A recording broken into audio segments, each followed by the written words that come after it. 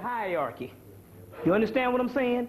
There's many different schools, one aim. So now to say, so when we deal with these particular things and all, the reason why you would have different types of groups is, even though we might not know it, the hierarchy, which is the great brotherhood of Melchizedek or Meduratan or whatever you want to call it, even though we might not know it, the hierarchy understands that. So whatever school you go to or whatever school you go through is a school that brings you to your particular level or brings you right into the hierarchy. Now, you know the rules for all the brothers. If any sisters on the wall, you know you got to get on up. You know how that is. So, you know, if it's not cool, but, you know, if any sisters come, you know the brothers got to be on post or whatever. Y'all got to get on up and give the ladies the seats. Check. All right. Check. So, okay. What we're going to deal with today is we're going to deal with several things, but one of the things is I had an encounter with a particular person by the name of, he gave me his name, Henry. And later on, his name was revealed to be Ptah Neta Unra. And based on the line that he came through was the line of Haile Selassie.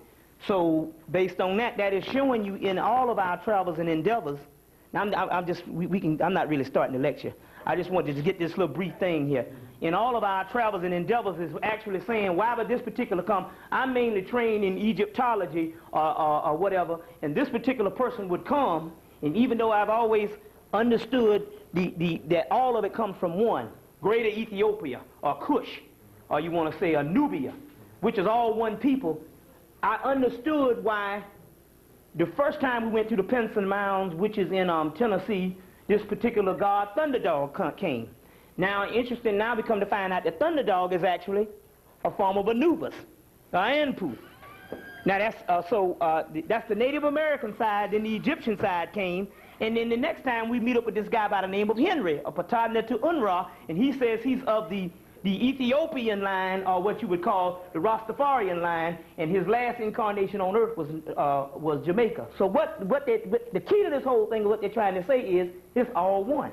And if you don't get it, that's it. It's all one. All religions came from a group of black people, and some of the people say, hey, I'm going to step over this part of the world and do my thing, and some say, I'm going to step on this part of the world and do my thing. And all of a sudden, we come as later black people arguing on what is right and wrong. It's all one. If you don't learn anything, we want to deal with that. So I just want to know when you want to start this thing off, let me know something. Ultimately, the line of Judah just means the race of the people that is the strongest on the earth. This is why you would have your Lion King that would come out. They put the movie out to actually celebrate you, or actually teach their people about you. They couldn't put Africans, that would be too blatant.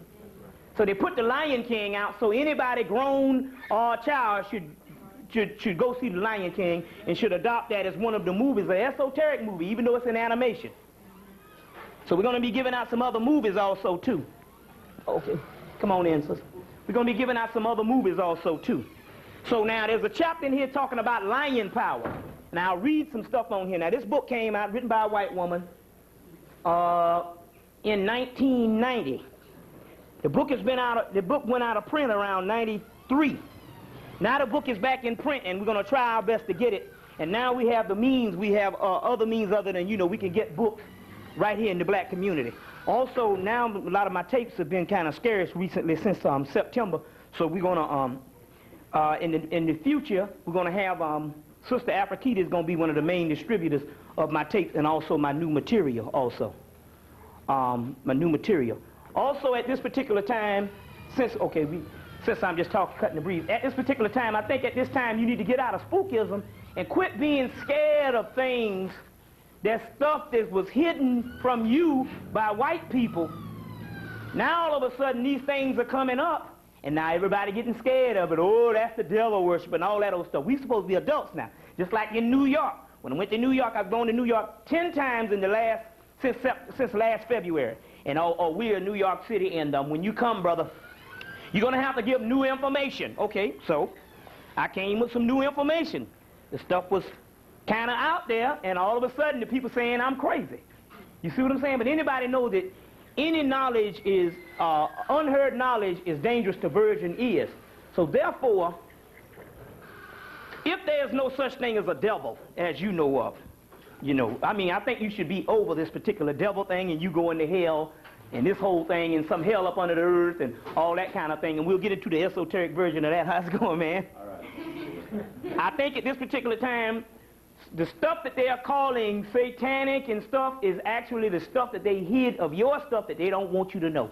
And we get deep into some things, I'll deal with that. But only thing I'm trying to say is, for stuff that seems spooky, we need to be adults at this particular time and quit being spooked out about the spiritual world when we know we got this beast in the physical world that you work with every damn day. And if you ain't scared of this cracker, how in the hell you gonna be scared of the spiritual world?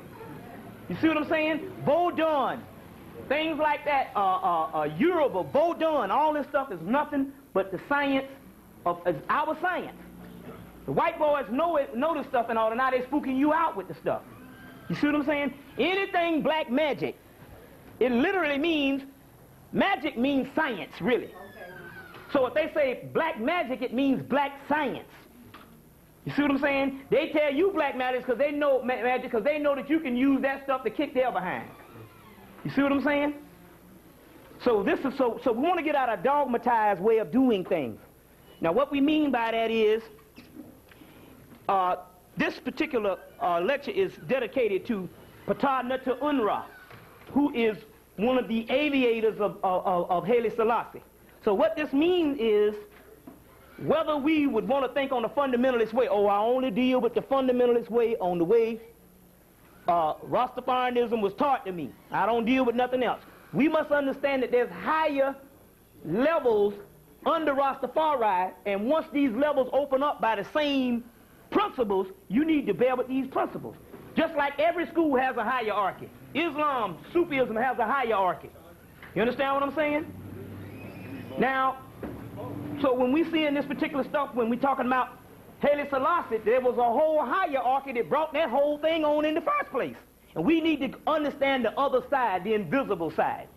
You see, also I want to say that, number one, even though I was trained in history, and mainly Egyptology is what I've trained with the last 7 years, basically, I make no bones about it. I teach esoteric studies of metaphysical science, which means that which is hidden, the occult, that which is hidden from you. So now if I come up and there's some stuff that sounds strange, I didn't never say that I didn't teach this. I said I taught that stuff that which was supposed to be hidden. So how in the hell you going to get mad at me for teaching some stuff that's supposed to be hidden? Now there's a whole lot of science that's coming out of England at this particular time, and I just want to say this. Stuff came out of England. The stuff was banned. They didn't want it in the United States. A certain amount of things because it was dealing with mind, melanin, magic. Stuff was banned. So I'm in the metaphysical bookstore, so I meet up with a white boy that jumps on a plane and goes over and gets the doggone stuff. You see what I'm saying? For some reason, because he just figured I'm just stupid nigga don't know and he just want to get the buck, he sells me the stuff. Now this stuff, I come back to the black community to unveil the type of magic and the type of stuff that the white boys don't want us to get into. You understand what I'm saying? Now all of a sudden, oh, you done gone crazy. Now that's some spooked out, way out stuff. You see what I'm saying? But if you look at the Bible, there's strange things in the Bible. There's strange things in the Quran. You understand what I'm saying? But also, too, I think a person has to be dead, you know what I'm saying, for over 1,000 years before we deem that particular stuff as valid. Remember? Well, if we went back 2,000 years ago, some of the stuff that the same people was writing, the people what? Call them crazy, too. Now, I'm not trying to put myself as no prophet. I'm just trying to say this is the way we need to get to be adults. We need to get out of all the dogma and the separation. That's what the white boy wants. He know that all this stuff is one and there's only one black science. You understand what I'm saying? And if we don't get anything, we understand that. The next thing you need to get is ye are gods, which we're going to go into the scriptures. And I thought I brought my book, but everybody know John chapter 10, verse 34 to 36. You need to get that one, as what is Psalms 82, verse 1 to 6, and Romans, what's that? Romans, what was that? Romans, oh, I thought I brought my my book. Anyway, there's a book you need to get. It's Annalise Scarron's book, Ye Are Gods. And understand that there's biblical passages that literally say that you are gods. So right now what we're going to do is, in the lines of the divine, what we're going to deal with now I put out some stuff on the radio called the Necronomicon. Everybody said, I don't want to mess with that stuff. That brother there got some messed up crazy stuff there and all this kind of stuff here. So now I'm going to put out, but see, that was coming from the Sumerian tradition, which was black people in Samaria. You see what I'm saying? By way of Egypt, it was all one people. So now I'm going to put out some stuff that's coming from the Hebrew tradition, which is more than just the angelic host that you know of in the Hebrew that you so love. I'm going to give you the powerful sides, which is called the Enochian deities. Now, this same stuff can kill the white man just as bad. So now, if you rebel against them, then get out of Hebrewism, get out of Christianity, or get out of whatever lines of divine, because we're going to get some other power deities today also, too. So what I want to do right now is we're going to pour libations, and I want to give some powerful deities. I think I'll just give a few of them. And then I'm going to name some sources that you can get on the Enochian sources. Okay, yeah, come on. Well, yeah, I'll do the libation, then you introduce me. No, come on. No. You come on up because I'm proud now because now we have not only a radio connection, now we have a lecture series, tape series, herbs, and everything. They're going to get this thing to going now through the Sister Alpakita and all. Okay. While you're doing that, I'm going to be looking up some Enochian deities. Absolute world order. That's what we're about. Absolute world order. There are three principal parties to our communication. The principal party, my brother Aswad. My dear husband, Hayru.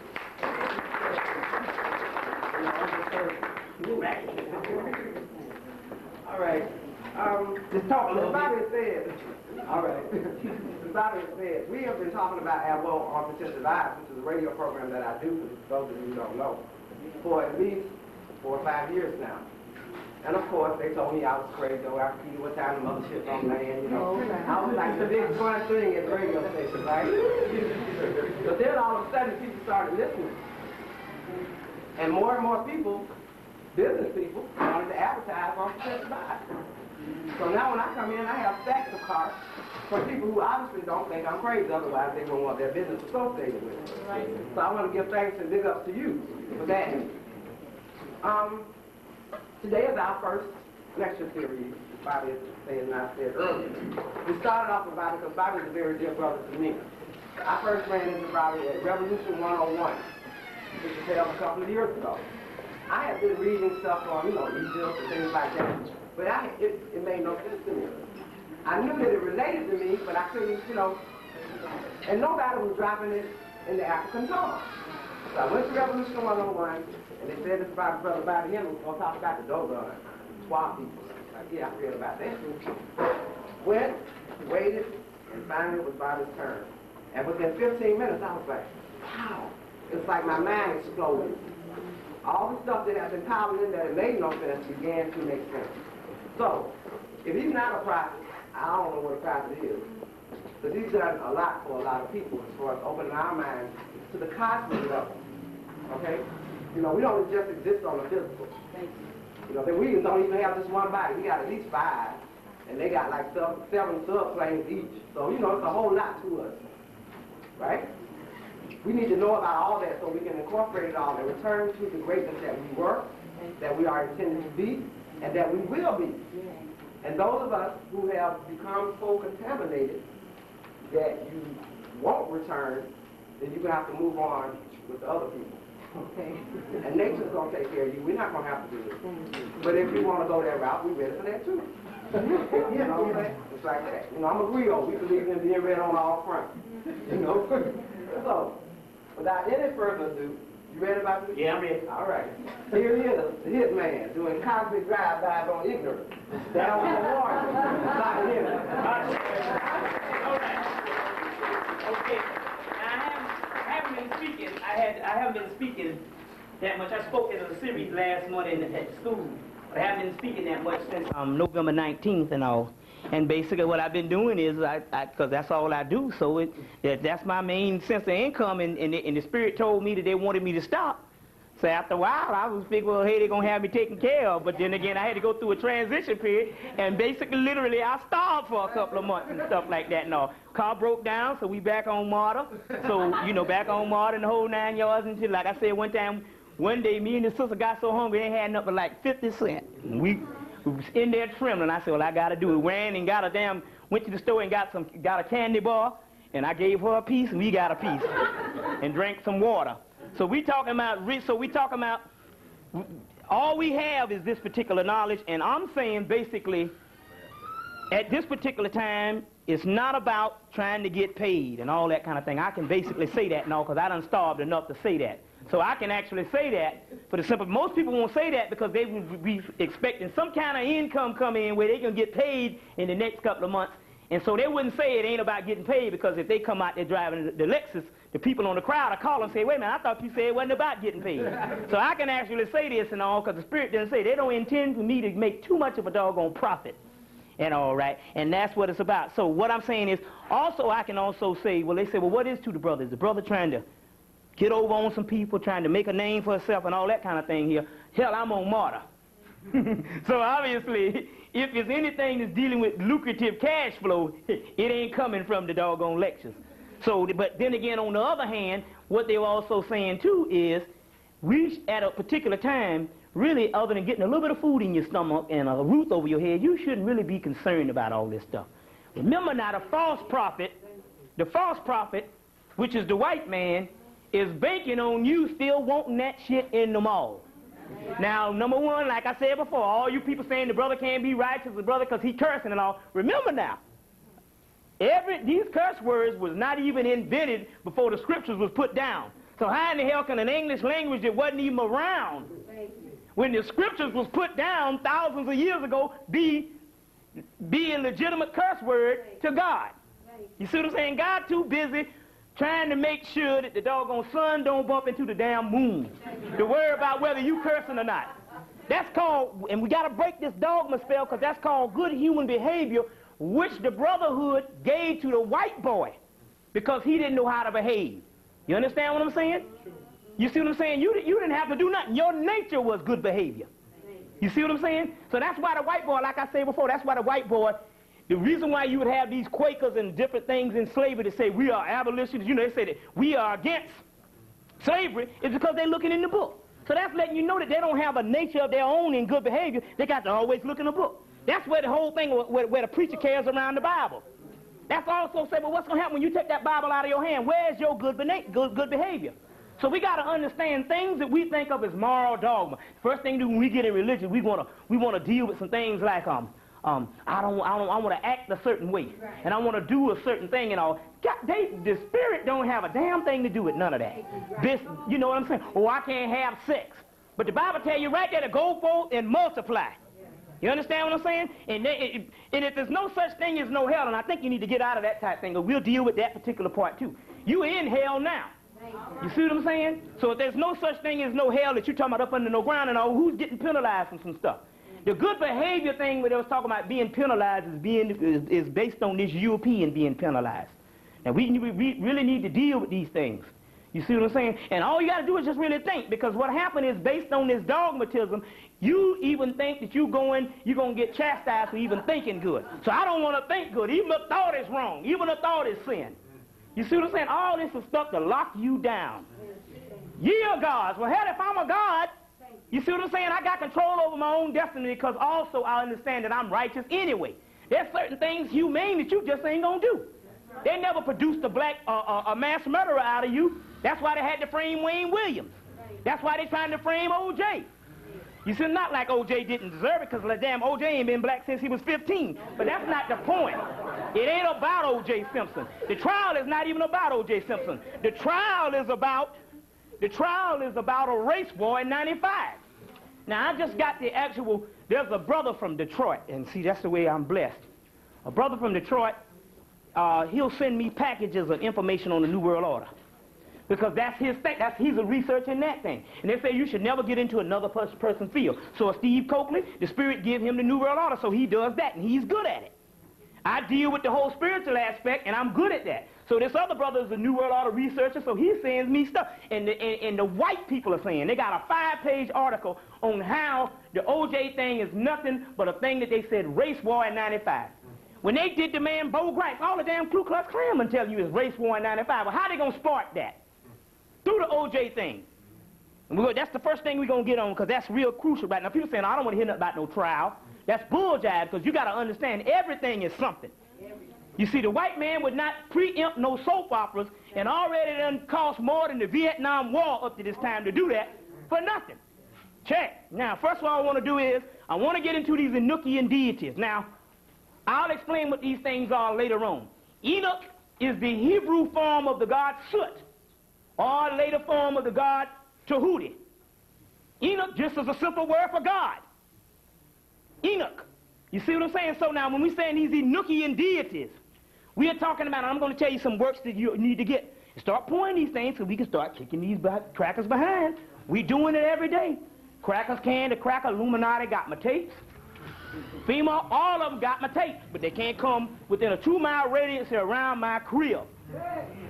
You see? Because that's all you need. If you see, but see, I ain't in it for the glory. I ain't in it to try to sit up here, you see, and come out here and look a certain doggone way and all that kind of thing here. I don't care about that. I come in here and tell you, I ain't no shame in my game. I come in here and tell you, hell, I'll be starved too. See what I'm saying? You know, I'm a junkie nigga in my house. I just throw shit all over my house. So I was asking the Spirit. I said, well, damn, I said, why is it, I said, we used to have a lot of spiritual visitors, because the sister, the sister know when they're in there because they come through her. I said, why we ain't had no spiritual business? They said, clean up your damn house and we come back. We ain't coming in no. I said, well, it ain't nasty. They said, no, it's junky as hell. You see clothes all over the place. But I'm saying right now we need to get out of this whole fronting thing. You know what I'm saying? Somebody coming up in here and giving you what they say, learning how to say nothing well. You see what I'm saying? If you got divine knowledge, then you don't have to say nothing well. It's just, hey, straight up, you just say it the way you want to say it. And right now we should have no scruples. None whatsoever.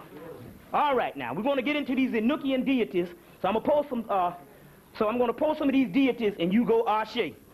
All right, and I'll explain what they are. First we're going to do is we're going to dedicate the lecture to a guy by the name of Ptah Neter Unra, who died in 1894. That came back last September and busted in our house and ate up our fig Newtons and all that stuff. We'll get in that in a few minutes. So this is for him, Henry Ptah Neter Unra. Ashe, Haile Selassie, Ashe. Okay, we're going to do these in the Enochians.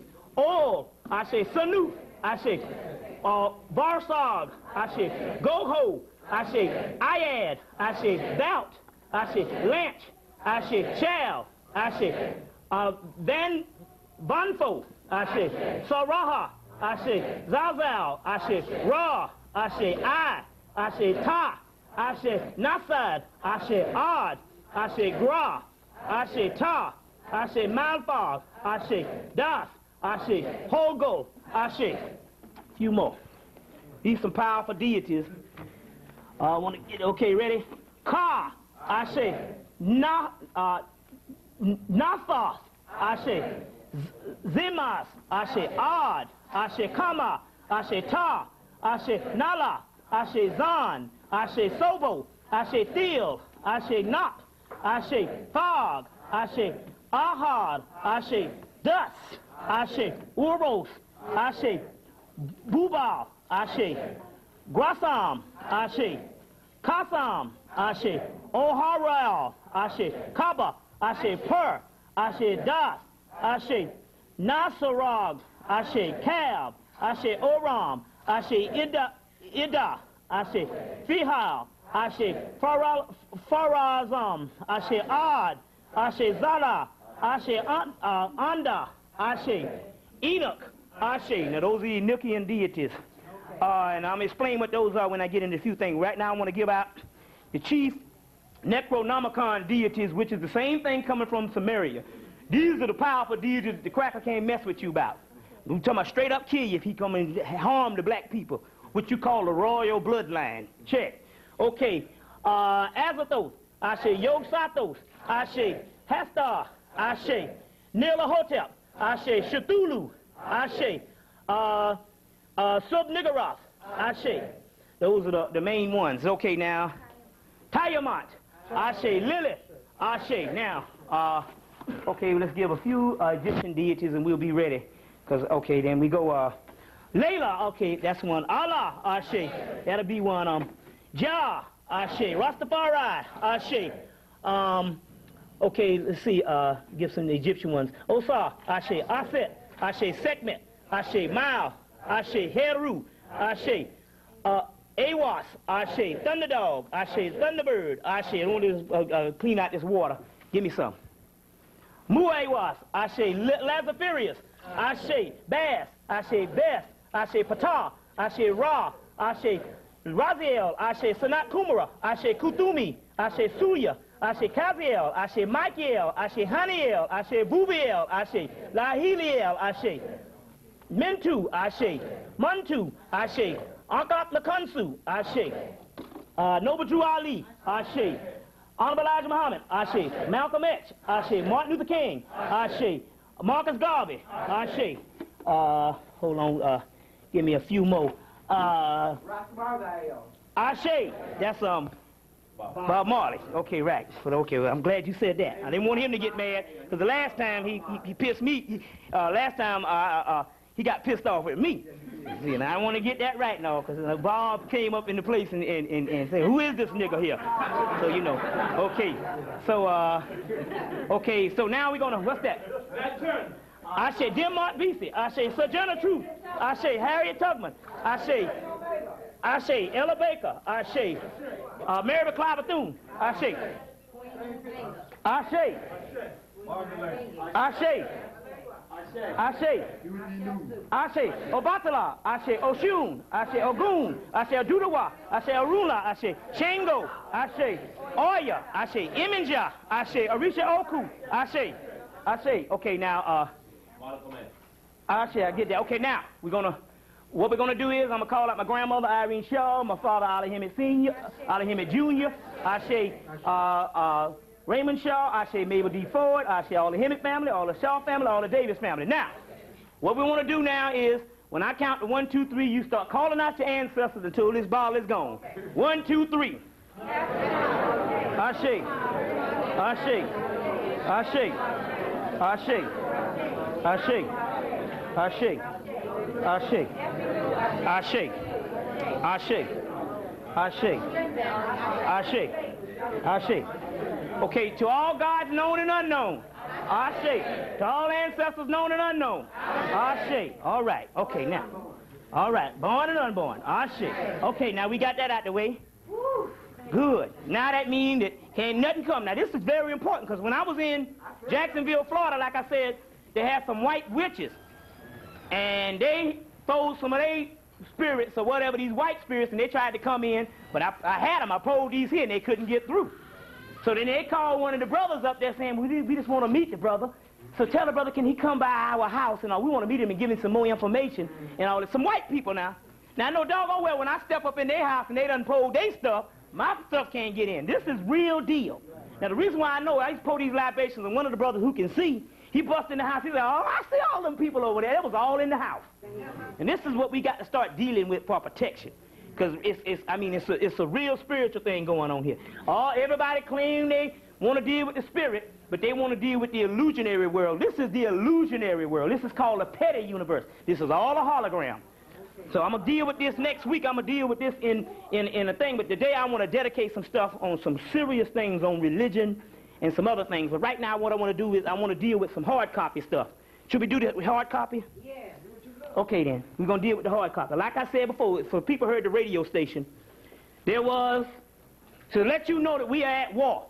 Now, like I said, the Matrix 3 said that there was a train that was derailed in 1991. And that plane, when they got that train that was derailed in 1991, it was full of shackles. So some people might say, oh, that might just be for prison systems. But one of the brothers saw another train 2 weeks ago, and that particular train had shackles, and the shackles was made inside of the train. You understand what I'm saying? So that means that we got this whole Geronimo thing and this whole thing they did with the Japanese, and it's actually, instead of a slave boat, it's a slave train now. Now, to go further, they have started closing down Amtrak stations. You understand what I'm saying? In these smaller towns, they start closing down Amtrak stations. And in Indiana, they've already taken the Amtrak station and converted it into a concentration camp. And as a result, they got an incinerators in there that can burn up to 2,000 bodies at one time. You see? And so what happens is it's a right system because they can run you in from the trains. They'll hold you over at your local Dome Stadium, Fulton County Stadium. Those are the first holding tanks. Then they take you and ship you to the trains. And these trains can take you to these concentration camps all across America.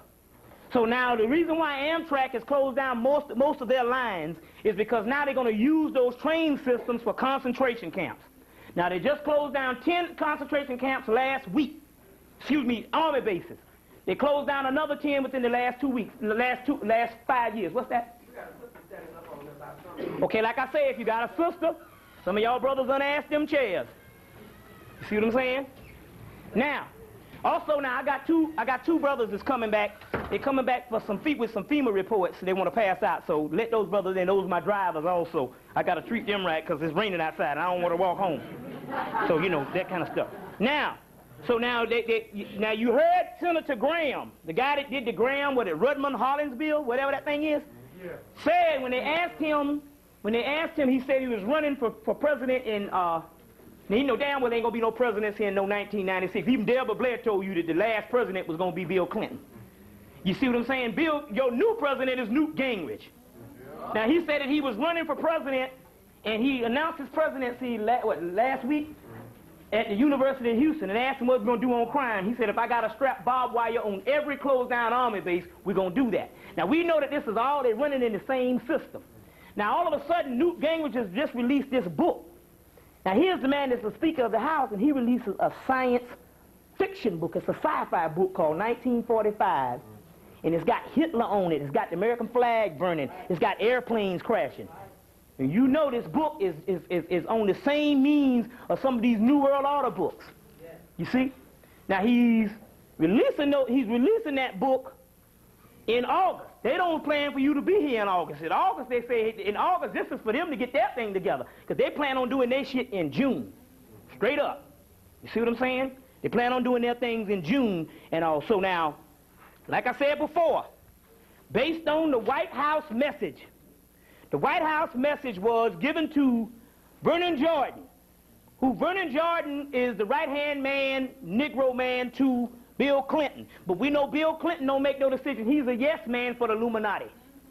Now, he's the right-hand man for Bill Clinton, and all of a sudden at the Boulay Convention that Brother Steve Coakley mentioned when he was here last Tuesday, at the Boulay Convention last summer, the keynote speaker was Vernon Jordan, and Vernon Jordan said, what? We're going to stop the Freaknik. You see what I'm saying? They're going to stop the Freaknik. Then all of a sudden, the mayor of Atlanta is talking about war on Freaknik. Now, to look at the science, all you got to do now the stuff is playing out so smooth. All you got to do is watch TV. It's the shit going on every day on the TV set, on the news. You see what I'm saying? Watch with this eye instead of these eyes. Now, so now the first thing happened was you have damn, I just lost my train of thought. Anyway, what was I just talking about? I'm so pumped up. Now, the point I was trying to make was, now how in the devil can Bill Campbell go to Washington to beg the president to get baseball back going? He said because the city of Atlanta is going broke without the sports. We done put too much money around the Braves. You see what I'm saying? Now we know now they just had a special on TV about the Omni that the Hawks have started losing because the fools traded their star player. What assholes, you see what I'm saying? This man, Dominique, supposed to got a lifetime contract. You see what I'm saying? Philadelphia, they knew that Dr. J, they say even Dr. J had his running down the thing like his feet hurting, and he stopped doing dunks, he started doing layups. But they knew they gave him a lifetime contract because that's a drawing card, right? So they traded their star player, and now they don't have no attendance almost. They say it's down in attendance. So that means they don't have no kind of funds coming in because the sports is big-time money in a city. Don't let nobody fool you. They ain't paying black people that kind of money for it not to be big-time money, right? Now, all of a sudden, he goes to Washington, D.C. and begs Bill Clinton to get the doggone sports back. But yet, this man has got $22 million that's going to come in his city in one day, and he going to turn this shit down? Now, come on now. You know what's going down. Now, they understand that they got to have one thing in peace. They wanted it to be the Million Man March on Washington, D.C. with Minister Farrakhan. Right. That they was going to start their thing with their ethnic bombs and shooting and all of a National Guard. All they got to do is get a bunch of Negroes in one place. They wanted it to be that. But he scheduled his next October, I think now. It was supposed to be in March. I think it's in October now. Now, that means that they got to get one event that they got to lock black people down, and you best believe one of those events, these the two brothers coming in with the FEMA stuff, them the drivers. I got them the drivers. It's the rain, them brothers, they're the drivers. And all right. So now, they got to get one event for this particular thing, and they're banking on the Freaknik. You understand what I'm saying? Now, you already know that they've already declared the gangs the FBI #1, what they call public enemy #1, which means no holds barred. They can kill you any kind of way they want if you public enemy #1. Coming dead or alive. They prefer death. Now, we know this, that in public enemy #1, when they say they make a war on gangs, now what declares a gang? Like I said Friday night, 3 or 4 more Negroes congregating in a place is considered a gang. Can you imagine with no point or no destination in origin, which your daughter-in-law came from that? So you don't have, what are you doing here? State your case, what are you here? I don't know, you a gang. You understand what I'm saying? Now, what you think about the Freaknik when they just closed the parks? Now, they closed down the parks. They said all the parks closed. That already files for no destination. What are you in town for? Freaknik. There is no Freaknik. Where are you going? Where's the park? Where's it designated? There are no parks. That's loitering. That's gang. Next thing is, you got to have contraband. Either guns or contraband, or either weapons or contraband. Contraband is anything from alcohol to high drugs. So we know we got the marijuana. Your brother going to be smoking, you see what I'm saying? And we know that, and we know the brew. It's going to be a little bit of liquor, but mainly brew. Brother's going to come with brew in their trunk. You see what I'm saying? Anybody ever been to the Freaknik? You know how this thing goes. Now, that means contraband. You understand what I'm saying? So that means that everything that they want to lock you down for, they can have wholesale on Negroes. You see, with the Freaknik, all this is a part of the whole thing to lock you down. You see what I'm saying? To lock you down. And now, my point is this. You know it's something spiritual. All a black person wants is something to sleep, someplace to sleep, and something to eat, and basically to make the situation so they can have a mate. You know, they don't have this bad proportion where there ain't no men. If you get that, you happy, because you have learned how to survive, and all you want to do is survive. So now, if the white man can give you that tenfold with all the money he got, see what I'm saying? So why is it you know doggone well that he's got to lock you down for spiritual purposes? You understand what I'm saying? Now, we talking about, the Bible tells you about ignoring the signs and lukewarm niggas. Now, you know doggone well, when it snows in Egypt, Egypt is a desert. The last time they got some places in Egypt that it hadn't rained for 9,000 years. It don't rain at all in some parts of Hemmitt or some parts of Africa. Damn sure you know it ain't gonna snow.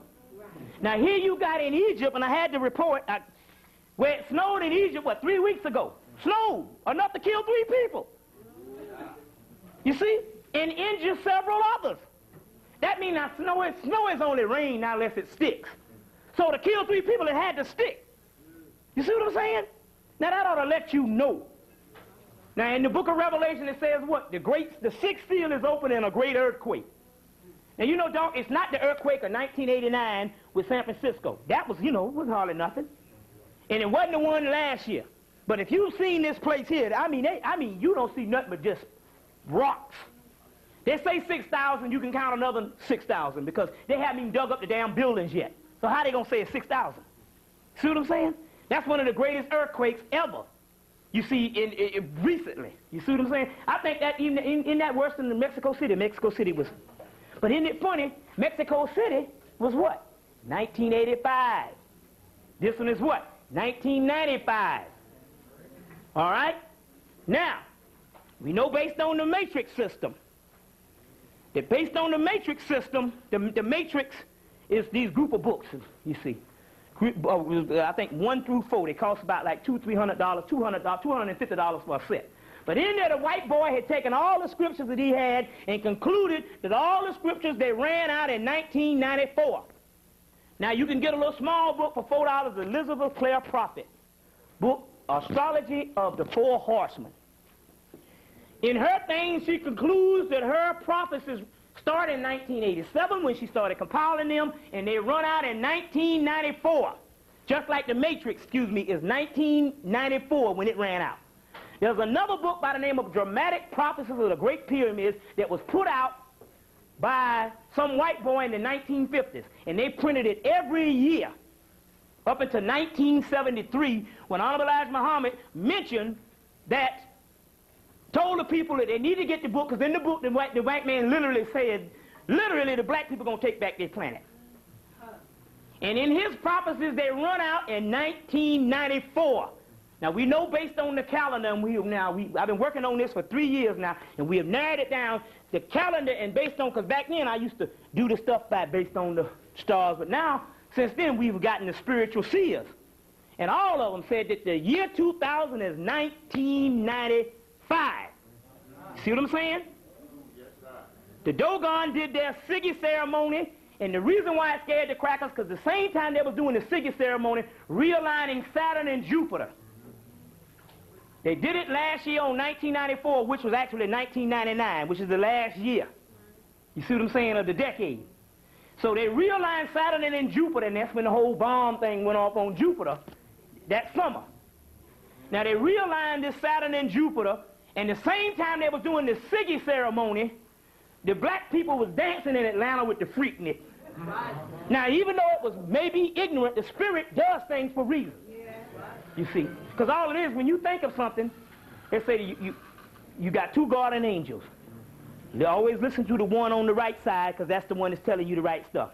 Either listen to the first voice, don't listen to the second one. So all they got to do is, if they want them, when they going to have, we're going to have it in April. So the guardian angel say April 23rd. So they go April 23rd. Cool. And 3 or 4 people in a room deciding this, the angel whispering all of them there. They say cool. And they set things up this way. We got to look at things on the spiritual realm. So even though it might have not seen that they was booging down the party, they was doing the same dance. You got the eastern hemisphere, you got the western. You see, so use the eastern horizon, the western horizon, and during the same time the Dogon was doing the Siggy ceremony, the Freaknik. Then you can understand why the cracker got to get this thing out of here. You see what I'm saying? Because he knows all about all this stuff. You see what I'm saying? So then the only thing the white boy had in place was the white boy was saying, look, there's a 1,000,000-year prophecy that this white buffalo was supposed to be born, and it's a 1 out of 1,000,000 chance that it will be born. But it was born in September. September, in the month, is named after the star system Sirius, Sept. The Egyptian word for Sirius is Sept. So it was born in September, the 1st of September, around that time. On schedule is white buffalo. You see what I'm saying? Which means it's over. You see what I'm saying? This stuff is going down. You see what I mean? Because actually, now look, I ain't never had no problem. Go with speaking and all this kind of thing. And it's funny how crazy we are. We can sit up here and go for 3 hours on how the white man gonna kill us. And we get into that, oh shit. But as soon as we say it's over, and everything the white man does to us is gonna backfire on him, black people got problems with it.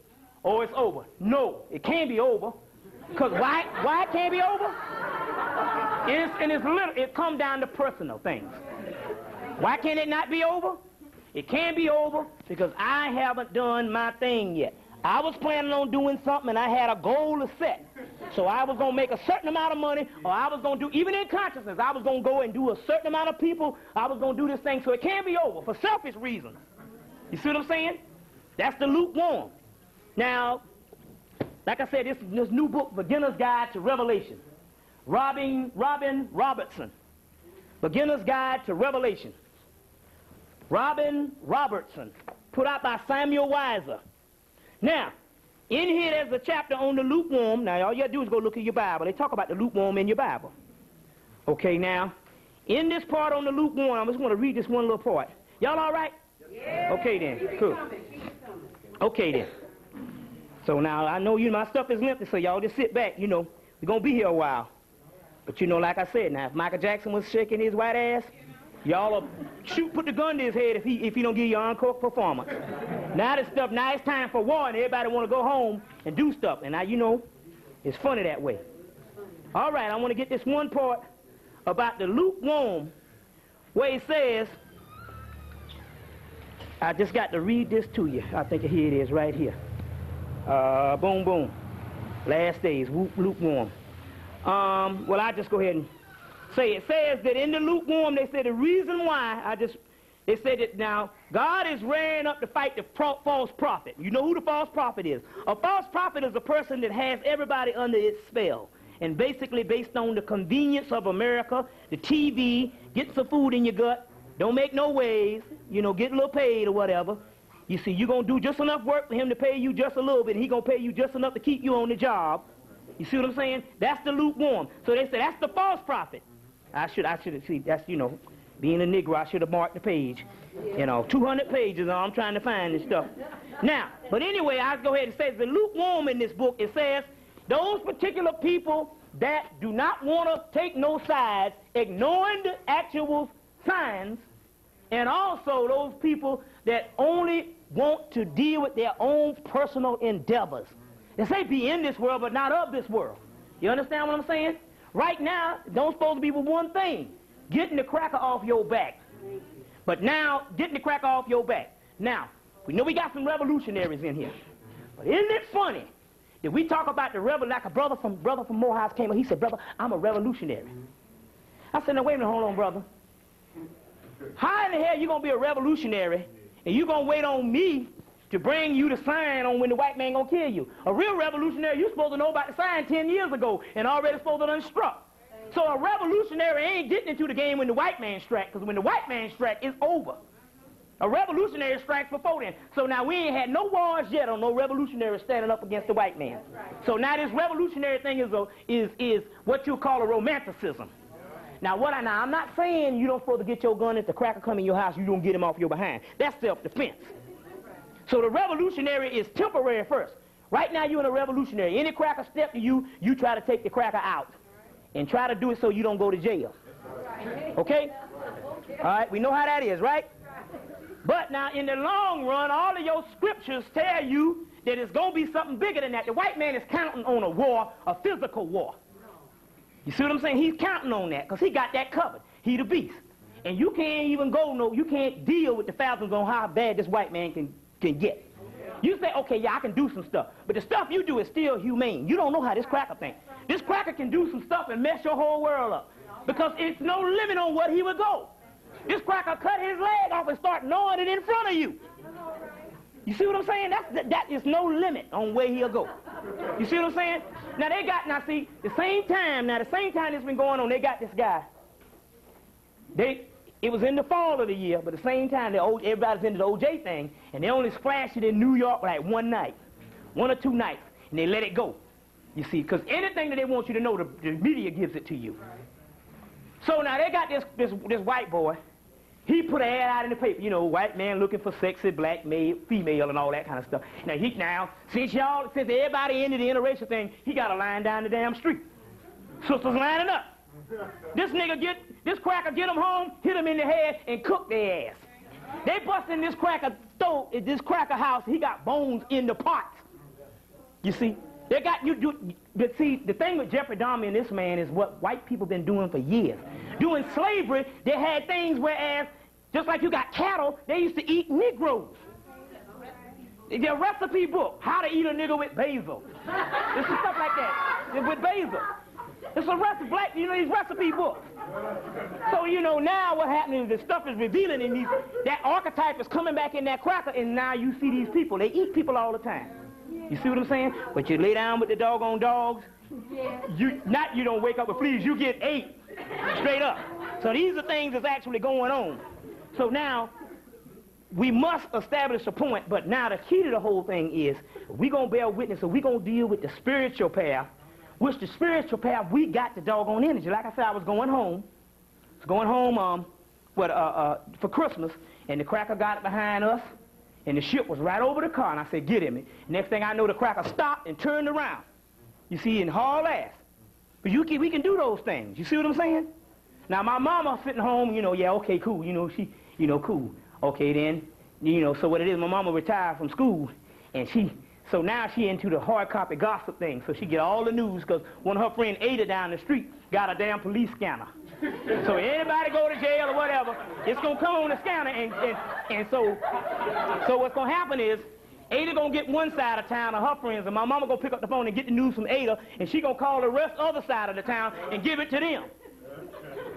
So they was up there, and that was what, about a month ago. Cracker came on the thing, and we got a spaceship out here, and I've been following it since North Carolina. And said, I got this spaceship and all, and said, we got people done call in from the sheriff's station from all over, about 5 or 6 doggone towns, call in this. So they call the TV station. Naturally, the TV station is in on the thing. They're not going to report it. They get these calls all the time. But it's against the law to report these things. So that was 1 week she got it off the scanner. Now the next week, Cracker came on the scanner again and said, it's back, and it's got a big one with it. Got this big one, got a big old one with it. Now what had happened was, based on the spirit realm, they got these brothers from Sirius, which they look just like you and I. They're in these small towns. Remember, go back and read Theology of Time. They say going to be some men that step to you and say, look, it's just time to go this way. So they got them in this small town because you got all kind of organizations and stuff, so you might be on it. But these small towns, Mississippi and all this and stuff, they're going to have these brothers going to tell them what's up. It's time to do this thing. So they got these people walking around, but see, the reason why you can't attack them because they look just like you and I. So they blend right in. So they had one of these brothers and mothers, and he had a common name, Leroy. And so I told my mom about it, and she said, so when we got this, I said, well, what the hell is ship doing in Mullen, South Carolina? She said, well, and the spirit said, well, because all I got to do is talk to the sister, and they come and holler in our ear, tell us what's happening. So they said, well, they came to retrieve this brother that was down there. He'd been down there about 5 years. So they said they came to retrieve this brother. So then all of a sudden, I said, well, what was his name? He said his name was Leroy. I said, well, that's typical. He going to take on he going to go to a small town. He better not come with no Valencia or whatever, or some, whatever. He better come with Leroy. So he said his name was Leroy. So it was interesting. I called my mother, and I told her, well, the ship came to retrieve this brother. She said, yeah, it was all over the, it was all on the scanner and all. We heard it. And she said, and I said, they said the brother's name was Leroy. And she said, well, that's funny. She said, because the day, that afternoon before the ship came that Thursday night, I get a phone call, and this brother said, hey, Miss Hemmitt, this is Leroy. And the thing said, blah, blah, blah, blah, blah, and she said, and she said, I didn't hear nothing else. It's just Leroy. You see? And I said, okay, see, they're showing you, they're bearing witness right to your behind, right there, you see. Miss Skeptic, and bearing witness and all this kind of thing. She said, well, my mama said, well, tell Leroy he fucked up my damn answering machine. Tell him I fucked up my answering machine and all. He can do better than that, though. I don't give a damn where he's from. I can't be from Mars. He done messed up my damn answering machine. So, be like that, no. But anyway, like I said before, now, a few more things on the hard copy thing. Number one, we know now that these white people are not having babies. So now they're starting to have babies. They're infertilizing the apes. Apes, because they're close to an ape, and also pigs. Now, if I'm lying, did they have it on TV last week or something about getting parts and all that stuff from pigs? Yeah. Now, we know that they arrested 10,000 black men during the L.A. riots that the white man started. Even come to find out that the whole Rodney King thing was set up from the get-go. The man who was filming it was a part of the whole thing. So they arrest 10,000 black men, and only 1,000 come out. But then they report trucks going upstate California, excuse me. Then when they ask them what happened, they say, we just trying to train them how to work, for stuff, get jobs and stuff. But that ain't nothing but work camps. Now the big thing now is, like I said before, is parts. Parts is the big thing now. Body parts is real big. But the melanated parts, they don't reject. You see, these white parts, you get them in, they can reject. Kidney reject on you. These melanated parts, they don't reject. That's the good stuff. So by it not rejecting, what happens is that's big money for these crackers. So now you can see why you can have a lot of bombs, and all of a sudden, what happened? Even though you got new bombs, you had a whole bunch of them bombs who used to be in Woodrow Park. They've gone now because you don't know how they look.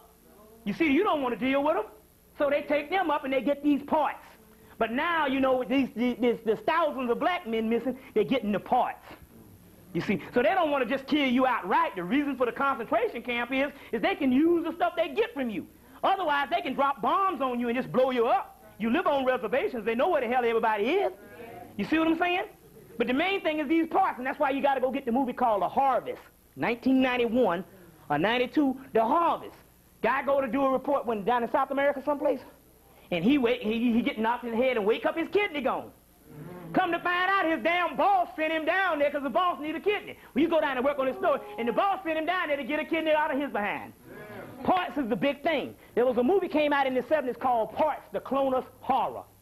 And it's about they clone people for the parts and all that stuff. Well, you know about the clones. Now, like I said before, the cloning of, like the white boy told me, plus the spirit said, that Bill Clinton ain't nothing but a clone, and the reason why they took his doggone... The reason why they took his mother out, that nigga didn't know answers from high school, and she said, oh, you ain't my son. So they shot the cancer up in her behind. They could have let the woman live. You know the white man had a cure for all disease since the 1940s. But they had to take her on out because they know that Hillary, Bill, and the daughter is all clones. But they made a movie about the cloning of that, but they didn't put the clone. They just said that they just had a replacement of Bill Clinton. The movie called Dave. Bill Mitchell in the movie, and he replaced the president had a heart attack. The movie is about the cloning of Bill Clinton. You see. Now, like I said before, all the planes crashing in all of the actual buildings, planes crashing in the White House, and all that. So now they're getting ready to take that clone out so Newt and the boys can step up because, you know, Al Gore is the real president. Wrote a book on the New World Order back in 1992. So they want to take him out, and in order to take somebody out, they set the flavor to take you out.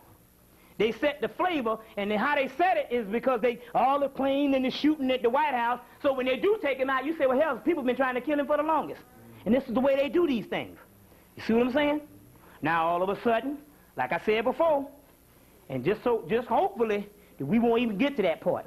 But like we said before, first thing they do is Betty Shabazz get on the TV and run her mouth in June about she believed that Farrakhan killed her husband, was in on the killing her husband. So the government said, this is 1965 all over again. Shit. So the first thing he does is he set her daughter up. Because, you know, they get a dossier on all these black leaders' children since they're a child. So they can tell who they was hanging with when they was in the 3rd or 4th, 5th grade, and they know where these people are now. So they set this whole thing up to set the flavor to take Minister Farrakhan out. Now, this whole march on Washington, D.C., come to find out it was not Minister Farrakhan's first doing. It was the NAACP and the Spingard brothers who run by the Jews and this whole Congressional Black Caucus. Why? Because the Jews stepped to them and said, I think y'all need a black march. I think y'all need a march. But they go, we can't get nobody big enough to have a march in this country but one person, Minister Louis Farrakhan. So they go step to him and say, hey, look, here's the thing with this whole million-man march. You see what I'm saying? But now the whole time, they go to, let's say if there was a going march or they went in October. He goes to D.C., they've already set the flavor of assassination on the man's head with the whole Shabazz thing, right? You see what I'm saying? The next thing you know, boom, they take him right on out. And this is not a theory, because every time some stuff come down, we get it from the spirit, and that's exactly what they're planning on doing. Also, they plan on starting another war. The best thing to get a Negro's fighting is to take the man out while he's up there speaking. He got you, but that's the only thing they want now is they want you to get mad enough to get to blow up so they can take you all out. Check. All right, now these are things that's going on all around you. We're going to deal with some books. First book right now is The Beginner's Guide to Revelations. Robin Robertson. Now this guy is a psychologist, so he's not just fixed in what I believe on one level of Christianity. Because in here he deals with the Egyptian mystery system, the Dogon, the Hopi Indians, and all that. And so what I'm saying is basically now you in your revelation, you're supposed to take the Quran, the Bible, the Bhagavad Gita, the Book of the Dead, and all of the religious materials and put them together and read them as one book. You see? And since all of the religions are yours, even the Native Americans, and since all of the religions are yours, that means one thing. There's nothing that's supposed to be outside of you learning to say, I don't mess with that. That's right. All of this stuff. You just can't get, he who knows one book knows none. You can't get the piece of the puzzle. That's why we don't know nothing. Because everybody been broke off in different houses. They've been looking at their one little book. I don't want to deal with that. I don't want to deal with that. You got to put them all together. You see what I'm saying? You know, these crackers got a room. Every book printed in the world, they got a group and a committee, and they study everything. See what I'm saying? So therefore, they know based on the comparison, they know what's going down. That's how they get more accurate. What's that? We have more sisters standing. Okay, now, for the sisters standing, you know the brothers ain't unask the chairs. Right it is now. Unask them chairs. So now, we want to deal with that. Okay, now, let's deal with the first thing. Number one, we're going to deal with, we got the actual evidence now that they have found last summer. They have concluded that, let me get the actual, see if I got the actual piece. They have concluded they have found pictures of the god Anubis, or Anpu, on a wall that was in a temple in the South Pacific, and they have carbon dated them, and they are old as Atlantis. So this is proving that there was an Atlantis. Now, I know some of this stuff sounds repetitive, but I got to keep on repeating this to get this in your mind. When you first came on the planet, you had a body of light. Then you start gradually getting into the physical body, because that was a part of the grand experiment. Now, once you went into the physical body, your psychic abilities was open. And you did not deal with what you call analytical ability. You dealt with cosmic memory. All you had to do between the age of 1 and 5 is remember all what you had previously had in your other lives of what you came on the planet. That's cosmic memory. The physical world was dim, like a fog, because it was just new. It was just coming into action. And the spiritual world was clear. So that means you can communicate with all the brothers and sisters who did not have the physical bodies based on there were certain people had to be put in a certain experiment. Okay? Then the physical, as the vibratory rate went down. As the vibratory rate went down, the physical world started, the spiritual world started disappearing, and the physical world came more clear. And your spiritual center shut down. All of your third eye, your chakras, and all of that stuff is shut down. And so what happened was you became entrapped, imprisoned in a spiritual body. You doing your time on earth, you're doing your time right in this jailhouse. You see what I'm saying? Where you reduce the spirit to the flesh. Okay? Now, at that time, you are all gods. Is it not written in your law that ye are gods? Now, in one of it, they say, you are the sons of God, then you are heirs of God. That's in the Bible. And if heirs of God, that means joint heirs with Jesus Christ, which means you the same as him. He just so happened to be a brother that raised himself up to the spiritual level as an example for you to raise yourself up. And he says what? Just as I have done great works, greater works you shall do. That's right. You understand what I'm saying? So the whole thing is becoming God. Okay? Now, so your spiritual center shut down, and as a result, you became trapped in this physical body, and your ancient mystery systems, your schools around the world was put in order to bring you up out of the physical back to the spiritual. But you would be able to have a physical body to function on this realm, as well as the access to the spiritual bodies. You understand what I'm saying? And this was the role of your society, and most of the societies was psychic and spiritual.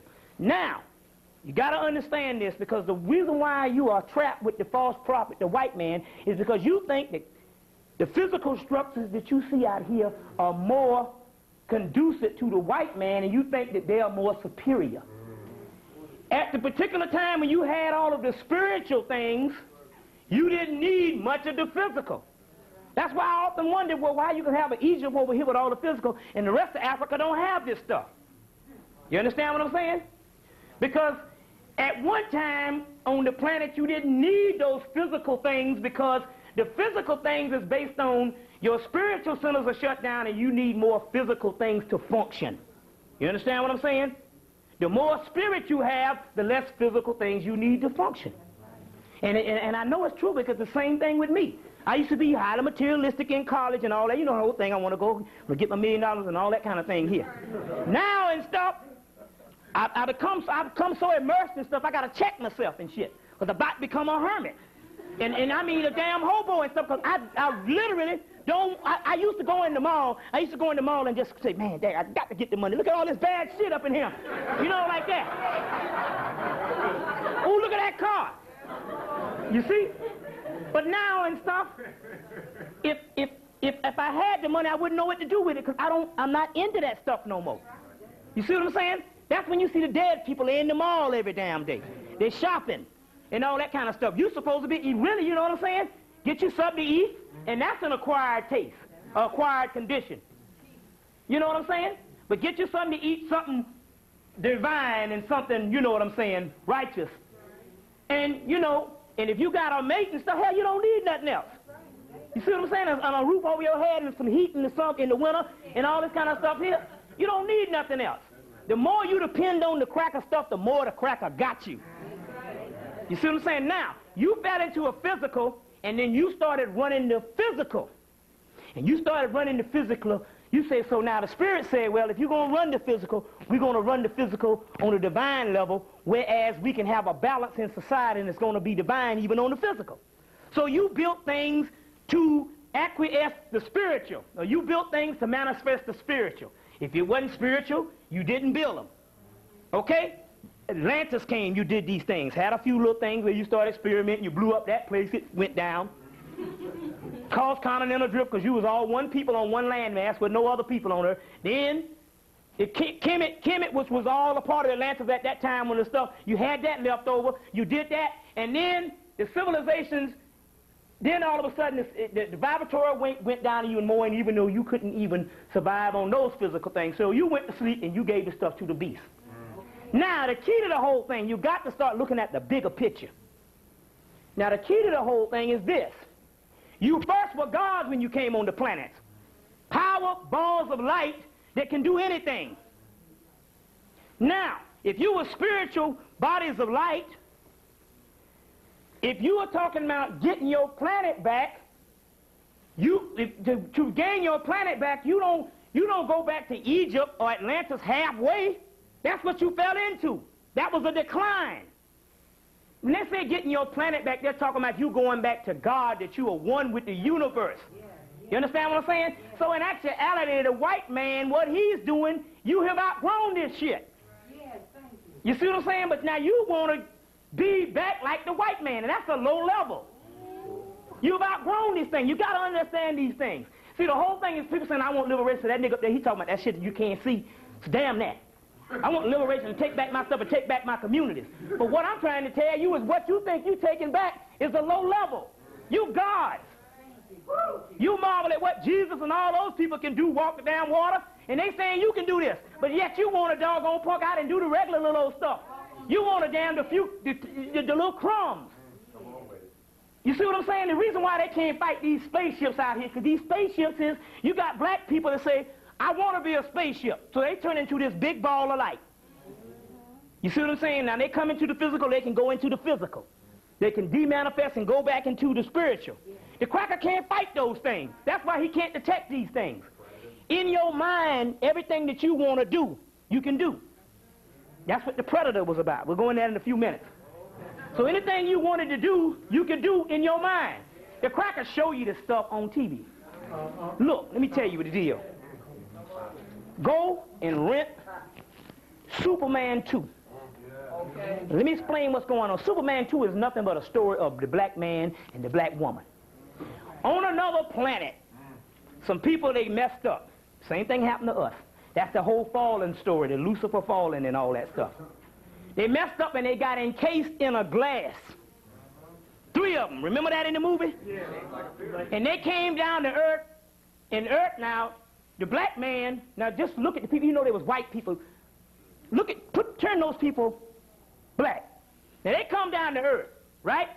Because they threw up a bomb went up in the earth and it shattered the glass, and so these beings got out. So they come down to the earth. The earth now, the black man is gone to sleep, and this old mutant running it. He ain't got no power, and the black man is living on the earth. He don't have no power because he fucked up on the diet, bad living, bad thinking, and all, so he's shut down. Okay? He on the same level as the beast. So now they come down to the earth and they literally say, look, we can't die, and we can run this thing. And they basically running the earth, these three people, and dressed in what? Black. They're dressed in black, right? They're running the thing, right? Because they're saying, now you want to be like the president and all these crackers, the little president, bucking down to them. Because they got more power. They don't need the physical to operate. That's symbolic to what you are supposed to be. You understand what I'm saying? And you will be coming this thing. Some of you will be coming this stuff in the spring, and some of you will be coming this stuff on July 23rd.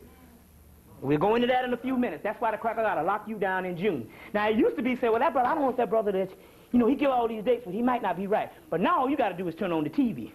A cracker telling you every day, get rid of welfare. Don't feed them niggas in the schoolhouse no more. No more affirmative action. Put them niggas in orphanage.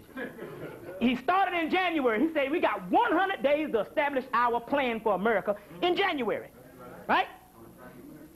They celebrated the 50, what? Last week, a week before last. That'll put them around April for the completion of the 100 days, doing the same damn time the Freaknik is supposed to go off. You see what I'm saying? So they can get in here and start locking you down by June. All you got to do is just bear witness. Newt Gingrich and all them talking about this stuff. You see what I'm saying? So now, you want to go back and be what you used to be, but what happened is the cracker locked up your history. And so now, the stuff that you used to be at when you were gods, he got that stuff locked up. We get ready to go into that right now. He got the stuff locked up. So now, you've only gotten the stuff halfway point. And let me explain what this stuff is. Let me get some notes out here. The original religion is not a religion, it was a system. It was the Typhonian system. Now, see, we get out of the argument, or whether it was Hebrew, whether it was ancient Egypt, whether it was Islam. And we get out of the argument, we give a nigga some stuff that y'all can't talk on because it's so damn old, it just end the argument. See what I'm saying? That's how you do it. Now, like I say, we're going to go on back. So we get past the separatism. Because all the separatism is the same doggone things, just black people doing it in different schools. We're going to go beyond that. So now, therefore, when y'all come up and challenging stuff, or somebody want to challenge this stuff here, you better know something about the stuff that's older than what you claim to say is the oldest in the world. See what I'm saying? And that's how we do it. Now, and I'm going to explain how this thing broke down. The Draconian cult, Draconian or Typhonian, is a cult of the dragon of the deep space, which brought to earth the Ophidian current, worshipped by the ancient Typhonians of Egypt under the symbol of Apep, the dragon. Now, all you got to do is go and check the Chinese people out. They got a whole lot of dragons. You go up in the restaurant and you see these dragons, right? That's because the Chinese people got some of the older stuff of the time when all the people that used to live in Asia was black people. That myth survived, right? You see these dragons. Now, we right on schedule now, look. The dragon cult flowered the primal African mysteries that occurred in ancient Egypt in the pre-monumental times. Now, what's the breakdown here? What's the breakdown here? The breakdown is this. I got a little passage in an out-of-print book. I want to deal with this part. This is what happened. The breakdown is when Dr. Ben, John Henry Clark, and all of the people were allowed to study their history. The cracker had already, since 1907, locked down all the stuff pre-monumental Egypt. Monumental Egypt is the part that dealing at King Menes, or Norma, they call him, came in where you say your dynastic Egypt. You understand what I'm saying? Right before then, stuff start getting vague. You don't know. White men say, I don't understand how can a civilization blow up like this overnight. They say that all the rest of the stuff is locked out. Now this is what's dealing with the whole Rasta thing. Because now this is a history of ancient Ethiopia, which the Kushite Empire reached all across Africa. It wasn't just the one in the Horn of Africa. And it was one landmass at that time, so Africa was Europe and all that stuff. So now we're talking about, people say, well, I want to know what was before then. If you have established, based on Manetho said, that you had 3,000 years in the dynastic period, and you had a close to 10,000 years on the earth, and they asked him what happened before 10,000 years, and he said that's when the damn gods used to rule. See what I'm saying? And we need to know something about that science. Now what happened was in 1907, Gerald Massey in the late 1800s went into the British Museum. He had this black woman, Sekhmet, that came to him in the spirit. Gerald Massey was an ancient black man that appeared to be white. His lineage come from the Druids that built Stonehenge, which was black people. Your Celtics and your Celtics, Druids, was black people. The white man claimed that because it's only in Europe. Well, how the hell a white man going to have a system that worshiped Isis and Osiris when he was in the damn cave? And his history didn't start till Greece. After he took that from ancient black people. The Greek language was derived from black people. We'll go into that in a few minutes. You see. So now Gerald Massey went in there, she told him you was a black man, and she said all the other Egyptologists, they're going to go in and they're going to start lying. They're going to start lying and saying, oh, you print the truth. So Gerald Massey went in, and because he had the spiritual guide in there, she started showing him the ancient Draconian and Typhonian stuff. So he recorded that. And when he recorded that, it was so beyond Egypt until they said it ain't nothing but black. So they said, well, first of all, what we're going to do is we're going to lock all that out. So after 1907, they locked that stuff down. And the Egyptologists that came in after that, they studied mainly the Egyptian stuff starting 3,000 years ago. A little bit maybe before that, close to 5,000. But they only studied that. The other stuff they locked down. They said, we're only going to teach it in the occult. You see what I'm saying? We're only going to teach it in the occult. Now, that's called the dark side. That's because all the stuff then was black. Now, what you have been learning for the last 3,000 years is the day side. I'm going to show you what the day side is. Everybody know what the yin and the yang symbol is? Everybody know? Raise your hand. If you don't know, that's the Kung Fu symbol where you got a black side and a white side, for those people don't know. Everybody know what the Kung Fu symbol is, right? Now, you got the day side, which is the light side. You got the other side, that is the black side. You get the light from the dark, right? In your later religions, you hear the day side, which is the Christ. And everything is based on the day righteous side. The dark side is the actual science on where the light comes from. In the beginning, there was darkness in the light. So your religions that they have been controlling the world basically was on the day side. Now, the cracker said this. They got all the stuff in the British Museum. They said, now we're going to get these niggas. And this is how we're going to run the world. Let's say you got a car out here. And you see it's mainly aluminum. Used to be tin, but now aluminum. And fiberglass. But that is nothing but the shell that harnesses the energy. The energy is the gas and the battery, right? And the battery is made up of what? It's made up of black carbon. The gas comes from oil, and what the fuck does all crude oil come from? Carbon. Okay? They say, so now the energy in this car, you looking at the vehicle. That's putting the cart before the horse. The vehicle is nothing because it don't work efficiently unless you understand something about the eternal combustion and the whole workings of the fuel that's in it, the battery and the gas. You understand what I'm saying? Yeah. So, in the religions, they give you the day side, which the light, which is the Christ light, manifests from the dark. You understand what I'm saying? But they understand if you study the day side and you never deal in the dark side, which is the fuel that makes the light side, basically your religion will only be a fundamentalist type of religion where you just understand good moral teachings. But the real juice you don't get. Understand? Then they say, now how we going to do? We're going to put the rest of the stuff in the white occult. And we're going to put it under a banner of Satanism, witchcraft, and occultism. Which you all thinking is some spooked out stuff, and it's your ancient black knowledge. So now I bring the occult, and all of a sudden that nigga there going to hell. You don't understand how the cracker was able to rule you. See what I'm saying?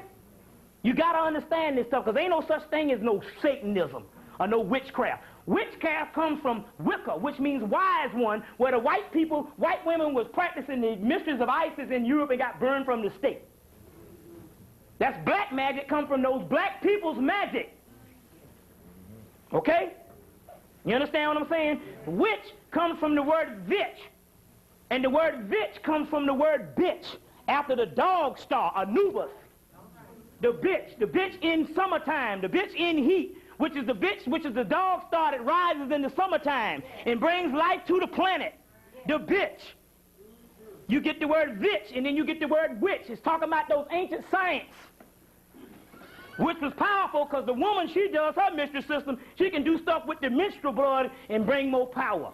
All this stuff is our sacred power. See what I'm saying?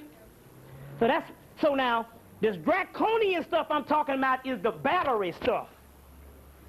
Okay? Now, let's go on. We're going to deal with some religion here. The original God is the god Sut, which means the black one. The black one. Sut. Later on, Set. Now, you can say, how can Set Typhon be the devil of Egypt? Well, I'm going to explain all that in a few minutes. Sut or Set means the black one. Our word soot or soot or smut derives from it. This derives from an incalculably ancient name. Sut or Set was the primordial god of the Egyptians. No earlier god on the planet exists. Go ahead, you study it. You come on with something different, I won't know about it. No other one exists. This one goes off the planet. This one goes back off the planet for millions of years. Now, despite the Bible tell you 6,000 years and the white man tell you all that kind of stuff. First of all, the white man tell you all this stuff about apes. Number one, all the ape thing, when you see all these different hominid species on the earth simultaneously, just like you got dinosaurs, you had different families of apes. That ain't had nothing to do with the black man. First of all, they lived on the earth simultaneously with the dinosaurs and the apes and all of that stuff. You see what I'm saying? Because just as they got all these fossils, you can find black people go all the way back to the same time. That means simultaneously. You see what I'm saying? The white man talking about a missing link. He the missing link, but even that, you can't even compare him with that ape, because that ape's nature is more to ours, even though it's a non-human. The ape is a peaceful, kind animal that's in order with nature. Nowhere in hell we going to say the white man is close to the ape, even though one of his genes came out of a cross between an ape gene and a pig gene. But there's no way that he came from that, because there's no way he hadn't even owned up to the nature of the ape. The nature of the ape is far more greater than the white man. And hell, if the white man had the nature of the ape, we wouldn't even be in this trouble. See what I'm saying? We could throw him a couple of bananas and he'd cool the hell out. This thing is far more severe with a restless nature. Check. All right. It says, there's no other God known in the history of the recorded race. Now, what I'm doing here, because what I want to do is I went to the Nation of Islam, explain this stuff. It's all, okay, yeah, we understand. So now I'm in the Rastafari community plus all the other people, let you know this shit is all one.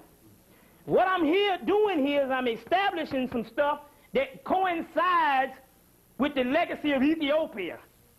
You see what I'm saying? Because even when you deal with Ethiopian history, you don't know enough about it to really deal with it, because the stuff is locked down. That was called Kush at that time. You see, it goes all the way up into Arabia. You see what I'm saying? All that, the Kushite Empire, they go all the way up into India. Check. It's called Indus Kush, the Dravidians, the black people from the black land, Ethiopia. Check. And all you talking about with Egypt is cousins. It ain't talking about nothing but one piece of black people. And as the vibratory rate went down, they started splitting up. Same God. Same God in Ethiopia, same God in Egypt, same God in Christianity, same God all over the planet. Because it was one race and one people. Royal bloodline, the Holy Grail. We'll get in there in a few minutes. Now, it was known in Egypt as the doubling one, Sut. Therefore, the creator or the reflector of his image. Sirius or Sut was the original headless one. the light of the lower regions, the south. Now in Egypt they say, where do they say? In Egypt they say, we came from the south where God Hopi dwelled. That's the land of Cush that goes all the way from the top of Egypt all the way down into doggone Mount Kilimanjaro. We came from the south at the foothills of the Mountain of the Moon. Mountain of the Moon is Mount Kilimanjaro. They call it what? Lake Victoria and all that now. Now, of the south, the headless one. Now, it was known in Egypt as the ancient dog. Hut, hence, soot, means the black one. The dog is Anubis, which means on. Soot-on later on becomes Shaitan, Lord of the infernal regions of the place of heat, later interpreted as hell. Ain't got nothing to do with no devil. The devil that the white man talking about, he knows that you the devil, the double one, his devil. You understand? We're going to deal with this because the Greeks would say that hell is hot. The Greeks said that Egypt was the place of the equator, and they said that heaven, they call that heaven because they say the ancient black man ran it, and he was known as God.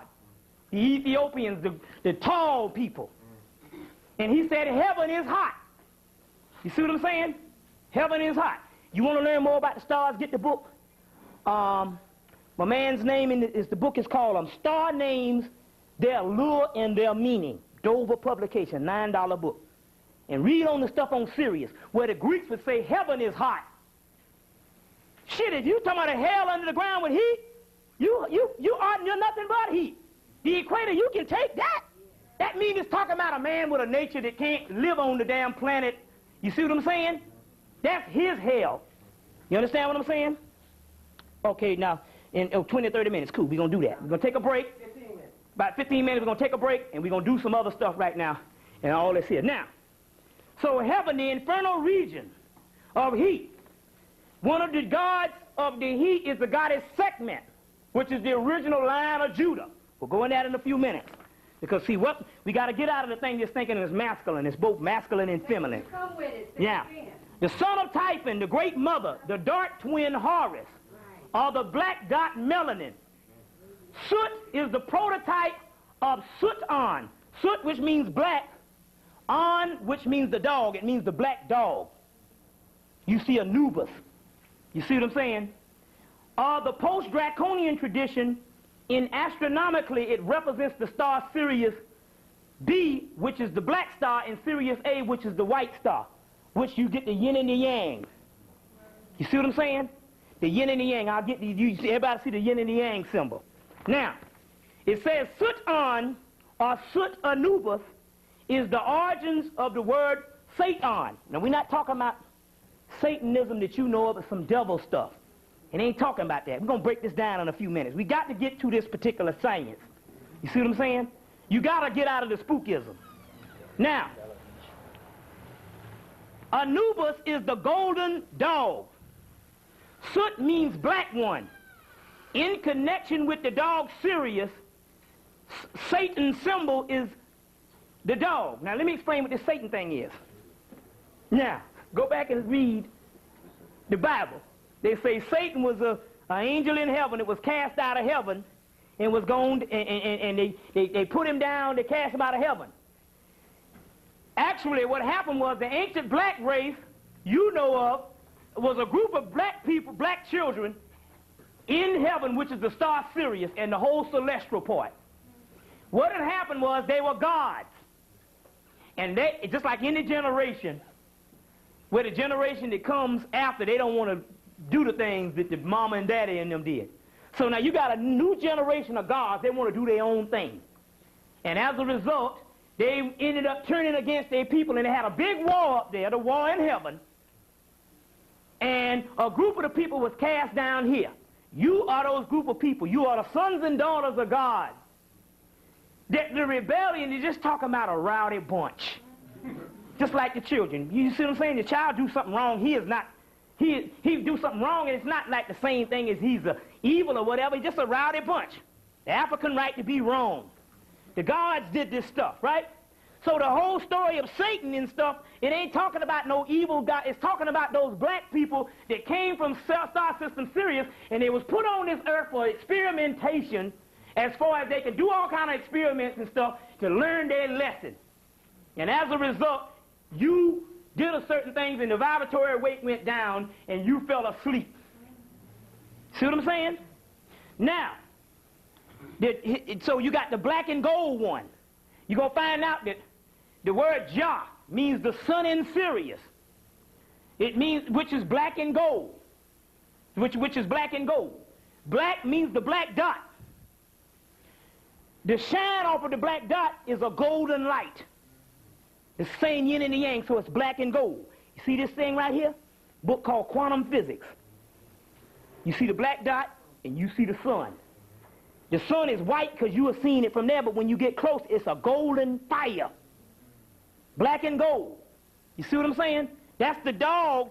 Sut-on is black, and when you see Anubis, you're going to see him, he's black, and he got gold ears. That's nothing but talking about the nature of you, and you fell from heaven. Now, the white boy knows this, and he give you all the stuff in church. You preaching against yourself because you don't understand this stuff. And we're going to go into that in a few minutes. Now, let's deal with this one thing right quick so we can deal with some stuff. The Typhonian tradition matured and declined even before the monumental phases of earliest civilization. This is the witness of fragments of magical and mythical lore once current in Egypt and the Far East. The traditions lingered on and became corrupt in passing epochs and gradual attrition to the old age of the old lineage of initiates. Now, harassment by warring factions seeking temporal power at the expense of intemporal power, and the space transcended, knowledge sifted, and sparked the flawed springs of ancient wisdom. Now, what this thing is actually saying is this. What happened was, you had the ancient draconian or Typhonian tradition. This was before Egypt came into being. What happened was, you had several other religions, the Osirian religion, the Amun religion. They came out of that. As they came out of that, you had the ancient draconians that were still worshiping the mother and the son. The mother being the triple blackness of space that has the sun out of her south gate, the vagina. You see what I'm saying? Which is the first star in heaven, Sirius, which is the God that you know of. But God, the ancient word for God is El. And the word El also means God, but it means sun. So the God that you worship up there is the sun. That's the God. Yes, that's your father, but he's the son to the mother. The triple blackness of space. So you had a group of people that was worshiping the dragon and the dog. The dragon means the great mother Typhon. Her dog is the dog star that comes out of her south gate, this vagina. Now, you had the ancient people that was worshiping Sut Typhon. Sut, which means the star system Sirius, and Typhon mean the triple blackness of space in the constellation of Draco, that you get the word draconian come from. Y'all with me? Yeah. Now, you had the Osirians and the Amunans, the Amunans, or what you would call the people that worship Amun. They came up and basically their religion was one of the same. But instead of the great mother, they made a masculine principle of the great mother. You see what I'm saying? And then they still had the son, but the great mother becomes masculine. So now, you had a group of people that was still ancient and they was worshiping the great mother. As a result, you had the Osirians and the Amuns turned on them, and as a result, they started writing in their mythology that those particular people were the devils. You see what I'm saying? Because they worshiped the mother. They became the devil. And everything in the feminine principle on down in the lineage up to now has been evil. Even in your damn Bible, which is one of the most sexist documents on the planet, that is forced, that is made the sexism the way it is. A lot of brothers document them, a lot of brothers document them not trusting women and women is evil based on the fucking Eve story, which is the most horrible story in the world. You see? And like I said before, Eve with the bone in ancient Hebrew lore means Rabboni. And Rabboni means master, so Eve means master. Master of Adam. You see what I'm saying? Master of Adam. Adam also is El, and Adam means son. And the mother has the son. Who is the master mason? This is the temple of God, Solomon's temple. Solomon is, oh yeah, I am black and comely. Solomon's temple is, this is Solomon's temple. The temple of God is your body, right? Now, who is the master builder? The woman, because she has the baby. So ain't no fucking thing as a man being the master mason. Now, unless he can have a baby, he's no master mason. There's only one master mason, and that's the woman. That's the real deal mystery school. You see what I'm saying? The real master, who is the master mason? The master mason is the one who builds Solomon's temple. You know masonry, you build a temple with bricks and mortar, whatever, and the temple is symbolic to your body. Who's the one who can build a temple? I can't build no temple. Who's the master mason? The black woman is the master mason. That's why she didn't have to go into damn masonry. She was the master mason. She builds the autonomy of the body of God. The autonomy of the body of God. She builds the temple. She builds the tree of life in the Holy Kabbalah. She has it. You see what I'm saying? Now, when you get into the Holy Kabbalah, they don't show you this. You see the tree of life. Anybody else seen the tree of life? Raise your hand. Tree of life is these different spheres on this tree. I'll show you a picture. Let you know what I'm talking about. This is the Waite Holy Kabbalah. This is the tree of life. But if you can see, you see a man right there. But each one of these is the spirits of the man. What they don't show you is there's a certain spheres over the tree of life. It's called Ain Sar, which means the black woman. And she has the whole damn tree. But they cut that out and don't show you that. You see what I'm saying? The tree of life, see, means this is God supposed to be right here. She has God. The master mason is the black woman. See what I'm saying? So I got 5 minutes. So let me finish up this draconian part so we can go into some other stuff. Now, let's deal with this thing. All right. So now, they started warring, and what happened was at that particular time, they started fighting against each other. Now, Dr. Ben and a lot of them, when they studied this stuff, is because the guys in the British Museum since 1907 locked down the history of the Hyksos. The Hyksos was not an outside people. The Hyksos was a group of black people that lived right in Egypt. Their original name was the Shusenhar. Now, the Shusenhar, you can get a lot of this in Gerald Massey's work, Book of the Beginning, Volume 1 and 2, because he was the one that recorded the Typhonian myth before they locked it out. After he got out of the mystery, after he got out of the British Museum, after they stole all our stuff from England, they put a clamp down on that stuff. See what I'm saying? So he recorded this stuff. So the Egyptian myth became miracles in Hebrew writing. The miracle having been substituted through ignorance. The Jews undoubtedly commingle with the Hyksos called the Shusenhar. The Typhonians were the unknown mixed multitude, and so the shepherd kings were Typhonians in foreign and not of foreign birth. The earliest renderings of the Hebrews is the Garbi, of the Gebari. These were the Karabi, the children of the goddess mother of the constellation of Typhons. The Hyksos, the Hyksos, is called the ancient ancestors of the Israelites. Now, what happened was, most of the people been studying on the Hyksos, they thought it was a group of people that invaded. Now, how in the devil can a group of people come in and invade the greatest power on earth at that time with literally nothing? What had happened was, what they didn't know is this here. They had a group of black people that was worshiping the old god and goddess that came from Greater Ethiopia. They was worshiping Set Typhon and the mother. They came from Greater Ethiopia. What happened was, those particular people, when the Osirians turned against them, which the Osirians was the same religion, the Amons was the same religion, we just talking about a political struggle. It was more political. They turned against them, and as a result, when they took power, they turned against them and suppressed them and erased all the stuff off the monuments. And as a result, in the 14th and 15th and Sutton dynasty, they took power again. It was right there in Egypt. It was the old crew that took power again. The Shusenhar means followers of Horus. Now, Horus, or Heru, is an Egyptian god. So how can outside people come in, they're worshiping Sut, which is an Egyptian god, and they're worshiping Horus, which is an Egyptian god? You see what I'm saying?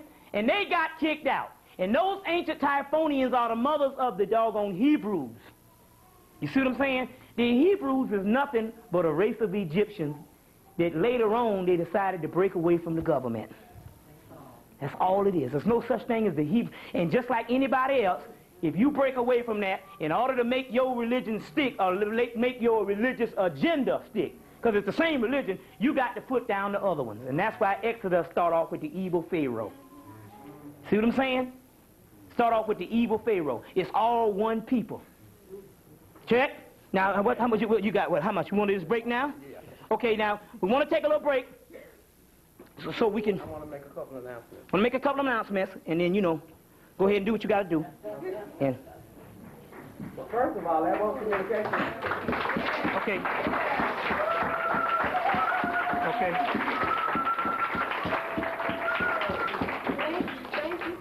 We want to thank you all for such a tremendous outpouring. So what we're going to have to do, we're going to have to adjust. We're going to put some more seats on the other side, bring in a TV camera, so that people can sit down and be comfortable and won't have to be all stressed up. In the meantime, the sister whose place we're in, Sister Jacora, we give thanks to her for allowing us to be here. She has misplaced her keys. They're on a red gold. They have a chain with red gold and rings. Is that right, Jacora? They got rings on them. You show for that? The keys. You don't know what your keys look like? Yeah. Describe them. They have a green one. Green and gold keys. If you find them, hand them over. So in the process of us regrouping, if you see that, let us know so we can give them to the sisters. Also, Brother Jimmy, who is on the camera right there, he's an artist and an artist at the same time. So he's done some serious art that you might want to take a look at. For those of you who know about crystallogics and my counter courses and stuff like that, I brought a couple of those texts that are available to you today if you want to get them. Sister has cooked all kind of Sunday dinner back there, you know. So just move around and we're going to regroup and then we'll come forward in a bit. Okay. All right? Okay. So get some food or whatever, and we can come back, because we got a good way to go. All right. Well, what's up, Bob? How's it going, man? All right, you got it? Yeah. Okay. I came out to get the knowledge. I hear somebody's number. See, I don't know what you're going to do. I want you to go and I want you to get this book. This is an African that put this book out. His name is Ahmed, A-H-A-M-E-D. Ahmed, A-H-A-M-E-D. Ahmed Osman, O-S-M-A-N. Ahmed Osman, O-S-M-A-N, Osman. The name of this book is called Moses, Pharaoh of Egypt. The Mystery of Akhenaten Solved. Now, in order to have credence to this book, I had to go and get a spiritual channeling.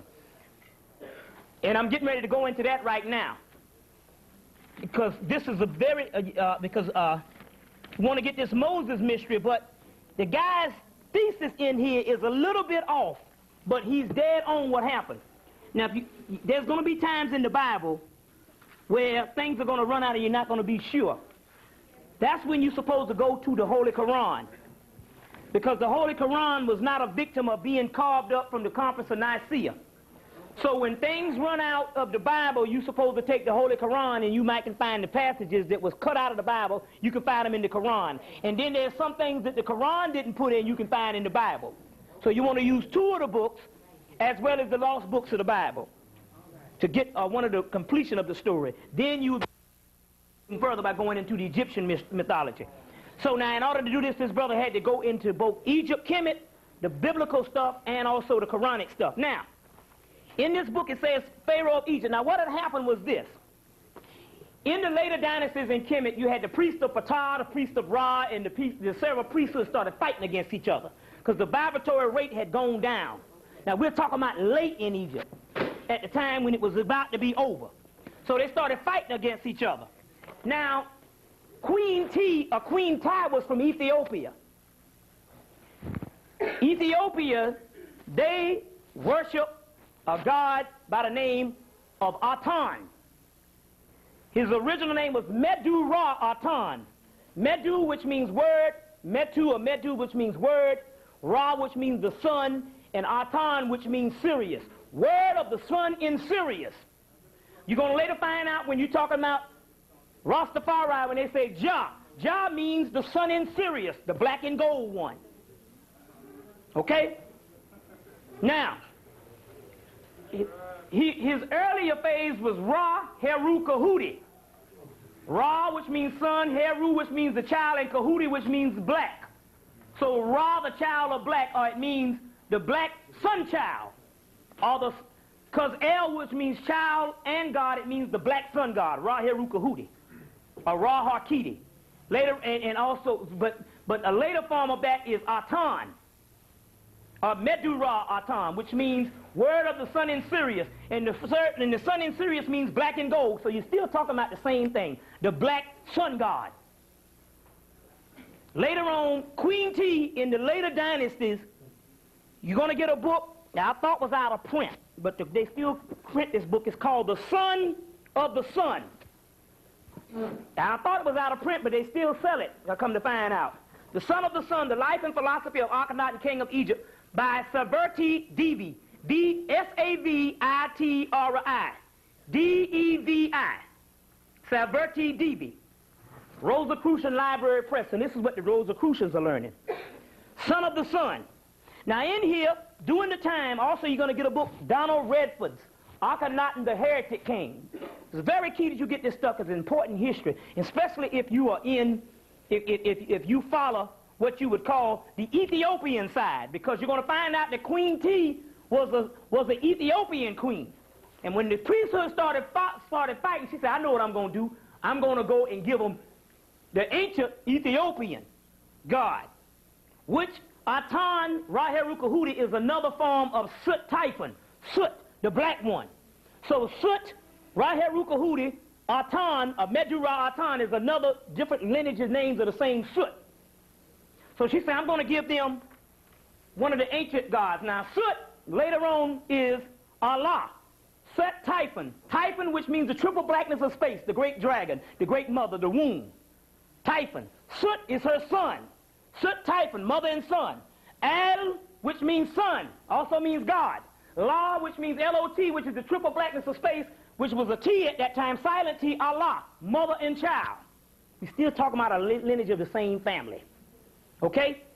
Now, so she said, I'm going to produce a son, and this son, I'm going to teach him this particular knowledge. He was a divine son. And then Akhenaten grew up in the Pharaoh's house. Oh, damn, that sounds interesting to me. That sounds like another story I know. Somebody growing up in the Pharaoh's house. You see?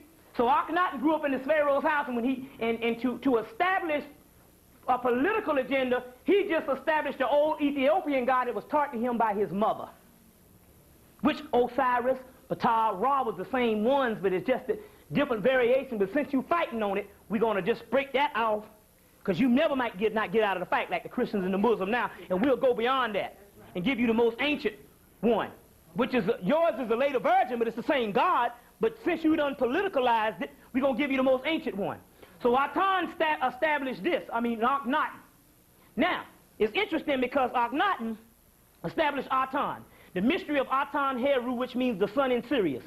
The sun, the Pharaoh was Atan's channel in communication. So in actuality, he was channeling. He got some of his information from his mother that taught him the tradition of Ethiopia, and then he started channeling direct from the God. He was a Christ figure. And they was giving him stuff and telling him what they wanted him to do. They wanted him to, they say, well, hell, Ra and Ptah and Osiris is all one of the same gods. But now since they fighting on each other, we're going to establish Atan, which is Medu-Ra Atan, which comes from the original Sut, Sut Nessi. Whenever you hear the word Sut Nessi or Sut Nubit, that means the ancient Nubian Ethiopian gods, which is the black ones, you know. Now, first Akhenaten, the god was in, now what happened with Akhenaten, this is how you, because at one time, at the time that up until this time, all the gods had human shape, which was good. Because if you look at the God in the human characteristics and you are God, then that is a reminder of what you're supposed to be. So Akhenaten made one fatal mistake, even though he showed the sun disk, or the disk of the sun, which was not the sun in the sky, it was the sun behind the sun. Our sun only is a reflection of a greater sun, the star sun Sirius. Just like your moon reflects the sun, your sun reflects a greater sun, the sun behind the sun. You see what I'm saying? The sun behind the sun. So he gave the disk of the sun, but what he didn't realize is the sun manifests on earth in the form of a human. You see, as above, so below. You see what I'm saying? Because inside of the human, you got a sun. And that's your real bodies. So the sun in the sky, which you call the star sun Sirius or the star David or the star Bethlehem, is not unlike the star in you because you got a star inside of you. That's the black dot seed, which the mutant don't have. You see what I'm saying? What the mutant don't have. So he gave this particular image and he messed up because when you, this is the precursor to the later Hebrewism and Christianity and Islam, where God didn't take on the human characteristic and it messed people up. Because once you cut the human characteristic out, good for some of them brothers that can get a TV. Once you cut the human characteristic out, then God becomes unapproachable. That's why you see these Yoruba deities. If you study the Yoruba deities, they be jealous of each other. They have a little thing, a little spat, and different things that go on. That's showing you that the gods are not unlike you in the same African concept. And this is how you teach a person how to become God. Be ye perfect as I am, Jesus says. Now, how in the hell are you going to be perfect? Perfect means perfect. So if Jesus says you can be perfect, he means the exact duplicate. That means that I'm just a model on what you're supposed to do. I got mine, now you got to get yours. Jesus is the way. Not the way means the way to become just like him. Christ only means the anointed one. Not just more than just one Christ. At that time, it was millions of Christ because the schools were putting out Christ. You see what I'm saying? But later on, by the time Jesus came to the Hebrews or the ones in by the time of Palestine, they was not used to being put out Christ. They was not used to opening up the chakra centers in the third eye. So he only was an example to be. That's when he told his disciples, is it not written in the law that I say that ye are gods? John chapter 10, verse 34 to 36. And he called them gods for whom the scripture cannot be broken. Now your scripture cannot be broken. He said, be ye perfect as I am, which means a duplicate. There can't be but one perfect. Can't be two perfects, a perfect and a less perfect. You see what I'm saying? Check. Now, the deal is, Akhenaten changed this particular god to a sun disk, and it messed them up. Even though the science was there, it messed them up because they did not see the gods in the human form anymore. So therefore, the god become unapproachable. And then this was set the way where you start praying to God and fearing God without trying to be like God. You see what I'm saying? This is dogma. This is what's messing you up. You scared of God. You see what I'm saying? You see what I'm saying? That's the key. Check. Now, then they give you one example of what God is, and you think he's the only person that can be this Jesus fella. Jesus is no, in Romans, I think it's Romans 14, 16, 17. I forgot what it is. I don't know why I didn't bring the book. It says, if you are the sons of God, then you are heirs of God. And if heirs of God, which means joint heir with Christ. Which means your brother over here, just a brother just like you. You just got to open yourself up spiritually. Check. All right. Now, so he did this and it messed him up a little bit. Now, what happened was, Akhenaten, what he did was, he grew up in the Pharaoh's house. He turned against the living structure and the priesthood. That was the same part as Moses. So when you look at the story of Moses, it's actually the story of Akhenaten. But when you look, but Akhenaten had a chief high priest named Musa. You see what I'm saying? And Akhenaten, his high priest, Akhenaten started hanging out with the ethnic group, which was a group of black people that was living in Egypt. He started hanging out with them, and he could not speak the language. But Moses, or Musa, his high priest, could. So his high priest started speaking the language. Now, when you look at Moses, he's like the Aaron. When you look at Akhenaten, he is the Moses. You understand what I'm saying? But Akhenaten could not speak the language of the Hebrews, which is a group of black people. Ethnic group of black people in cosmopolitan Kemet, or Egypt. So he used Moses, who was a high priest, to speak it and teach the language of Atan. Atan later on becomes Adani. Adani means Hebrew for Lord. The Hebrew language is a D instead of a T, and it becomes Adon, Adani, which means Lord of the Hebrews. Atan. You see what I'm saying? See, now you just got God. What is that? God. You see what I'm saying? But what I'm trying to say is even that, the term is almost, it's empty.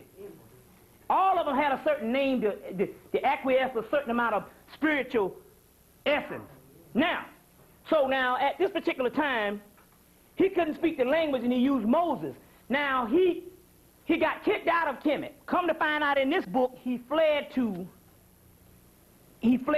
Egypt. He fled to Sinai. Akhenaten fled to Sinai. Remember, he fled to Sinai when Moses went and got the tablets. All he did was he remembered in the ancient Egyptian religion that the tablets, the 10 Commandments, came from the 147 negative confessions. And those were the ones, he took 10 of those. But Akhenaten fled to Sinai. Now, as a result, Moses had to, so what happened was, first of all, he misconstrued one thing. Number one, the gods was always monotheistic. You got 99 attributes of Allah. You got different names. Well, in Hemmitt, they showed the 99 attributes of Ra. You understand what I'm saying? Which means it's the same. You put them together, it means represent the God, one of the one God. It was never polytheistic. You see what I'm saying? Those are just the different forces of nature that represented one. Symbol of your monotheism, which the other one was monotheism too. But see, you see what I'm saying? It's just that they did not, the cycle was not conducive, or the time was not conducive for the person to actually learn all the high scientific levels of the God. So they had to put it in one level because the people had started becoming more and more outside of society and wanderers like the wandering Jew. Check. Okay now. Moses was a student of Akhenaten. Manetho talks about that also too. Also, it says that also, because he was close because Moses was actually a priest and he could speak the language, he had a closer relationship to the actual Hebrews. Now what happened was this here, the Hebrews and them had gotten a little fight.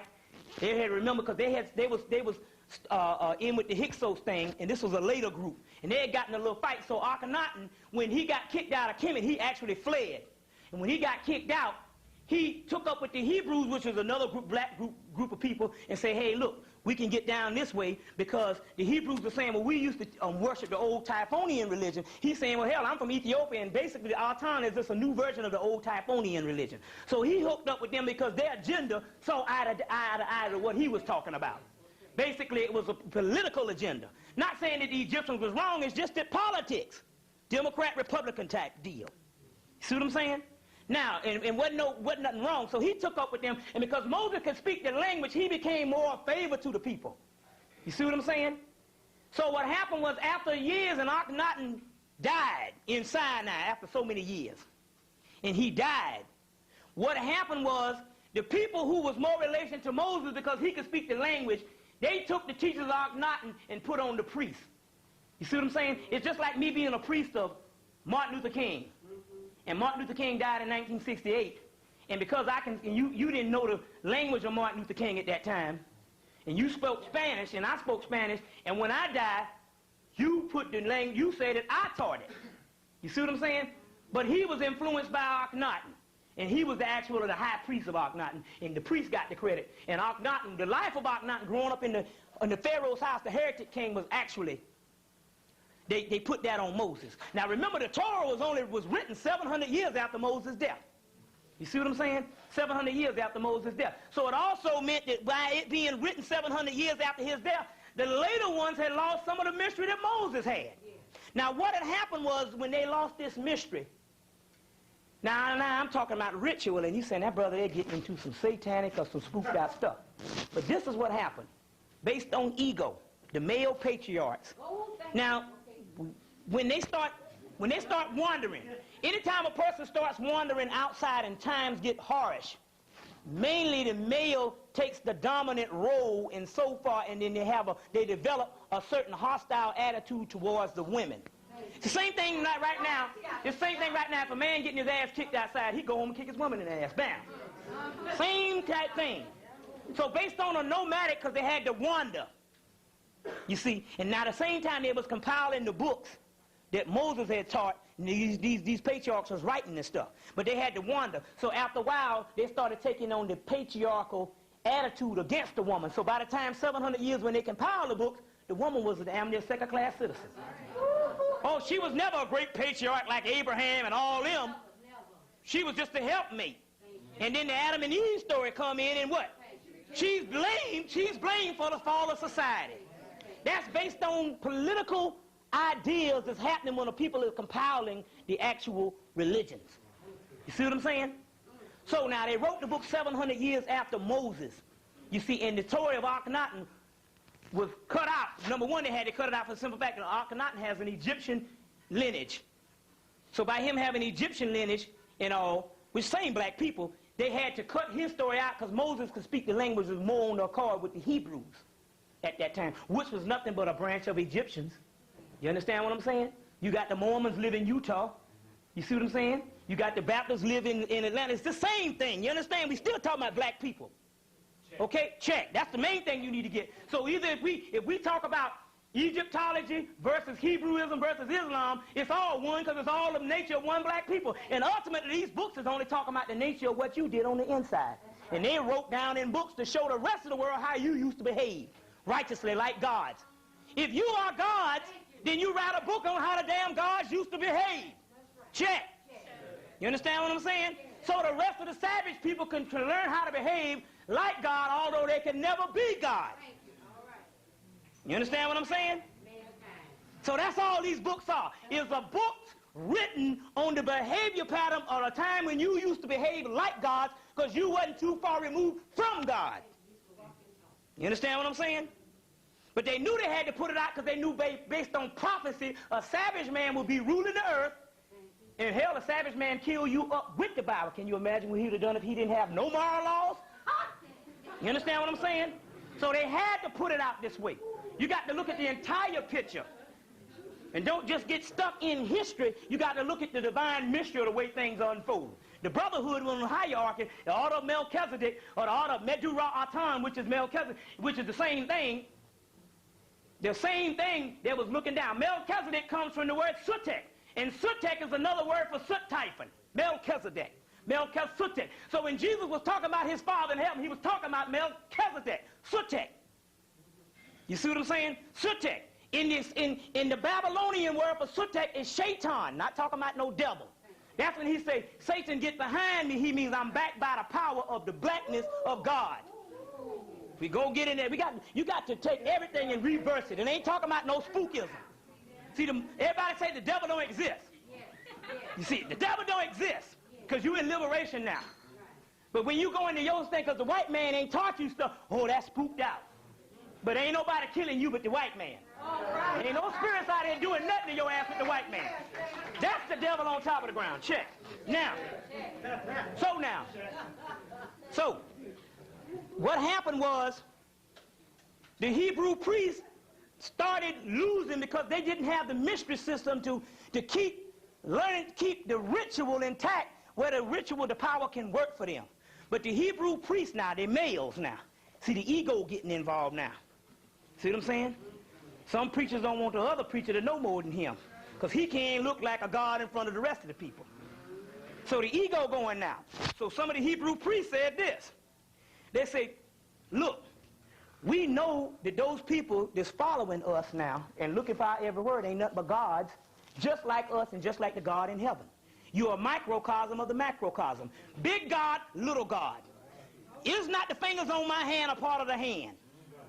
That means that as above, so below. But yet, each man and woman represents the fingers on the hand. But this is God, the palm. But is not the fingers connected, which means one body of the same God.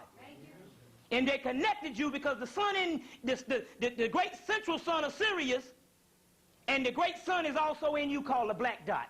The chosen seed of Israel. Israel, Isis, Ra, El. The mother, the son, and El being the son of the son. The mother, the son, the divine trinity, Israel. You see what I'm saying? Now, they had this ego thing going, so they say, look, we got all these rituals, mainly in your holy Kabbalah. And your Kabbalah come off the Egyptian walls of Como where the Pharaoh holding up the Kabbalah, which the white Jews can't say that this Kabbalah is theirs because it goes all the way back from Atlantis and go all the way back till they go off the planet, came down from heaven. Because ultimately all the books, came from heaven. So now, your Kabbalah, which is the tree of life, there's several Kabbalahs, which has ritual and all this stuff, which was the Hebrew versions of the Egyptian rituals. The other rituals used to be in the Book of the Dead, which is the oldest book in the world. Now, they saying, look, we know those people are gods. And if they start doing the rituals, they can tap into higher powers. And because we done forgot some of the rituals, they might end up doing things greater than us. So what we got to do is we got to cut out all rituals and tell them to just pray all the time. Because we don't want them being higher than us. You got to look at the patriarch. And these are black people speaking, but this is when we fall in now. See what I'm saying? So they said we got to cut out the rituals because they can tap into the rituals and go through the stargate and go through the spiritual mind and go through the whole spiritual system of the body and come out like God. And the next thing they know, they'll be communicating with the brothers and sisters from the hierarchy and telling us our stuff is flaky because we doing with the ego thing and we fucking around with the people around here. And the people starting to follow us and we like that because we got a big ego. So they had to cut out the rituals. Now we in 1995.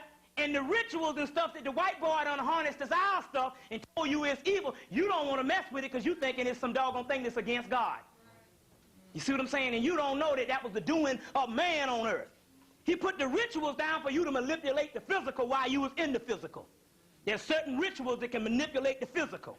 The hologram, because this is all a hologram. See what I'm saying? So this is what happened. Now, your Hebrew Kabbalah, which in the Kabbalah, there's 72 angels. Now, I've been studying the occult for a while in the metaphysics, and I've done seen about 100 angel books. Do you know the white man, you got to look at the sickness of the white man. He got over damn near 100 angel books, and he don't show nothing but white angels in these angelic books. Nothing but white angels, all the angels in heaven white. He is so, now I can see if the man showed Asians, Indians, and different things. This day we just ain't gonna show black. Then I can still see. But here's the man that say, nuh-uh, no other race. Nobody. Only ones that is in heaven, there's angels, is white people. But yet white people are the only people on earth that has never showed a degree of human characteristics since they've been on the earth. But yet everybody else who live human and live spiritually, they ain't in heaven. But the beast that has taken over the whole world and killed up all the animals, all the doggone dogs, all the cats, all the water, all the air, he and the angels like a damn angel. See what I'm saying? That's the arrogance of the white man. There's 72 angels. Do you know the 72 angels, their father is Ptah, or their father is Soot. Ptah or Soot, lady, based on what school you in. Ptah, Osiris, Soot Typhon, or it would also be Enoch in the Hebrew tradition, which means the black God is, if the father of all the angels in heaven is black, that means that all the angels are black. Because white people go to the lower astral planes. They don't never get to the higher realms to be angels. They can be ghosts. They can be ghosts and they can come back to visit their people as ghosts. But hell, they used to live on the low earth, so it ain't enough for them to come back on the low earth. So they misconstruing that with angels, but they're not an angel. That's a fucking damn ghost. Yeah. But the only thing that be angels is the ones in the top sphere, which is the ones that got the body of light, because you got to have a sun inside of you. And the white man is a mutant. He only goes to the lower astral planes.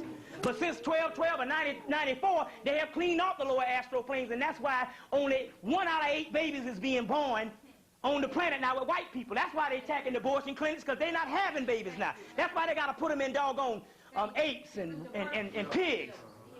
You see what I'm saying? They got to do those particular things because they're not having the babies. You see? Because they're not an angelic deity. You see what I'm saying? You the angelic being, Adam Cadman, which means heavenly man. You see what I'm saying? You the Adam Cadman, which means heavenly man, the black man. Check. Now, there's 72 angelic deities. The father of them is Ptah, Soot Typhon, and another in the oldest form, or Enoch. Right? Or Enoch. Now, this book here is Kabbalah of the Golden Dawn. These people, after they got the rituals out of Egypt, they founded the Golden Dawn Society in late 1800s in England. This is the new book, the Kabbalah of the Golden Dawn, they give you all 72 angelic deities. They give you the name, They give you their signs. They either fall under the signs, Leo. This angel here is Labiel. His sign is Leo. The planet is Mars. The degree is 2530. The meaning, it says priest-worthy declaring. And the part in the Bible and passage in the Bible, Psalms 9:2. You see, so they give you each 72 deities in this book, the Kabbalah of the Golden Dawn. That's all you need to know. The guy name is Zale Wuski. Z-A-L-W-A-S-K-I. Z-A-L-E, excuse me, Z-A-L-E-W-S-K-I. Kabbalah of the Golden Dawn to give you the 72 angelic deities, which is black people, your ancestors, is getting ready to connect with you. Now, there's some other powerful deities called the Enochian deities. Now, the Enochian deities, now you can get you a bowl, you can get this water. Sometimes I get down there and I get a bucket of water and I pour the libations of all 72. Michael. You know some of Michael, Gabriel, Samuel, Sachiel, Raziel, Kaziel, but there's 72 of them. So this book here gives you the 72 angelic deities. Another book gives you the 72 angelic deities is a book called Treatise on Angelic Magic. Treatise on Angelic Magic. Just remember the name of the book. I don't know the title. And they give you the 72 angelic deities on the Hebrew side, and they also give you the Enochian deities, which is all the same stuff. Now, the Enochian deities, let me explain this Enochian thing to you. The Enochian angels are angels that also have an angelic alphabet. Let me show you this alphabet, and I'm going to show you this is a book you need to get. And I explain to you, ain't no spooked out stuff. Y'all bear with me. I'm going to show you this alphabet in here. The angelic alphabet, which is coming from the heavens. These are alphabets in here, angelic alphabets. Now, it gives you the angelic alphabet, and also they have traced these angelic alphabets back. And the only thing that they can find that sound like these Enochian languages is from the African tribes, which means you came from the heavens.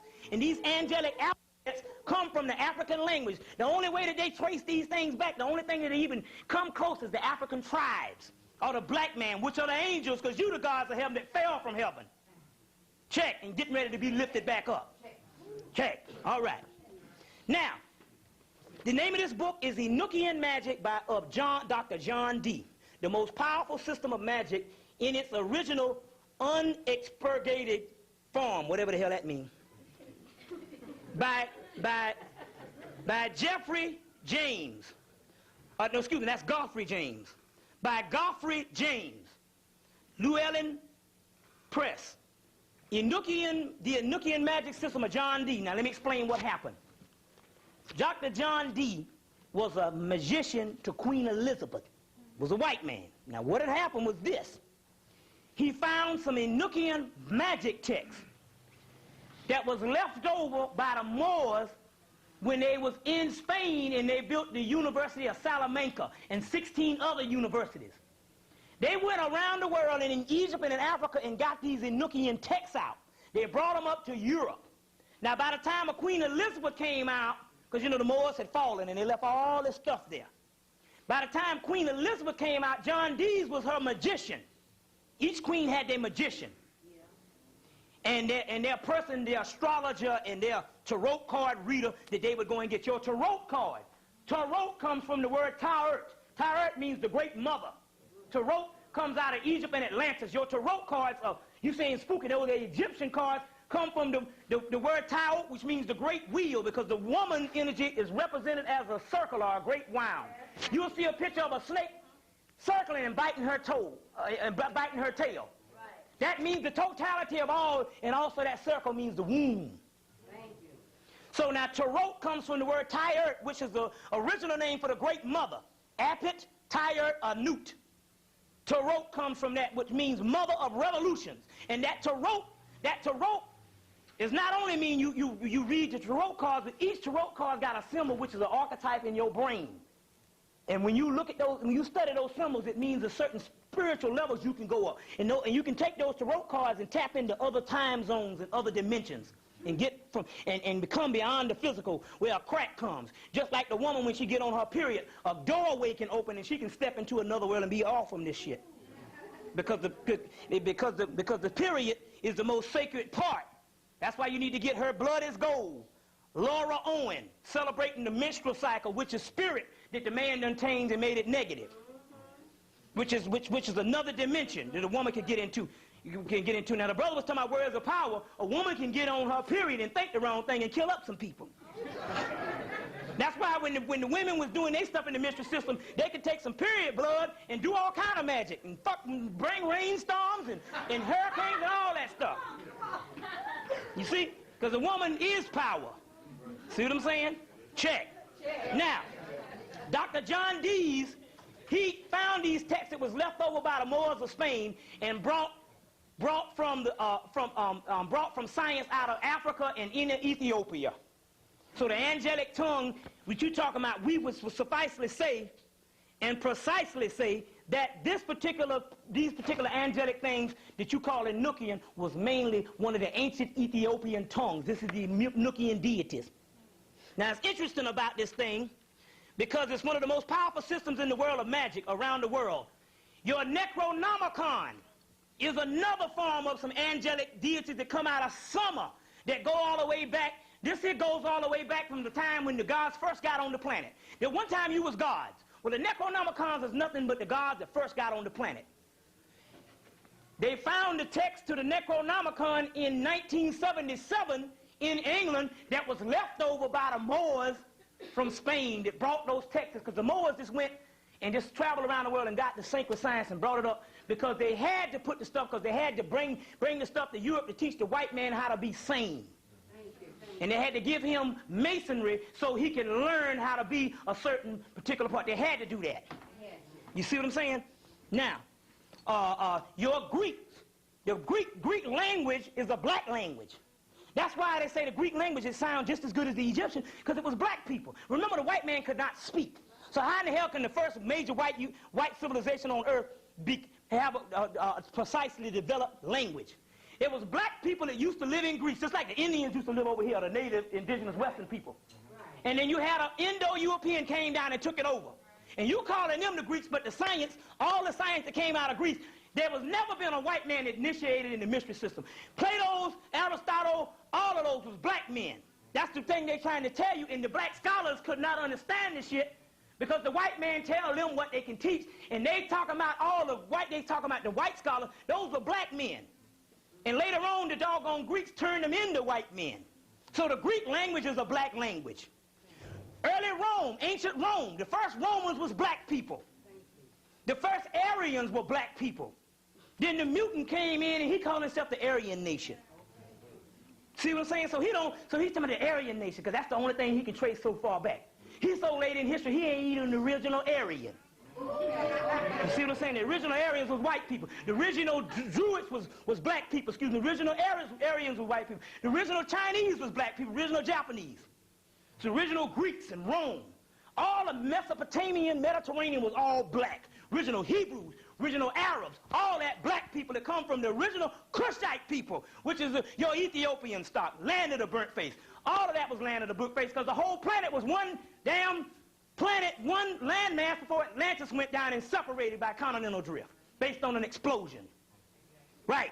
So there's nothing that came of a system of nothing. No religion came outside of you. All religions was developed by black people. Now, it was brought into Europe by the Moors. When white people invoked these Enochian deities, the reason why they're saying that it's satanic and you don't need to mess with it is because they can't use it. When they invoke the Enochian deities, they come up with stab wounds, cut throats. They whole body bust into flames. There's a whole book called Fires from Heaven. People who internally combust. School press out of England talking about how white people burn up when they try to invoke the real angelic deities because these are too powerful. They can say Jesus and all that shit, but when they start dealing with our stuff, they can't do it. You see? Because this is the stuff, this is Enochian stuff. Now the only one was successfully, so they get cut wounds, they burn up in the flames, they get stab wounds and all that kind of stuff. Go crazy, run them crazy, all that. Your Vodun deities is the same ones. What you call voodoo. Yeah. Your Yoruba deities, all that stuff. The crackers can't use the stuff. So that's why he calling it stuff, and he don't want you to connect with it, because when you invoke it, you ain't nothing invoking your own higher self. You got a lower self and you got a God self. Your God self is one of these names in this book. And when you invoke it, it ain't nothing. So, and if anything comes, they say, oh, you just like us. Can't do nothing to you and stuff. You know what I'm saying? You might turn around and slap him, say, I'm running the show. Hell, I'm God. What the hell are you talking about? That's the way it goes. They say what? They say man on earth. He said that God is on high. While the angels in heaven say what? God is on earth. That's what the Kabbalah tells you. They pray to you. While you praying to God, they praying to you. They saw the Indian fella, because the black Indian, his wife woke up, the whole roof was going off the house. He had some angels praying to him. He laying there in the bed with his wife. You see what I'm saying? They pray to you. They praying to you. They want you to lift yourself up, because the whole world is waiting on you. You the last part. You the one that went through more hell than any angel. Thank you, thank you, thank you. And so now you the ones that's the most thorough. Check. The ones that went through this. All right. Aleister Crowley was successful in doing it, because Aleister Crowley was another one, had a druid lineage, and he had the black dot. So when this so-called white magician, who was actually black, because you got a 20% of white people is not white, they're black, they just look white. You see what I'm saying? When he went up these Enochian aethers, they call them, he established contact with Awas. He was one of the only ones that could go up these Enochian aethers. He established contact with Awas, and he gave him an ancient text, which is the understarted version of the book of Revelation. You see what I'm saying? And it's called The Vision and the Voice. It's out of print now, but I got a copy of it, and I'm gonna start printing this thing. But don't worry about it, because you can't read it. Well, I can read it now, but I'm saying it's an uncut version of the book of Revelation. And it's named Libra 418. And 418 is the number of melanin, the black dot in you. And Revelation means, Libra 418, which is a book of Revelation, means Libra, black woman and black man. Because you got, 418 is a number of melanin. Libra 418, which means the great work, the black dot, the melanin, the bringing of a substance that brings man to man, woman, brings man to God. Libra 418. The vision and the voice. And also, which actually means Libra, which means passage, a scribe of melanin. And this is what, when he went up, these Enochian deities, they invoked Awas, and he gave him this passage with all this stuff on what's going down. What's going down. And it starts from 30 and it goes down to 1, backwards. And all this stuff is some stuff that's getting ready to go down. It's going down now. Check. So now, the book, this is the Enochian deities that's up in here. There's a whole, so you want to get this one, the Enochian of John Dee by Godfrey James. It just came out about a couple of months ago. In the original text. There's several Enochian books. You want to get this because it talks about the fall. It talks about the fall and all of that in here. Enoch. You see what I'm saying? And it talks about the fall and stuff. This is the whole deal. So this is the one you want to get. Llewellyn Press. It's $14.95. Check. All right, let's go on. Abra. The word Abra means son. Abra. Abra means son. Ham comes from ancient Cam, which means the black son. Abraham only means the father of. Abraham, which means the black son. And the black son is in all of you. Every man, every woman is a star. And in the core of every star is a black dot, a sun. Check. Abraham. Another Gnostic word is Abraxas, which means black sun. You see, Abra means son. Emmanuel, Aman, Emmanuel. I want to get you this note on this. See, we're dealing with a lot. This thing here is dedicated to the origin of religion. Emmanuel. Eman is Aman, which means hidden. El means what? Child, and it means son. Emmanuel, which means the hidden son in you. You will hear Emmanuel in the Bible. Emmanuel, which means the hidden son, or the hidden God. There's a God inside you that's hidden, your higher self. That's what the cracker don't want you to get to. You see what I'm saying? But since 12/12 of 1994, your higher selves, they couldn't get through. There's a gateway to open up, and your higher selves are ready to be joined with you. Some of you going to start coming down with fevers to clean out the mucus. And as the sun starts going closer and closer into the spring equinox and the summer equinox, some of you going to be joined with your higher selves. That's why he got to lock you down in June. Shit is real. Check. Emmanuel. It means also the coming son. Amani. Amanu. Emmanuel, the Messiah or the coming son, which is also Harpocrates. Harpocrates is Jesus. You'll see a picture of Heru, which is the original Jesus, sitting on a lotus plant with a thumb in his mouth. That's on the inside of you, the silent self. The thumb represents melanin, the silent self, which means no talking. Because at one time, speech is an acquired thing. You didn't speak it one time. You never saw the Egyptian thing with their mouths open like this. Anytime you see the Egyptians, and if you go throughout the ancient world, you don't never see nobody with their mouth open, on no statues. That's because they had mental telepathy, a clairvoyance. They didn't have to speak. This is an acquired thing. As when you go to the lower vibration, then speech come in. Speech comes in. You see what I'm saying? This is an acquired thing. The real thing is your mind. Check. Okay, now. Emmanuel, Meshar, and it also means Messiah, also one of the Messiahs. Atan. They substitute the T to the M and means Aman. So they had a fight between the Amans and the Atan. They were still talking about the same one. Amen Ra, Atan, all it means is, I'm trying to show you, it means the same one God or the God one. All right? Now, the chosen seed. A seed is a black dot. There's a seed inside of you that the white boy don't have. That's the Holy Grail. They're going to tell you the Grail is a cup. No. Go back and look at the movie The Last Crusade. Indiana Jones, The Last Crusade. Everybody trying to kill each other over a gold cup. Sean Connery drank from the cup and threw the cup down and walked out, and everybody killed themselves over the cup. He said the key was not the cup. He said it was illumination. The Grail, the original Grail is in you. It's the black seed. It's called a royal bloodline. And the royal bloodline is through melanin. Because that liquid blood, it can evaporate. But the melanin is throughout the blood system. And the melanin is the real royal bloodline that takes you all the way back to the Godhead. Check. All right now. So you the royal blood, the chosen seed of Israel. Isis, which is the mother. Ra, which is the son. And El, which is the son of son. You the Els.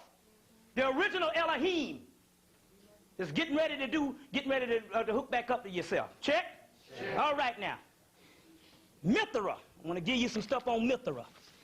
There's some thing called Mithra. Mithra is a Persian form of the Christ. Your book of Revelations comes from Egypt.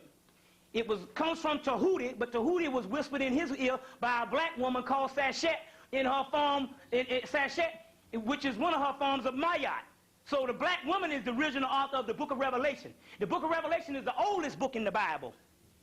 You see what I'm saying? But the book of Revelation is based on the astronomical things that's going on and also inside of your body. Now, don't misconstrue the book of Revelations. If you want to find out what's going on the outside, you go to the book of Matthew. If you go to the book of Matthew, read the book of Matthew, and close your eyes, it's just what's going on now. See what I'm saying?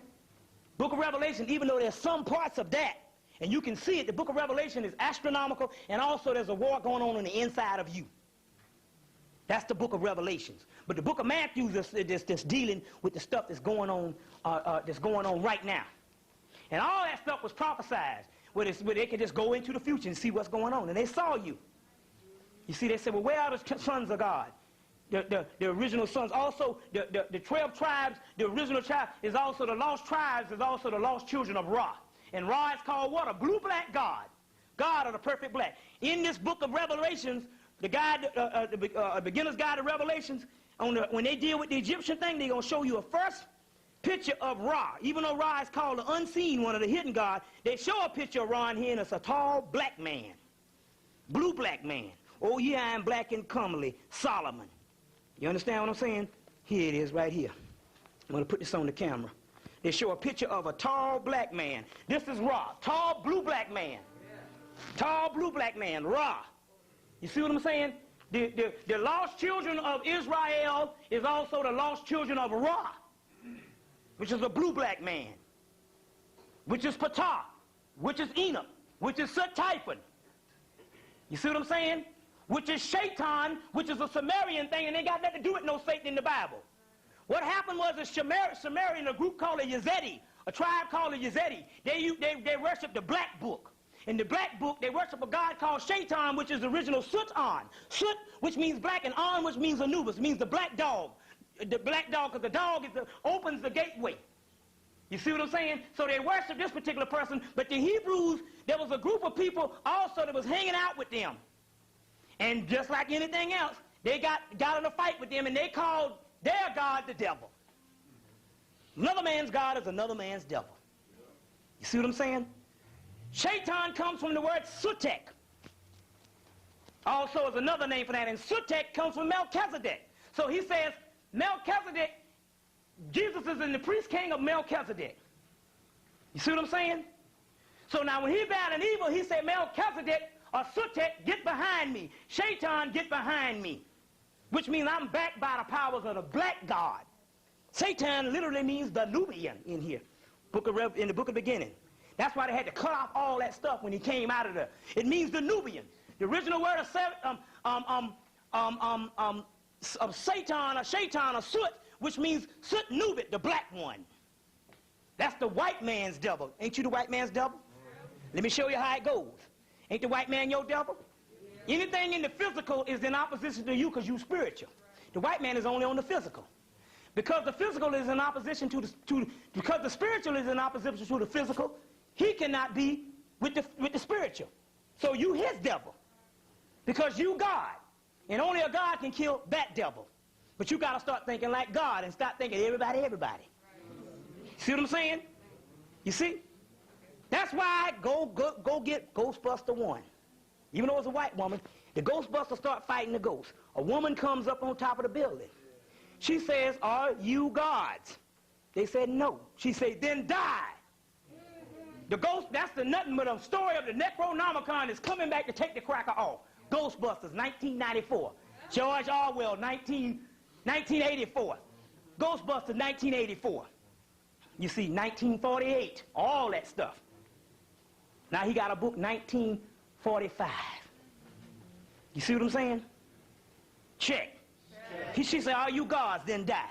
You understand where I'm coming from? Now, what is happening here is you got the god Mithra. Mithra is the Persian god. He got a lion head and he got a snake that wrap around him.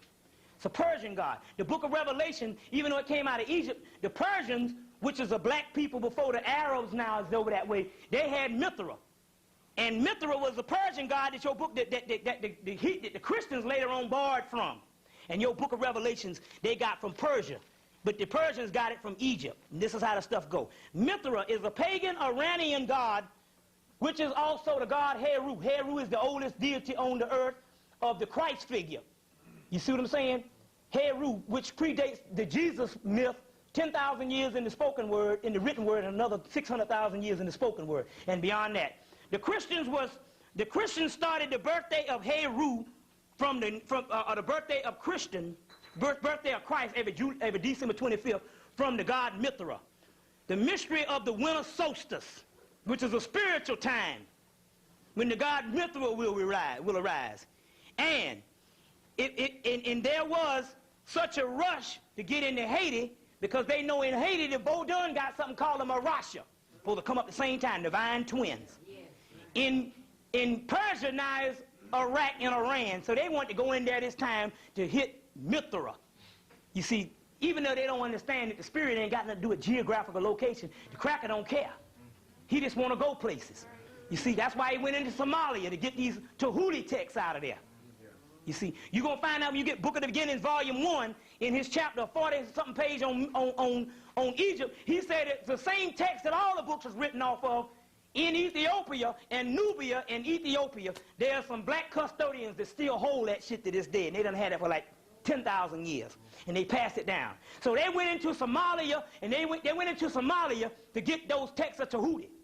They started courting and trying to mess with Ethiopia to get the Ark of the Covenant. You see what I'm saying? Because all that's a part of the black lineage. So now Mithra, they just trying to go everywhere because they know that what's coming up is coming up right out of y'all. You the one that's going to rise up. You see? But see, they figure they got you all because they know all the black leaders is in their hip pocket. See what I'm saying? In their hip pocket. And that's the arrogance of the white man, to think that the people he crushing can't come up and fight him. Thank you. You see, all religions talking about the person under the foot of the oppressor raising up. That's right. Not a person outside of the oppression, of the oppressor's doggone domain, under the foot. And we know this is the most evil beast, and so you know that it's coming right out of you. The ones that's lost all ties, the most dead. Check. Now, it says, so now they're going into Iraq. Mithra is a UFO ritual in a papyrus that came from Egypt. And this papyrus, there's a papyrus that's also, and this is a part of this UFO papyrus. Because you're going to find out that Mithra also, you see that black dot that's in you? You can turn into a ship. You can turn into a doggone ship. The black dot that you see inside of you is called a winged disc. And the winged disc is also represents the UFOs, and you can turn right into ships in that black dot in you. Because you God. Hell, if you God, you can do what the hell you want. And if you God, what the hell you need a spaceship for?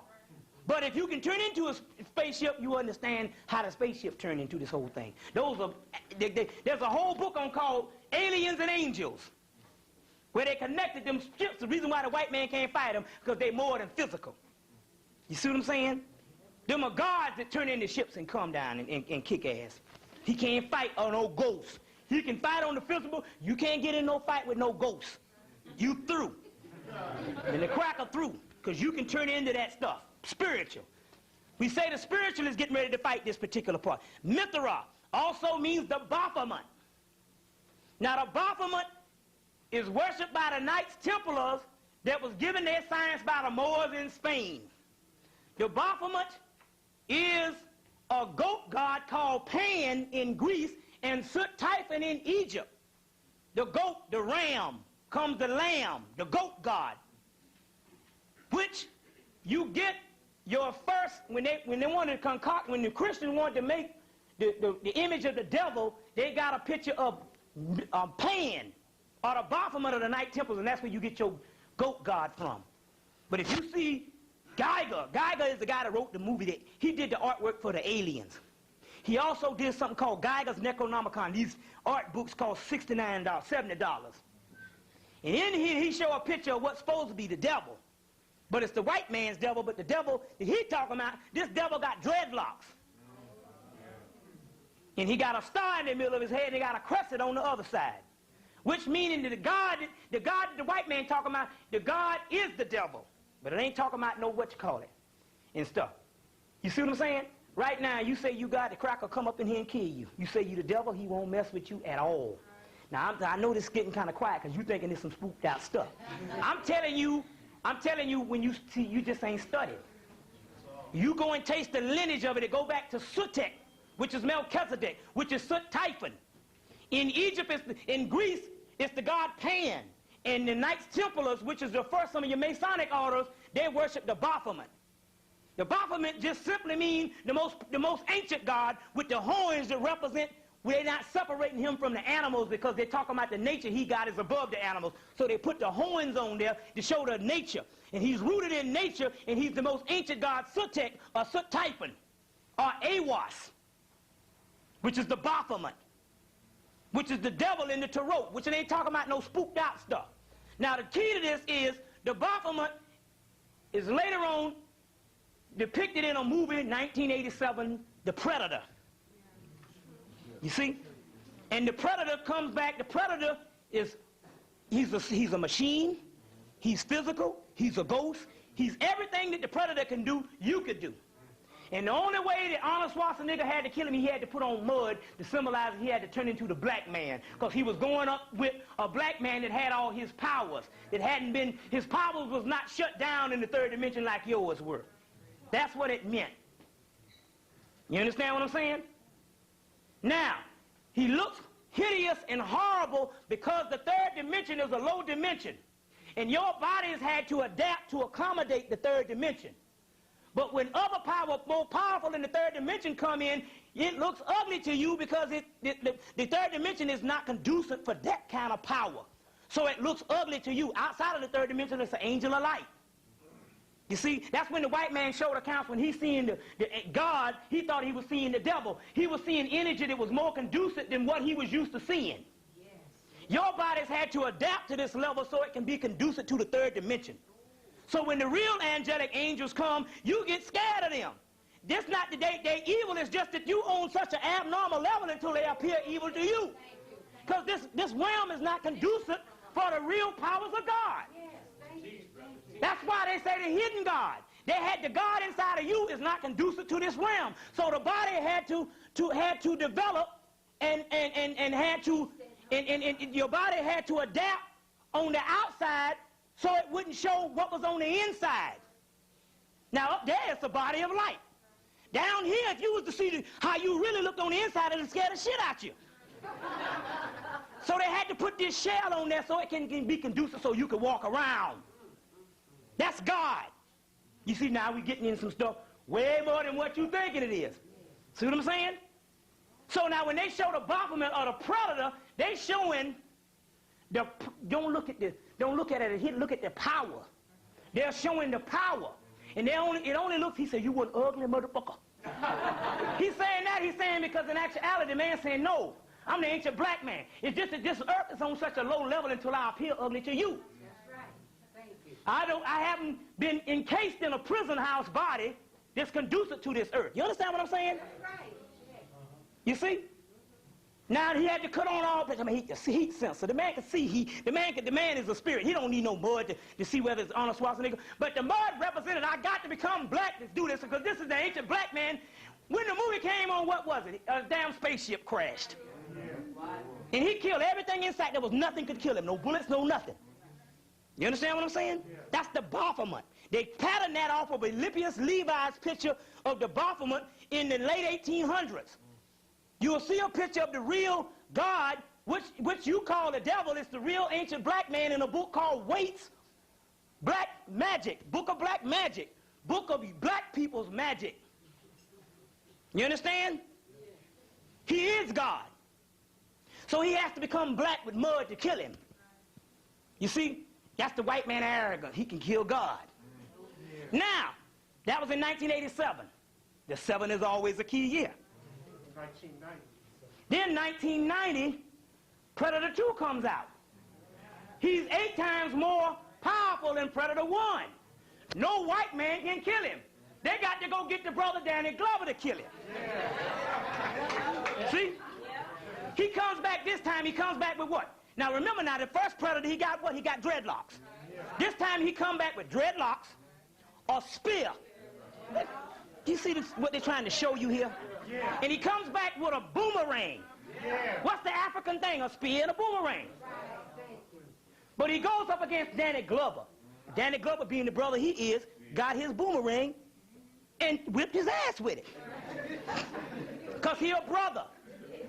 But now, when the Predator come in contact with any humans, they kill him. Even though they put him killing some black people in there, they got him killing some Jamaican brothers, they do that to throw you off. But he just fighting some brother with some dreadlocks just like him. They do that to throw you off, but they showed Danny Glover was so powerful. Danny Glover stood toe-to-toe and stood up and jugged that doggone thing into him. Like saying, brother, I'm the brother too. Now, when he came, then about 20, they was fighting on the ship. About 20 other Predators came out, right? One give him an old gun that several, remember, say, we've been here all the time, brother. We've been here before. But why they didn't kill him? They were saying, brother, you don't know. You the same as us. It's just that we got our power, and this is the power to which you're supposed to become. But we're not killing you, brother. They took the other Predator and took him on the ship to help him. They said, we're not killing you, brother. They're saying, because we same family, brother. This is how we look when we come with our power. That's the same thing that's getting ready to happen to you. Can you imagine you having that kind of power? What if a cracker can't shoot you? You see what I'm saying? You messing them up? That's what they made the movie. That's the Mithra means father. The Baphomet means father Mithra. You see, means father Mithra. The Baphomet. That's where you get the word baptism from. Baptized by the Holy Ghost. You see what I'm saying? Baptized by the Holy Ghost, which means you're already baptized. You got the blood in you. You got the black dot in you. The black dot of the Baphomet. You see what I'm saying? You backed up by Sutan, the black dog. Sutan simply means melanin, which the white boy don't have. You see? Sutan sits on the gateway, and it's ready to devour anything of a lower ego or lower nature that comes through. You see what I'm saying? Since the white boy is all lower nature because he don't have a higher self, he dies because he's only on the physical. Check? All right, let's go on. Let's deal with some things. Now, we went to the Pimson Mounds, which is a group of mounds. Now, we went to the mounds. They used to have the Etowah mounds. But Sister Joy went out there and we was doing rituals.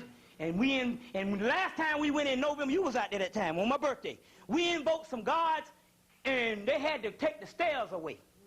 They said, when Joy came out, they said, see what you did to these mounds? They got all kind of spirits up there now, because we brought them up. Remember, they came up out the ground. They said, they said they're going to take some. They said, they're coming with you. Some of them going to come back to Atlanta with you. The sister right here, Shakira, because our birthday is the same day. And we went out there on my birthday, and her birthday was the same day. We had the male and female, and they put us in the center. And the doggone spirits came up, and they said they was happy that they wanted black people to come. All them crackers coming out there. But when Joy came the first time, she opened up a vortex. So that was on November 28, 1993. So we unleashed those spirits. They done took the stairs down. Now you can't go out there and do nothing. But there's a one in Jackson, Tennessee. That's like how many miles out of no, I know 6 hours, but how many miles out of Nashville? It's about an hour from Nashville. In Jackson, Tennessee, they have the Pimson Mounds, which they got, how many mounds is there? 12. They got 12 mounds.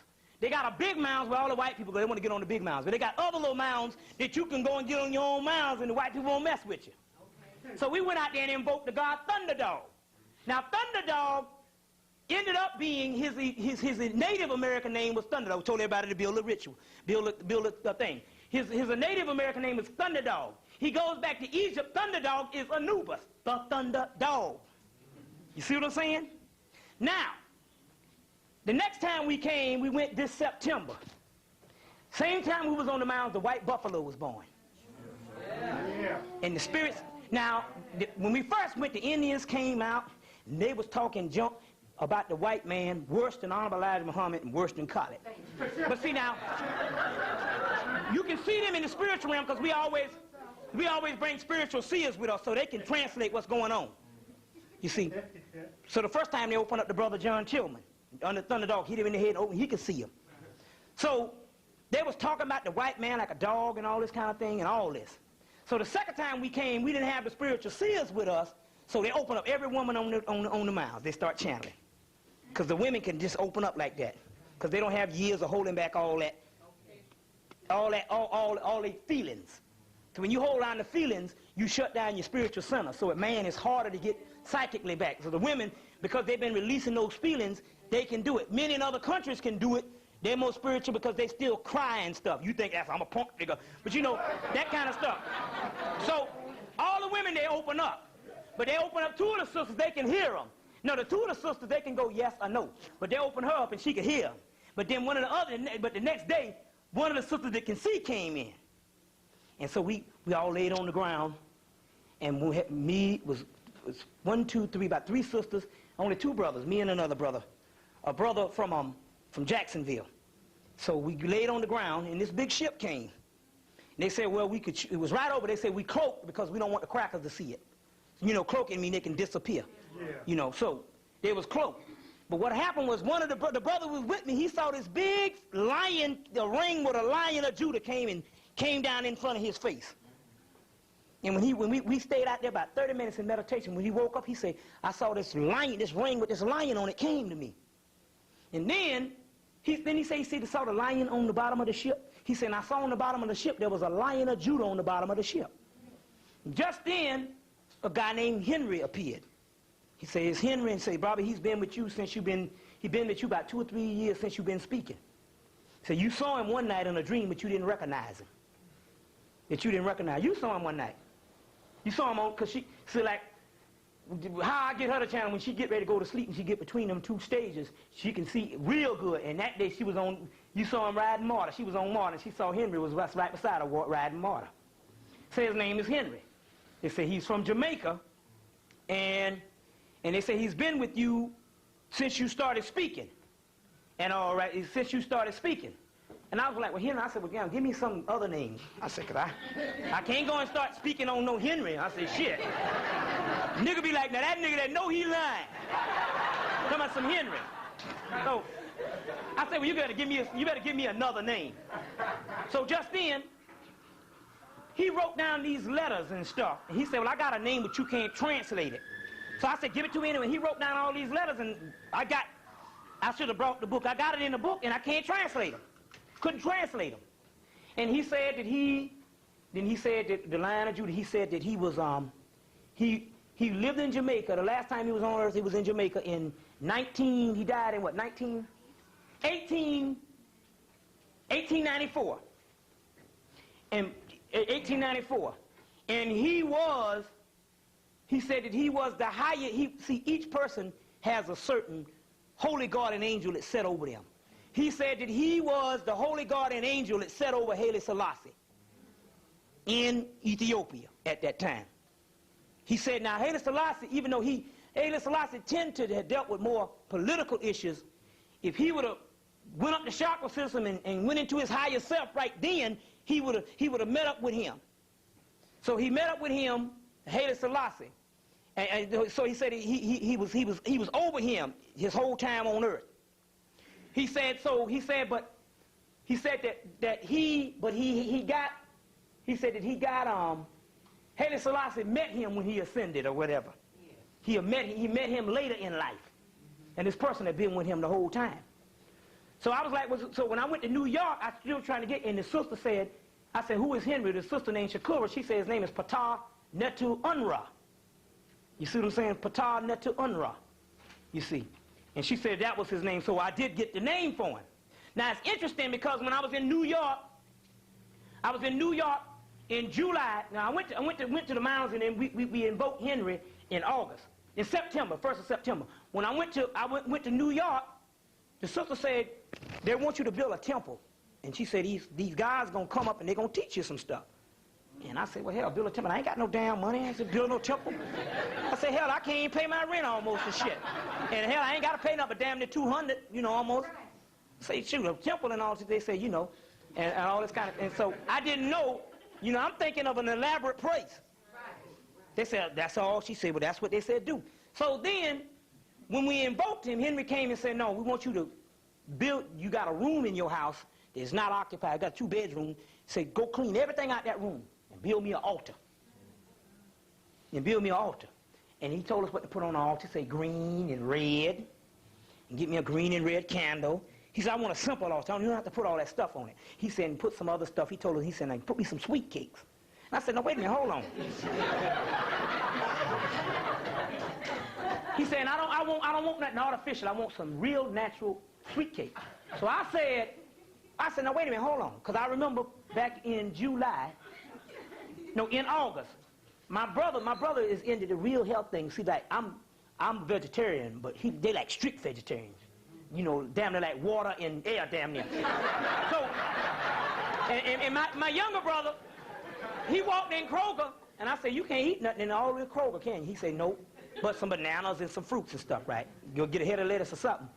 But he won't even eat that because that ain't organic. So they gave, in August, they gave us some organic fig Newtons.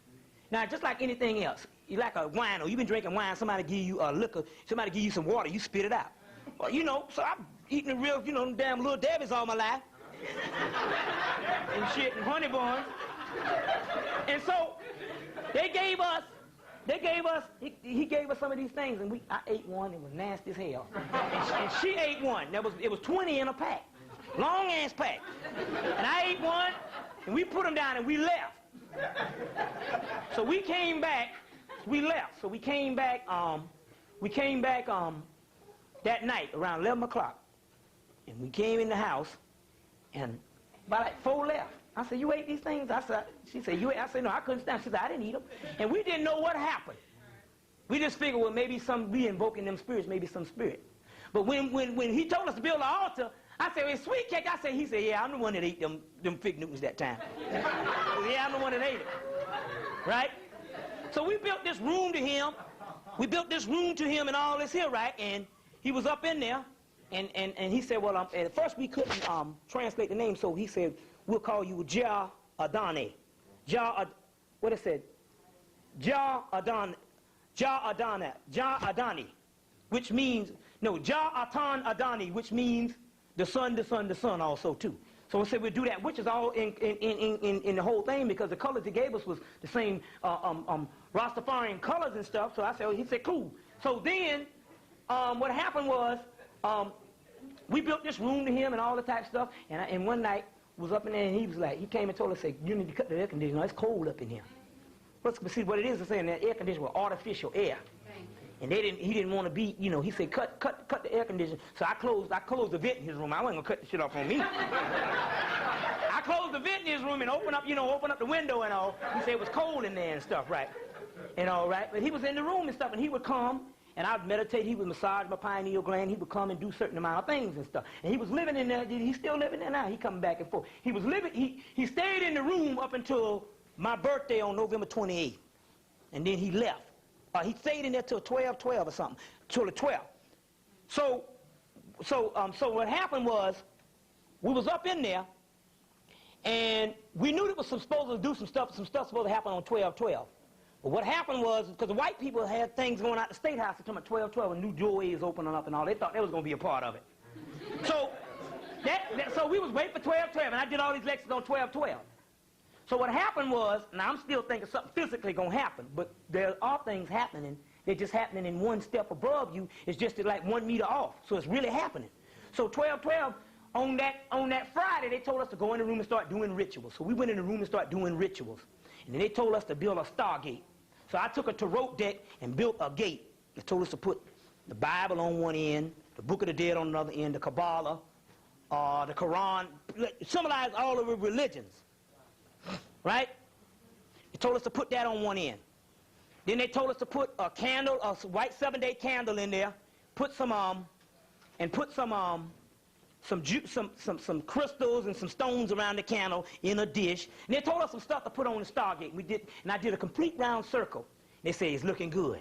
So then we went in there and we did about 2 hours worth of ritual and libations, pouring the libations. Then after we got through, they said, congratulations. They said because 12/12.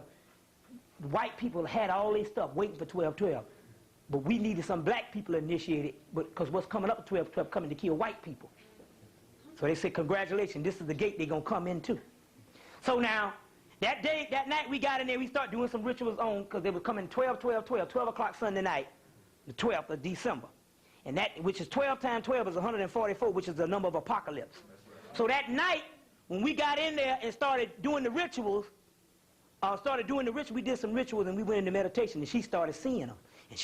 And what happened was in 1956, you got Yogananda, who did the book Autobiography of Yoga. When he came in the 30s, he came to the white people, all white people. He knew these white people could not be lifted up, but he knew there was going to be a spiritual dimensional day in 1956. There was going to be a doorway that can lead them into the fourth dimension. Even though the fourth dimension is invisible, it's only like 1 dimension away. It's really not really that big of a deal. It's just like 1 dimension off. So he got some white people on the 4th dimension, and so what's been happening with all this doggone new age stuff, they've been fooling black people because they could do a lot of psychic stuff and they could do a lot of contacting a certain amount of things, because the people was only on 1 dimension, because we just thinking anything invisible is spiritual. We didn't understand that they was fooling us. They was not on the high dimensions. That was one of the lowest dimensions. You see what I'm saying? That's not even high as the other planets, because the other planets on higher dimension. That's why you don't see no life on it, because it's invisible. You see? So they was on the 4th dimension. They've been doing a lot of stuff since then. Fooling people. So the first thing we did, we unleashed these Necronomicon, which is the ancient gods, like the people. They was the gods that was entrapped in a gateway that was closed down. Once we fell into the 3rd dimension, our higher selves, the 3rd dimension, we literally died and we were being run by our lower energy. Our higher selves was resting in a safe place that was going to reconnect with us in a later date. That's how you're going to rise up. And your black dot is the stargate in which your higher self come into. You see, the Necronomicon is your higher self. Now, I done gave out the Necronomicon. I'm going to give out the major 4 deities. Niggas already say, oh, he did with some devil worship and all that stuff. They don't even know the Necronomicon is your higher selves that the white man don't want you to reconnect with. That's why he been hiding all this stuff. But when your higher self come, you be like the predator, killing the cracker. See what I'm saying? So now they telling you it's evil stuff. That's your higher self getting ready to come through the doggone gateway, and all black people starting to reject it. Oh no, that's some crazy stuff. So what happened was, they came through and she saw these entities. They was coming, they was biting off these white people's heads. And they said, oh, there was some white people that got on the fourth dimension, and we killing them all. And they done cleaned off that whole realm now. And right at that particular time, she saw a man on a white horse, and he had a red veil. Go look in the book of Revelation. And I saw a man on a white horse, in his white garment, in his garment was sprinkled with blood. And he had armies. You see what I'm saying? And they were in white. That also represents your spiritual body, body of light. And they was coming to make war against the false prophet. You see what I'm saying? The physical beast. There's a beast inside of you called the black dot. 666. 6 protons, 6 neutrons, 6 electrons that represent carbon. That's the key to the doggone Holy Bible that the cracker's been teaching you that's supposed to be evil, but it's the number of a man, and it's you. 6 protons, 6 neutrons, 6 electrons. The black dot, the seal of Solomon. The beast. You'll see 4 beasts. The 4 beasts represent the god Sebek. Sebek has got a crocodile head. And the crocodile head represents the god Kim, and Kim means melanin. Means the black stuff in you. The Solomon seal, the mark, but it ain't talking about there's a physical beast that they're going to do a war with. But your beast is going to kill them. Your beast is 4 animals, 4 represent the powers of nature. There's 7 beasts that represent the 7 chakras. Each seal is a beast. They ain't talking about no spooked out stuff. You got to get off of that. You see? So now, so we saw the man on the white horse, which represents also the god Raherukahuti. Harmaku is the name. Also, it represents the archangel Michael. That's why there's a new book out. The cracker just put out a new book during the time of the period. The archangel Michael. His mission and ours. Rudolf Steiner. Rudolf Steiner been there since 1930 something. They took all of his stuff on Archangel Michael and they compiled it in a book. And gotta be, anytime a book costs $18, $19, $20, you know it's some serious shit. Archangel Michael, Michael, Melchizedek is also a form of that, Michael, which is the light. And the light conquers the dragon. The dragon is the black, the abyss, which is the dragon, which is the black hole. And once the earth hit a black hole, all physical hologram disappears and only particles of light can survive, which you are the particles of light. This is all a hologram. We'll explain that in a few minutes, show you what's going on. So we invoke those things based on the thing with Henry. Now, one of the keys to the whole Henry thing for the Rastafarian community is you need to include Henry with Haile Selassie, because Haile Selassie is an ascended master. Henry told us that Haile Selassie is now on Saturn. I'm just going with the stuff. You need to include Henry because Henry is a direct link to go along with Haile Selassie in the Rastafarian community. Also, everybody can include him because it's all one black thing. So I'm not just talking about outside of that. I'm just giving this particular knowledge. You see, Ptah Netu Unra, which goes all the way back to Hemmitt, or Egypt. You see? Ptah Netu Unra, which is the aviator of Rastafari, which is a cosmic gateway, will come and help your ass if you invoke him. So when you're doing some stuff, pay homage to Henry. Check? Because each person, each guardian, there's a doorway keeper.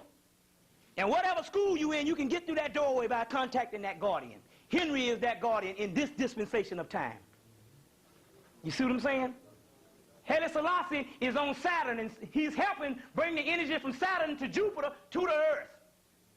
But the doorway is Ptah Netu Unra, Henry. Ptah Netu Unra, very key. You see, I'm not one, but the brother came to me and said, hey, I was over him, boom, this is what to tell the people. Check. All right, so that's what you do. This is not just for the roster, this is for all black people because it's all one religion. So you pay homage to all your spiritual deities. Check. All right now. So now, this gateway is open. The only reason why you ain't seen it because you shut down. Because you stuck in the hologram. There's a universe A, which is the illusionary universe, which is engrossed in the physical. Then there's universe B, which is the spiritual world. Universe A can only hold the physical and the illusion. And once the illusion, because the white man does not have the gateway, he cannot go beyond the physical. You see what I'm saying? Universe B holds you. Now let me explain this. There's something called a holographic universe. I'll go back deep into it next week. This is all a hologram. The white people concluded that in science. White boy that wrote the mind-brain report that talked on melanin being the thing that concluded, they concluded in the mind-brain report in 1983 that the black man was God based on melanin. White people did this. Based on what melanin can do. Same stuff that's in the black hole, same stuff that's in the core of every star. And every man and every woman is a star based on the book of law, which we'll get into in a few minutes. Now, earlier he concluded the same particular one of the mind-brain report, same one that was one of the main people over the research, concluded that all this down here is a hologram. Virtual reality. It's real, but it's a hologram because it's the physical. The physical is the lowest part of the vibratory system in the universe. So this is all an illusion. And you've been trapped. Your son is trapped inside because at one time you was a spiritual being. You fell asleep. And when you asleep, you in illusion. You dreaming. The dream state. Now you're trying to wake up and the illusionary physical world disappears. It's like this. This is the difference between you and white people. Every man and every woman is a son. The black dot in you is a sun. Because the core of every sun is a black dot, right? This is what you do. This is the science on it. The whole universe is a hologram. What you see out there is the petty universe. It don't exist. Those are holograms. That's why the white man can never get far in a physical spaceship because some of those things is billions of miles away. But the black man can go to them because you go through the doorway in your mind. That's what the whole Stargate was about. The Stargate is the black dot. When you see the movie The Stargate, what was the Stargate built out of? Black quartz crystal. In the movie, that's talking about melanin, carbon. Okay? Now the Stargate is the only way you get to the other universe, which is the other side, the real universe B. Universe A is a hologram, the illusionary universe. He can travel them physical planets all he wants. They don't exist. Even though he can land on all that kind of stuff here, but he can't go to the moon and stuff before he run out of gas. See what I'm saying? So anybody that's trying to do it from an objective point of view, they're off. That's put there to keep the cracker submissive to this planet. Because he can't get to the other thing. He can't get to the other planets because he don't have a doorway to go through, which is the black dot. Now you take a blackboard. This is quantum physics. You take a blackboard. That's why you get the book Quantum Psychology. You see quantum psychology, Robert Anton Wilson, what do you see? You see a black dot, and from the black dot you get the light. But you can't get to this now unless you go through this. That's why the white boy cut this out and kept it in the museum. And you've been studying the cries, and you can't get jack shit nowhere because you messing around with the cart before the horse. The end result, even though this is real, but you can't get to that now unless you got the battery, the carbon. And he cut that out. You understand the deal, how the white boy been running you? That's why he tell you stay away from black magic. Because when you invoke them deities, they tap into the gateway and bring you on through. You understand? That's the Necronomicon. That's them Enochian deities. You see? Now, this is quantum psychology. Dealing with that where they say you got two heads. You got the physical holographic head that you know of as your brain, full of meat. Then you got another head, which is the doorway in another dimension. But he says some people only have one head. Understand, he's witty and he's humorous, but read between the lines what the cracker's saying. Quantum psychology. Undo yourself. Stop thinking like you're thinking now. Everything is backwards. What's light is dark, and what's dark is light. What's day is what's night. Everything has got to be turned around. That's what death is, 180 degrees from the truth. So everything that you think that is evil is actually positive. And what you get to see a white Jesus Christ, that's evil. That's why you catching hell. He show you a black devil, and you saying that's what you call it and all that kind of thing, but everything you done call hell been behind this white Jesus Christ. Because he's the false prophet with all this doggone convenience and comfort. Check. All right. Let's go on. Now, let's deal, I was getting ready to deal with something. No, let me see. I think I covered it. Yeah, the blackboard. This is quantum physics. Get you a blackboard and put dots on it, represent all the stars, right? Leave one space open. I could do it right there if they didn't have the whatchamacallit on it. Leave one space open.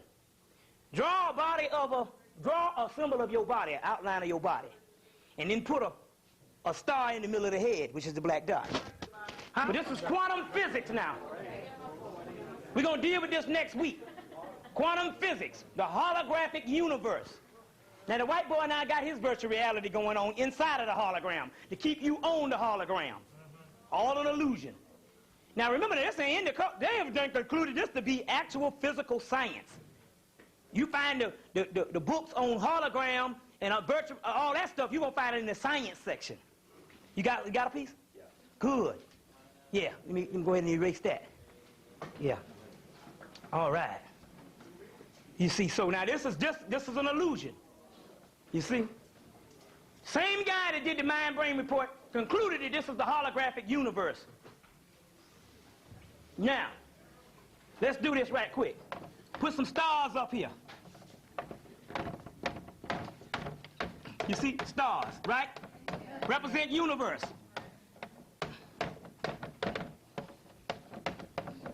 Stars represent the universe. Okay? Well, I'm gonna get a little more stars. Boom, boom, boom, boom, boom. Okay, now look. Now, show you something. Draw. Let's say this is a body. The body is the physical hologram. Now do this. Put a star right there. Now you're going through this abyss period. Where that piece of, you know that piece of paper? You got that chalk, that piece? Right? This is how the thing goes. Let's do this. Yeah, okay, you're going through this abyss period, which means you're going into the black hole that destroys everything on the physical hologram, and the only thing can exist is particles of light, which you got the light inside of you, so you exempt from being destroyed. Let's say you're going through the abyss and the hologram disappears. What you got there? You got a star among all the rest of the damn stars. That's the mystery to the hologram, and that's the mystery to the line path. They say when you die, our people, they them stars up there. When you see them stars, you ain't seeing up but other souls in black dots. You see what I'm saying? Now, let's put this back up here. Let's say, and it represents the white man. And he go through the black hole. And they ain't got no fucking star. He disappeared. You see? That's why he's trying to keep you on the physical. Because you got the star that'll be among the other stars. And the sons of God, the chosen seed, and the sons of God will come back into the kingdom of Melchizedek, or the kingdom of Raherukahudi, which this is the star that put you back in place in what is called the chaos sphere. Chaos sphere. Chaos, which means the black dot, the chaos. It's not anarchy, it's chaos. Now we want you to think for a minute. This is where you got to really start thinking. The physical is in supreme opposition to the spiritual. And the spiritual is in opposition to the physical. Now listen, even though the spiritual can manipulate the physical. Okay, you got an orderly society, or you would have a society, both black or white, where the physical holds up. Then all of a sudden, you start having complete anarchy, and the society start corroding. And then you start having weather patterns, and the earth starts corroding. That don't mean that everything is going to hell, or everything is being messed up. That means that the physical is becoming weak, and if the physical becomes weak, the spiritual becomes strong. Since you are becoming weak physically, you are becoming strong spiritually. You get it? Now, understand the chaos sphere, which the chaos sphere, let me show you. When you see, you can get some books on chaos. Chaos sphere, you'll see stuff like this in chaos. The brother even got it. This is the brother, the artist that did it on the camera. He did this stuff. That's his own archetype of the collective unconsciousness dealing with that. The chaos sphere. Chaos. See these here? Black is the essence on what all color comes from. This is the chaos sphere. Up in the chaos sphere, which is the black hole, which is the triple blackness of space, the womb of the mother. Right? Okay? Now, it has no laws. It has no laws. It does what it wants because it's free. It's unruly. It's unrowdy. It has no laws. You understand what I'm saying? Now, this is what's going on. Now check this out for size. You must reverse everything. In the first part of your civilization, when the physical was strong, you were in order to balance out for the physical being strong. Right? Now you're in the white man's society, and the physical is becoming weak, and you are now becoming chaotic. And the white man is now becoming more orderly. If he's becoming more orderly in the physical becoming weak, you understand what I'm saying? And you're becoming more chaotic because the chaos is now busting up the physical, you're right on time for being fucked up. Can you understand? The chaos is good. Without the chaos, there is no change. If you was in order, you wouldn't be in here talking right now. And you wouldn't know about no gods and no heaven because you wouldn't give a damn. You understand what I'm saying? Now you begging for reparations because you want to be in order with the white man when he's only on the physical when the physical is going out. So now look at your youth. They are chaotic because they're going back into the chaos sphere. You see? You understand how it's going? Everything spiritually is working out. The white man now, in his when the physical was strong, he was more rowdy. Now the physical is weak, he's becoming more. You see white people, it's hard to believe that white people are not human. They treat you better than black people now. Deep South, and how you doing? You see what I'm saying? Smiling at you and stuff. You think about it. It's the brothers and stuff you got trouble with and just, you better get the fuck out of my face. White people, because they're scared of you, they treat you just as nice, and they act just as nice. A little Buffy with a little blonde mutant fur hair. They act just as nice and stuff like that. You see what I'm saying? They're opposite. You see what I'm saying? Because you are going along with the spirit. Because things are now becoming anarchy, that means that the physical is disappearing. So if you are now becoming more on an anarchy type style, that means that you have outgrown this level. And now because your physical is not functioning right, that means that you're becoming more spiritual. You get it? You get it? Now we've been hollering the whole time and thinking, oh, I can't stand all this stuff that's going on. And we don't understand. You always got to look at the bigger picture. Don't look at the social, mundane, political, and physical thing, because that's all an illusion. You see what I'm saying? That's all an illusion. You see? When you dance, it's chaos. You put a move up in there and stuff. The cracker, you put a move up. Even the cracker, you know the cracker, he'll go. See, I used to know this because I used to be a dancer, right? I just go to the disco and see a nigga doing it, and I get him in there and start doing it. So, right, hey, okay. Put that move up in that motherfucker. Up down, hey. Just like that. Just like that, right? Just doing it, right? That's all. White boy got to practice day and night. But even when he do it, he only get the rigid acrobatic stuff. But if he be doing it, and you see the dancers and stuff, they be dancing. The white girl, she'll be doing it, but the black girl, she put a little more in there. Same dance. That's chaos. That's what you are. That's the law of the universe. Chaos. It's uncontrollable.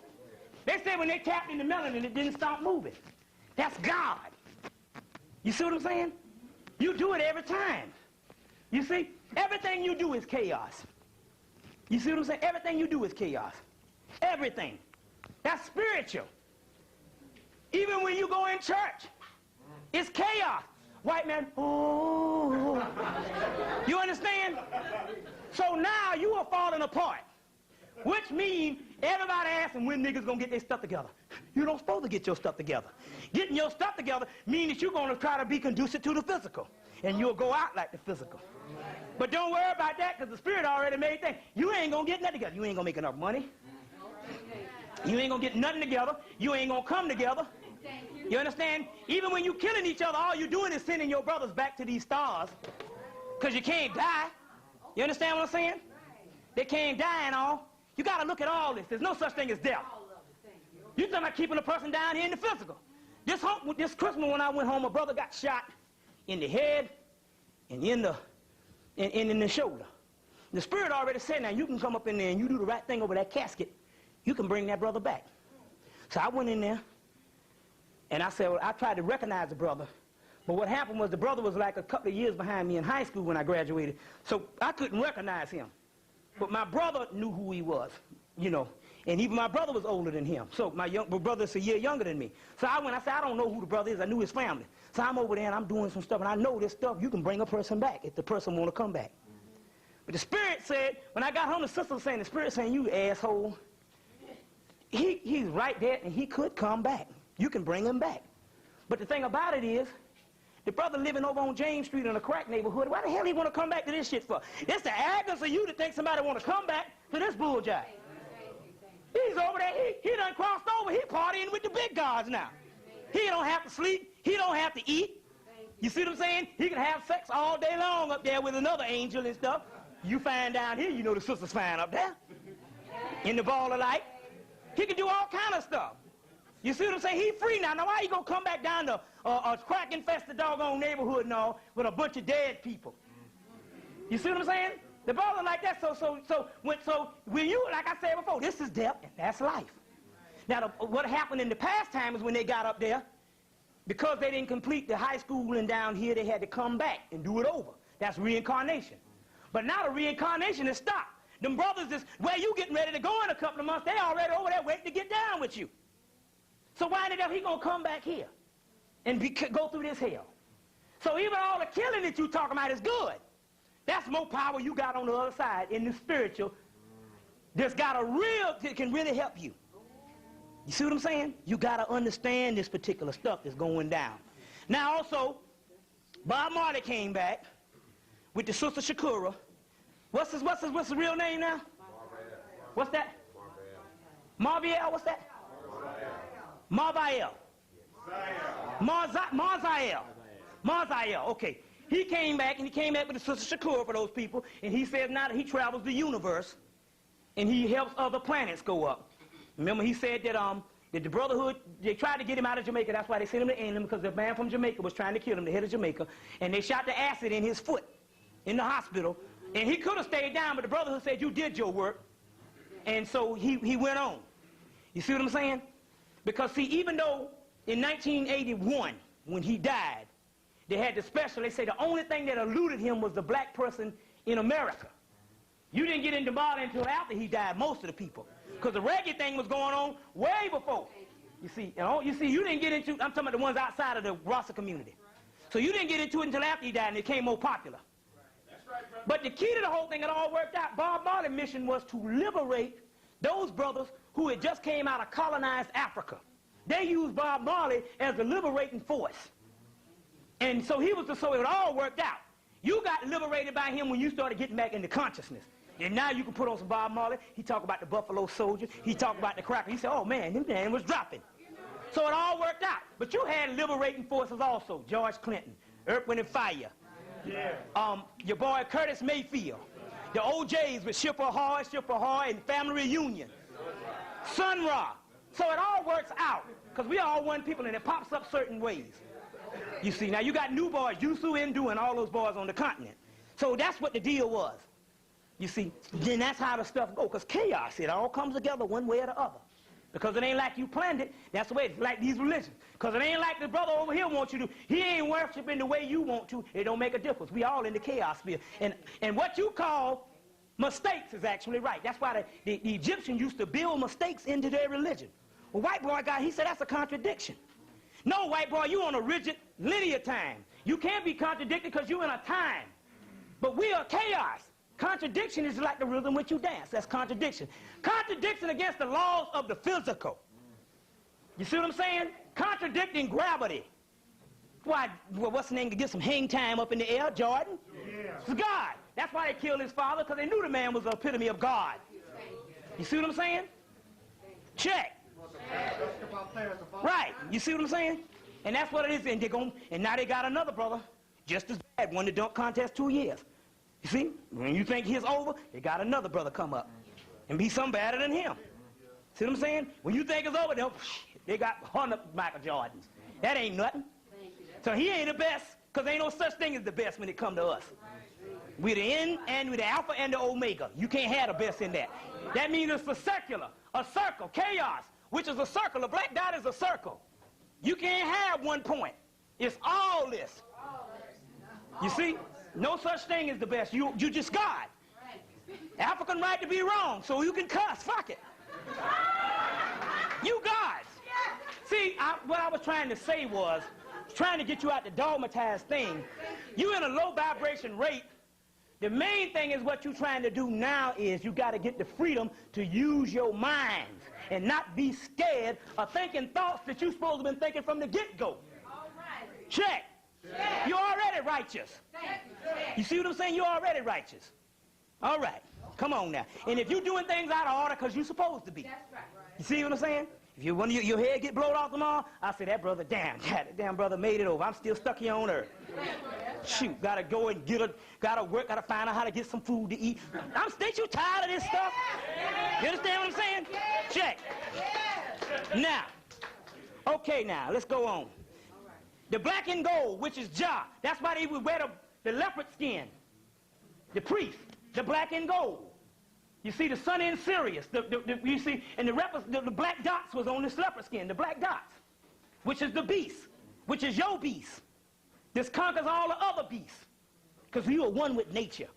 You got to look at stuff the way it is. White boy is a false beast, that's that pig. That's made from not the original five, but gene splicing, the false prophet. Check. All right, like I said, you're going to want to go check out a movie called The Rapture. You want to check out a movie called The Rapture. In the movie, you're going to see, it came out in 1991. It's got your girl, Mamie Rogers, used to be married to Tom Cruise in it. And in there, they're dealing with a particular, they got these people, they're into fundamentalism, but they fall in a little black boy who's supposed to be the doggone prophet in the movie. That's what was controversial about it. It was a black boy in the movie. It was telling them all, Revelations is coming. Might be 1 year, might be a few years. And the white girl, she go and do all kind of crazy stuff, and she give up the last day she give up, Revelation start, and the four horsemen start running and everything. And the jail cells just fall down, and people just walk out. See the movie? That's what's getting ready to go down, the rapture. You see what I'm saying? The rapture. But it's not on a fundament. You got to look at it with more. Don't just look at that's how it's going on. It's more than that going on. You see what I'm saying? Because that's the stuff that's actually going down. So see the movie. Another thing, Vodun. Vodun is a spiritual system, like the Necronomicon and the Enochian. The Vodun was in New Orleans, and that's where some of your first jazz came. Your jazz came from blues, but the jazz came because some of them people was in New Orleans was infusing Vodun in it. Then in 1947, you had 1947, after you had Hiroshima and Nagasaki and the doggone bombs, it opened up a vortex, and there was even more energy coming down. That's when your first UFO waves start coming. That's when Jackie Robinson broke the color line. All that's a part of the whole spiritual thing. And then you had the new age jazz, because the other ones couldn't make it. Like Duke and them was the first time, it was big band. So the music was saturated. I mean, the music was spread out, so it was much more safe. But then you had the new boys, Coltrane, Miles, Charlie Parker. Those boys, they started blowing and infusing the Vodun in them horns, and by them being by themselves, and they didn't understand, and once you infuse them, that kind of spirit, you got to meditate. Because if you don't meditate, it don't go throughout your body, so it was settling on the head. And they started driving them crazy, so they had to start taking a lot of dope and a lot of drink, because them images. So the Vodun jazz is Vodun. It's unorthodox, real jazz. You see what I'm saying? It's in something. And that's why all the music is studied spiritual, because there's no music in America that wasn't started by black music. Even country came from the blues. You see what I'm saying? So all that stuff, the Vodun is what started that particular jazz and the whole thing, the Vodun rhythms. That's why when the woman, they took the graph and she wrote out, when Coltrane went on a flurry, and she wrote out all the notes for him and gave it back to him to play, and he said, this is impossible for anybody in the human body to play. She said, you just played it. And that was the spirit playing it too. But and so what happened was, when you invoke that stuff, you got to be in his arena was not conducive for that kind of energy, so they had to drink a lot, start running them crazy. You see, but that's that Vodun. That's your higher energy coming through. Check. All right, now, let's go on down to a few more things. Segment, the original line. Now, two things you want to get. You want to get the Goddess Segment book, which is the original line of Judah. It was feminine at first, and it later on became masculine. The Goddess Segment, which is a form of the Great Mother who has no origin. No male deity is over her. Even though Ptah is her consort and it is her husband, she has no male deity that is over her. She go all the way back to the Great Mother. Segment. The segment, the psycho-spiritual exercises of the fifth way. They're talking about you got 5 bodies. Segment is the black dot chaos god and original Kundalini god. And all. You see the word chaos on there. Segment. She's a part of one of those powerful gods that has no thing. Her Yoruba name is Oya. Now, another book you're going to get that's going to deal with all the mysteries of Sirius. It's going to give you dates, times, and dates from now up until doggone this summer. The spiritual days that you can tap into this energy is a book called A Lion Path. You can take it with you. A manual, A Short Path of Regeneration in Our Times by Musaeus. M-U-S-A-I-O-S. He studied melanin. He wrote a whole chapter on the sacred plant of ancient Egypt, the cot, that brings out that stuff in the melanin. And when them brothers in Somalia was chewing down on that cot, they was kicking butt because they tapped into that melanin, sacred plants of ancient Egypt. He did that in here, but this particular book here is dealing with melanin. And in here it's dealing with melanin and doorways for Sirius. And how you tap into those doorways, the Lion Path.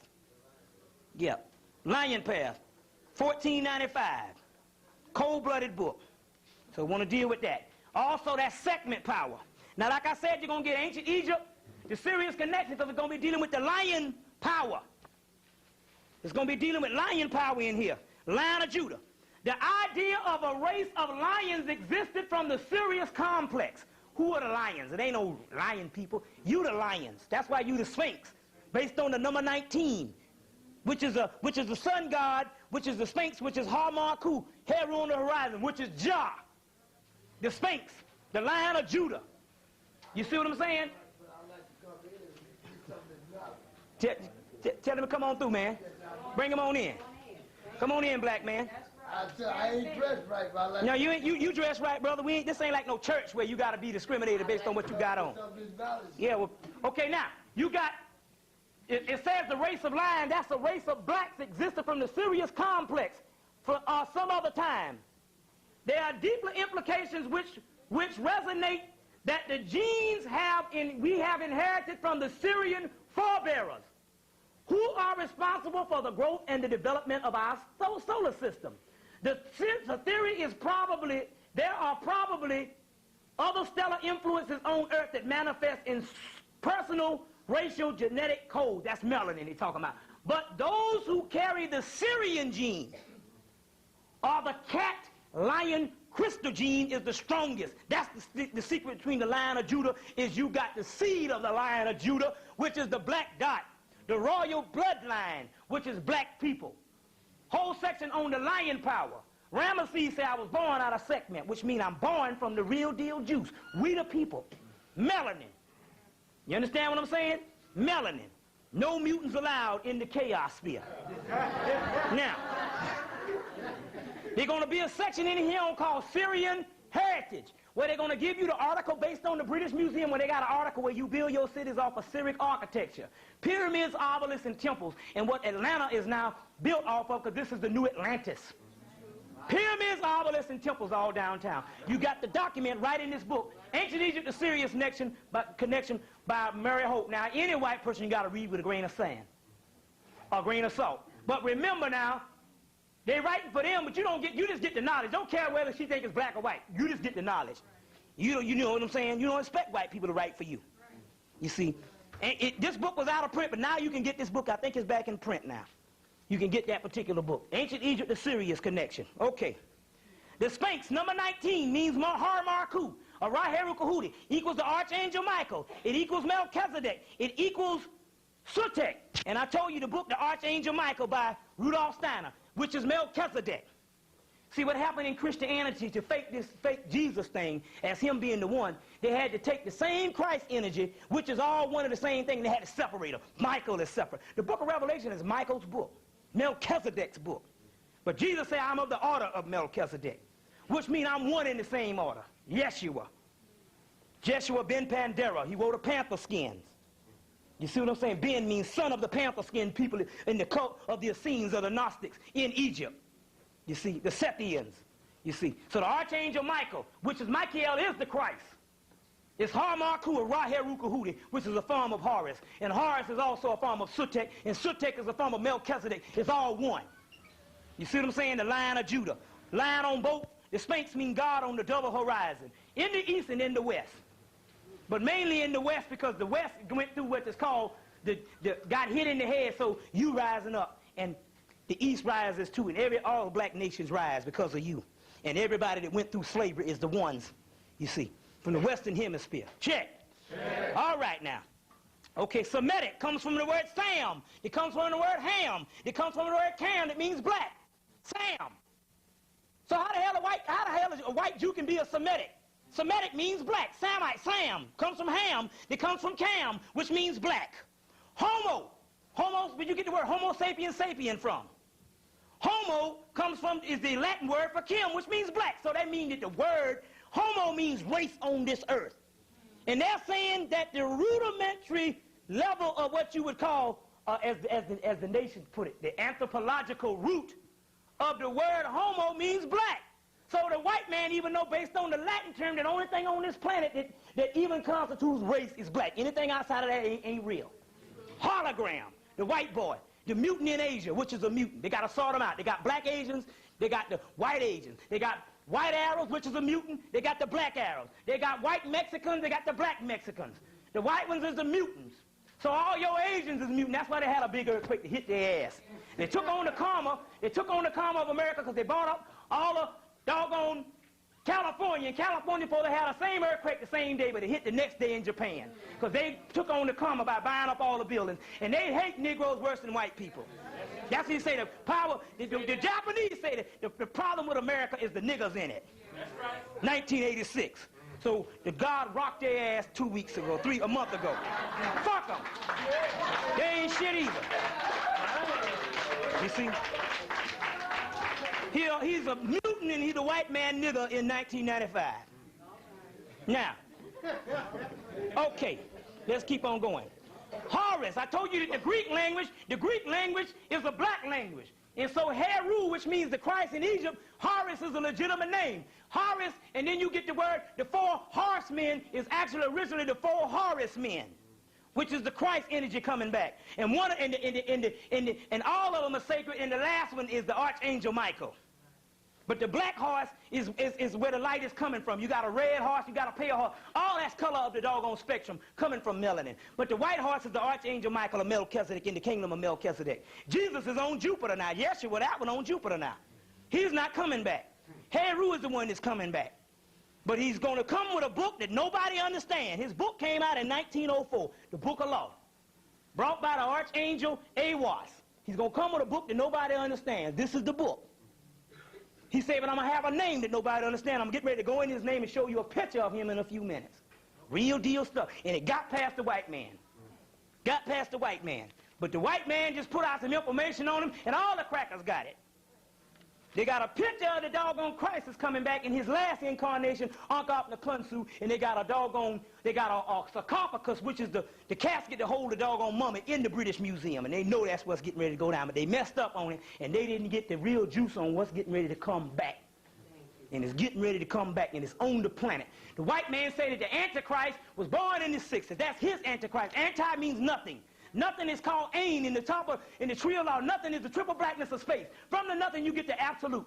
Anti means nothing. Anti-matter. Antichrist means, anti means nothing, which means black. It means the black Christ. Antichrist, black Christ. She certainly can't be one white man, because all white people evil. And what the hell the white man gonna do that he ain't already done? He is the Antichrist in that case. But the one he's scared about is the black man coming back. You see, that's Ankh Nakunsu. I'm going to go in there in a few minutes. I'm going to show you a picture, and I'm going to show you word for word I'm going to show you word for word where he says it's him. It was written in the 26th dynasty, and the priesthood knew it. They didn't get it out to the public, but now it's resurfaced. Check. Let's keep on going. A little more now.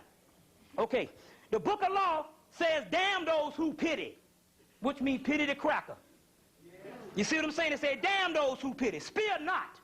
Even the book of Ecclesiastes said, I ain't coming back as no punk ass Jesus. I'm coming back with a sword in my hand. You see what I'm saying? Because he knew that Yeshua knew he wasn't coming back. He knew the one was coming back was the original Christ. Rahel Rukahuti in the 3rd chapter of the book of law said, let it be known, I'm a God of wisdom. I'm a God of vengeance and war. And I will deal harshly with them. Talking about the white people. He said, don't worry about the filthy. I will deal harsh. Who are the filthy? White people. A mutant with mucus, which is the white man. You see what I'm saying? He said, don't worry about them. He said, we'll only save the lords of the earth. Who are the lords of the earth? The word more means lord of the earth. In the 1st chapter, it says, it's telling you, when you get the book and read it, the 1st chapter, you can get a book of law called $6. I would suggest to get the one the bigger, a little bit bigger, because it's got, the writing is a little bit bigger. The 1st chapter, it said, had it, H-A-D-I-T, had it, the manifestation of Newt. Newt is the triple blackness of space. Had it is called the had it, P-O-I-N-T, point, the black dot. The 1st chapter of the last book on the 20th century said, had the black dot, the manifestation of Newt. Join me in unveiling the company of heaven. Who got had? That's you. This is the 1st chapter of the book given by the spiritual entity Awas. Who is coming back? Who is on top of the country? I'm going to go in there in a few minutes. Had. The black dot is a manifestation of Newt. Christ literally means black dot. Christ means the anointed one. You're anointed when you are baptized through the black dot. And you see the halo comes right after the black dot. After the black dot, you have the halo. And the halo is on you because your hair is a halo hair, which is also defies gravity, which is an afro. That's what the halo is. You see, that's your crown chakra. That's why you got to get, the women got to get the actual lie out of their hair for the crown chakra to ignite. You can't get to the higher level with your hair, your antennas being suppressed, and that lie resting on your brain because it seeps through the scalp. It causes cancer, breast cancer, mood swings, it causes fibroid tumors, and it causes glaucoma. That's why they're saying they had a conclusion that most people coming down with glaucoma is black people, mainly black women. And it lowers your immune system, and it's a direct link to the AIDS you getting, because if your immune system is high enough, there's no way you can catch AIDS. But the #1 recipient of AIDS is what? The black woman now, based on pap smear and all the free clinics and stuff. Like I told you on the radio the other night, I went to a free clinic, and the man told me he'll pull every last one of my teeth, 5 teeth for $14 a piece. Now, you know damn well a tooth costs $60 to $100 to get pulled. Anytime I tell them niggas, the cracker gonna tell you $14 a piece, you know you better get the hell up out of there. AIDS. But they can do it because your spiritual antennas are suppressed and you got to get the lie out your head. That's why you see a doggone beauty shop on every corner. Now, you can't go get no damn grant to open up a regular store, but yet you can get a fucking loan to put lie in people's head. Read the damn signs. You think all these people got money to open up a beautician? Niggas just like you. You work every damn day, can't get nothing. But you can get a loan for a car, and you can get a loan to and in business, the only loan you can get is you can get a loan for a liquor store, or a doggone, or a liquor store, or you can get a loan for a beautician to keep that in your head and suppress your antennas. That's how they come up with all these beauticians on every corner. Check. All right now. It says, damn those who pity. It says, damn those who pity. Spare not be upon them. Spare none of them crackers. It's the book of law saying. AWAS is lacking all moral feeling when it comes, because it ain't a moral code. This is the righteous getting ready to take back the earth. The morality is over. This is the gods rising up. We're going to take back the earth. We're not going to take it back physically. The earth getting ready to have its own sun, because everything is the same. The earth's sun is getting ready to ignite, and it's going to be one other new sun, and that's how the earth graduates and goes back into the chaos sphere after being down here so long. Check. And the only thing can live on the sun is that of a sun. Physical, you see, that's why the earth core is like it is. There's an earth core that's a small sun, and you got black people that live in the sun right now in the subterranean world. That's your higher selves that was inhabited of the subterranean world. That's the underworld. Osiris is dead in the underworld. The white man call that Satan up under there. That's the black god. That's you. He calling Satan that your higher selves live in the underworld and get ready to come back up. Check. All right. Let's, now, we got one last thing we're going to deal with, and we're going to get you on out. We're going to do a question and answer, but I want to deal with this. I want to pass this around for everybody to see. I want to show you this. Well, I got some pictures. I'm going to pass some black and white ones around. The black and white ones I pass around. Yeah, okay, I get it. The black and white ones I pass around. Like that. Pass that around. And I'm going to get ready to explain this thing. Just take some and pass them on around. Pass as many out. Then I'm going to pass the book with the color picture around. For those people that don't get a picture of that in the black and white, I want you to, for those people that don't get a picture of that in the black and white, they're going to pass the color picture around for everybody to see, so keep the book flowing. Now, get ready to show you something.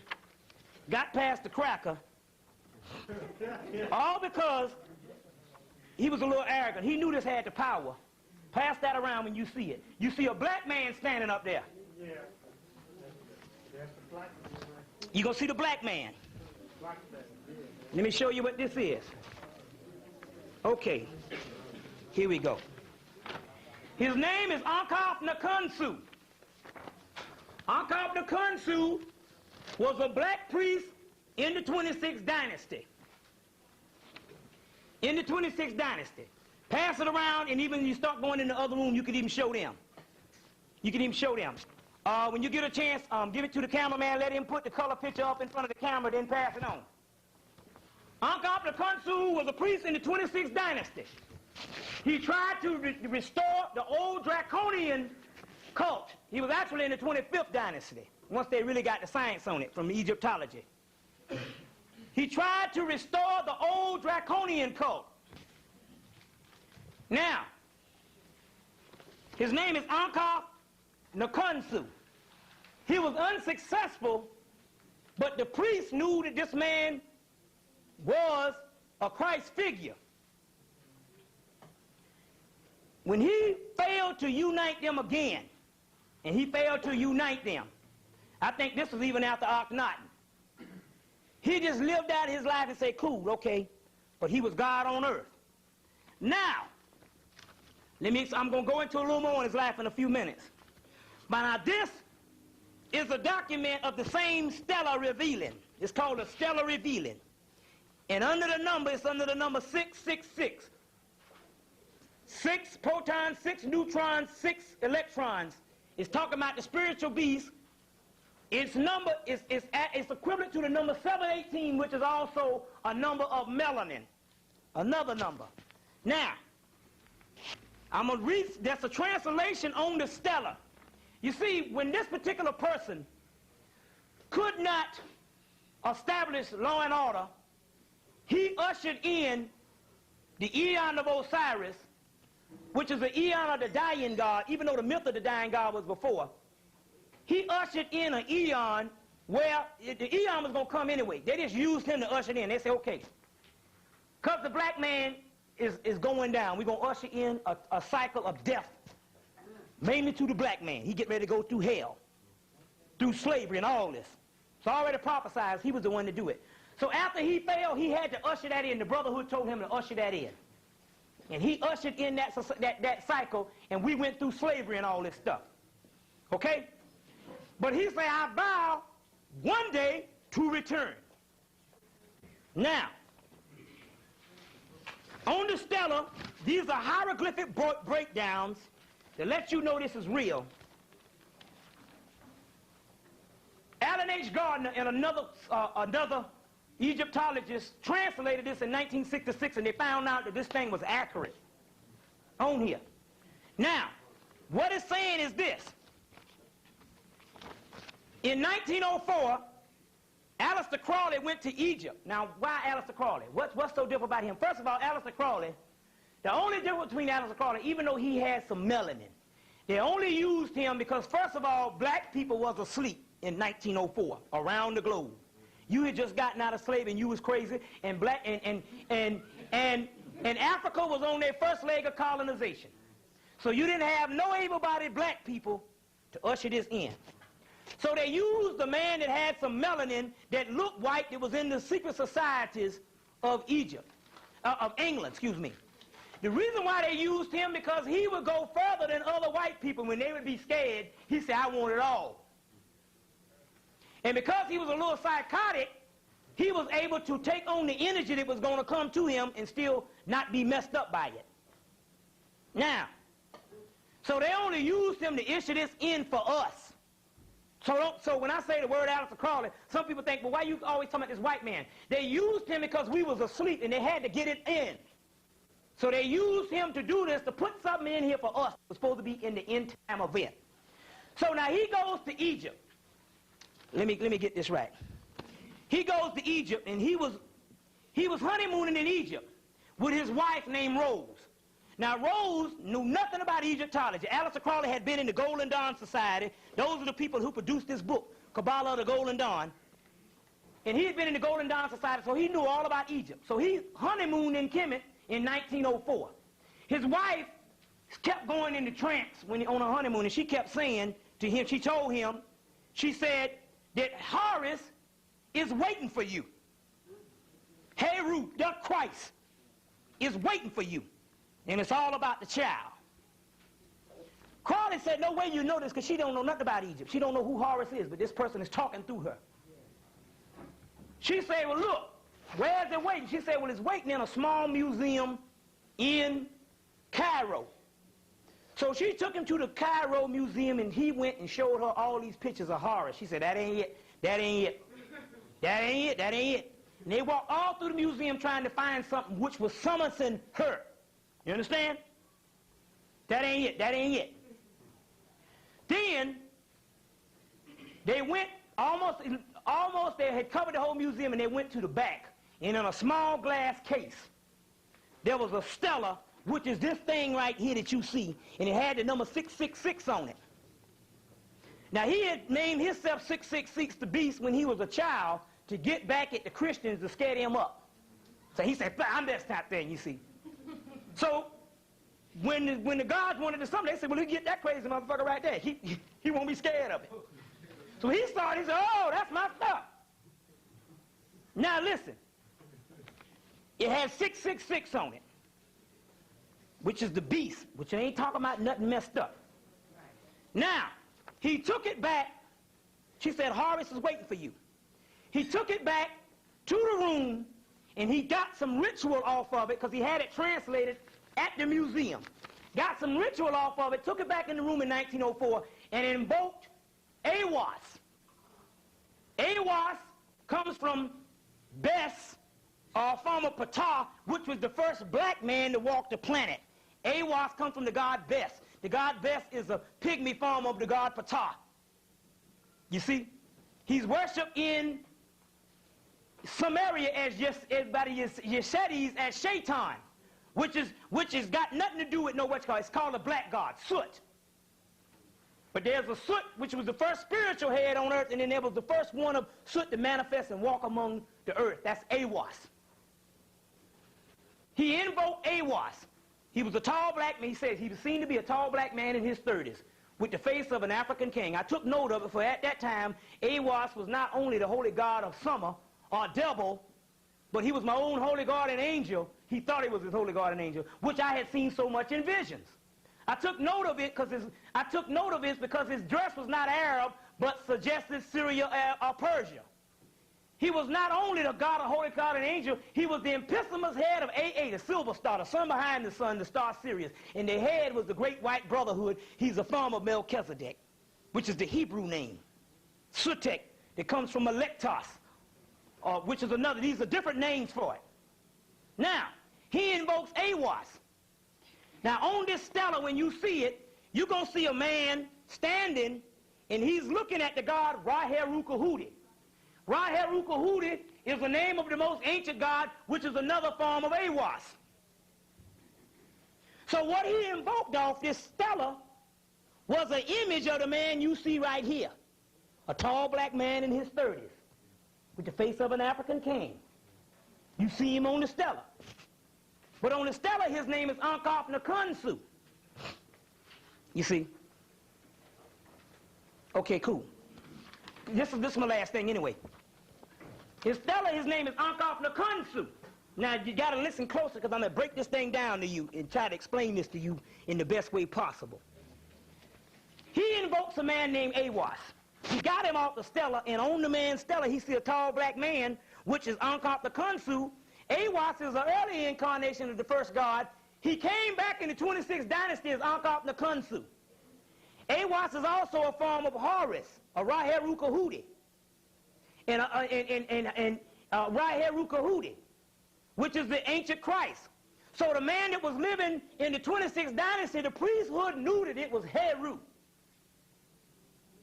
But Heru, if you know in the Egyptian myth, Heru is nothing but a later day reincarnation of Osiris, god of the perfect black. Now, when you look at the man on that picture, you are actually looking at a real picture of Osiris, Heru, the Christ, by the name of Awas, which he invoked to say, I'm Awas, and gave him the book of law. 26 pages that the white man wrote 300 books and still haven't been able to figure out all of it. That's the book that nobody knew in the book of Revelation. The name that nobody knew in the book of Revelation is Ankop Nakunsu. We all getting this from the channel. It's all coming out now. Now, the key to this whole thing is this. When you're looking at this picture of this man, you're looking at a picture of Christ, which you know of is supposed to come back. You're looking at a picture of Heru that you know is the mythical Christ. You're also looking at a picture of Osiris, because Osiris is Heru reincarnated. And you're also looking at a picture of Awas, because he invoked Awas. But remember, he said Horus was waiting for you, and when he gets there, he's finding this stela. But if you look on the picture, you will see a picture of the god Heru on one side. A hawk-head mythical Lord. Then you see a picture of a black man, which is the incarnation in the physical body. All you're looking at is the black man is facing, and he's looking at his higher self, which is on the inside of him. Also below, you God too. Them ain't nothing but your cousins, the gods. So when he's looking, he's actually looking at his higher self on this stela. If people see the picture, he's looking at his higher self on this stela, which is Ra-Heru-Kahudi. Now, in the translation, I want to show you this. Somebody bring me the book back, the black book. Yeah, that one. In the translation, now there's hieroglyphic translation. This is a page full of hieroglyphic translations. They got every word broken down on this page. I'm going to print this for you all if you want a copy. Okay. In here, in the translations, he says, Osiris, the priest of Mentu, thieves in the opener of the door of Nut at Karnak, Ankop Nakunsu justified. Then he says this, I am the thieving priest of Mentu, Ankop Nakunsu. Now wait a minute. Right here it says Osiris is the priest of Mentu. See, what they're telling you that the man on the stela is the same person that walked on the earth. Osiris says, I'm the speaker. His higher self, which is Ra-Heru-Kahudi, which is a form of Osiris, is saying, I am the priest of Mentu, lord of thieves, opener of the doors of Nut. Ankop Nakunsu justified. What it means is my spiritual half on the earth is justified, his physical body. He is the justified one that I am walking around in at this time. Then Ankop Nakunsu says, the thieving priest of Mentu, O prophet Ankop Nakunsu. He's saying he's the same thing. I'm Osiris. You see what I'm saying? Now, in the passage, in another passage of this particular stela, it says, above the Gim Azus naked splendor of Nut. You'll see a picture here of the goddess Nut, which is the triple blackness of space, the great mother arching herself over both Ankop Nakunsu and his higher self, Ra-Heru-Kahudi, which is one and the same. It says, Nut, and sends the ecstasy of the kiss and the secret adores of Hadit. the triple mother is kissing Unkop Kunsu's black dot to give him the power to rise him to Christ. See what I'm saying? The secret of Hattie, the wing, the gold of the starry blue are mine, oh Unkop Kunsu. She's saying, I done kissed you. You got to kiss too because you got the black dot. You got to kiss anew. At the end of the passage it says that the dead man, Unkop Kunsu, has passed on to the dark clouds and has joined the dwellers of night and opened the Dwart, which is what you call the abyss of the book of Revelation. And the star abodes, he opened the gate for us. This is a passage where she's promising him 2,000 years ago. At the end of the passage, which I'm going to give all to the people, is something that's going on right now. It went on in December, it went on in November, it went on from December 22nd of 1994 to February 19th, which is the Amenta period. You see, when the white buffalo was born and the Dogon did the Sigi ceremony, it represented the Sigi is the Egyptian Hinti, which is Amenti, which is the Amenta period, and that went on in 94, which is the last time the white boy saw the prophecies. Remember? So now this last prophet is saying the dead man, Osiris, is lying dead in the Amenta for years, thousands of years, ready to be reunited and rise up as his higher self, the god Heru. So it says that the dead man, Unkop Kunsu, has parted from the clouds. He's parted. That means he's done come back. He was dead, but he was in the heaven sphere, or either in the Amenta. You understand? He was with the Most High, because he was one with the Most High, because he is the Most High. Okay? Everybody understand that? He's parted from that, and he's opened the gateway, to the starboard, and their keys revealing, which means now you got the key. Okay, yeah, 10 minutes, we're going to do this, so I ain't got but a little bit. The dead man, Unkop Kunsu, has made his passage into the night as he pledges on the earth to do among the living. What he's saying is he was in heaven. He made his passage, the same Unkop Kunsu. He's come back to earth to do among the living, which means the gateway is open now, and this particular person is back. You see what I'm saying? Now what happened was, this particular one was the God supposed to return because he gave his book. He gave his book, the book of law, which in the 3rd chapter is Raheru Kahuti, his higher self.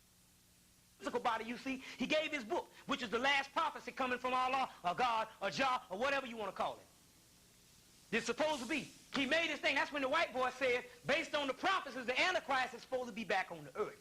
That's his Antichrist. You understand what I'm saying? That's his Antichrist. You see. Now, the key to this whole thing is they couldn't make the connection because Alistair Crawley, because he called himself the beast when he was a young child, 6'6". I'm the beast, 6'6", when he was at Oxford and all. When he found the Stella, he thought that the black man on the Stella was him. So when he died, threw all the crackers in the cup whirled off. They didn't know that Unkop Kunsu was actually Heru and Awas, and Mentu is another form of Awas. You see what I'm saying? The prince, priest, beast. The beast is the black dot. The Stella that he broke, the Stella has got some magical stuff on it that adds up to 718. And 718 comes from what is called a 6th stone. There's a stone that's always been on the earth to represent the god. The first stone was the 6th stone that came from Sirius. It was a stone in Atlantis, which means the black dot is in you. The second stone was the Kaaba that came from Saturn, the later planet representation of Sirius, and that's what the Arabs got now. The black Arabs brought it up. It came from Saturn, which also represents the black dot in you, because both the 6th stone and the Kaaba, when the white boy stole a piece of the Kaaba and put it in the doggone on the magnifying glass, it's not the pure carbon, which is in you, the carbonated ones, which is the same carbon. It is the black ash that the phoenix burns itself up from the black ash. Is up in the black holes in space. Which the black holes in space and that kiss you, which is inside of you, the black melanin, which is the key to the whole stargate in the universe. That's why when you go in any temple door in Egypt, you go the wrong way thinking it's some spooked out mystery, but on the first part of the temple door, they got a wing with a black dot in the middle of every damn temple door in colonnade in Egypt. Which means that God is, man is God, and God is within. The hidden God. You understand? You got to open that up and get to the God Stargate to join your brothers and sisters because you fell from heaven. It's all in the Bible. Check. You see what I'm saying? So he said he's made his passage.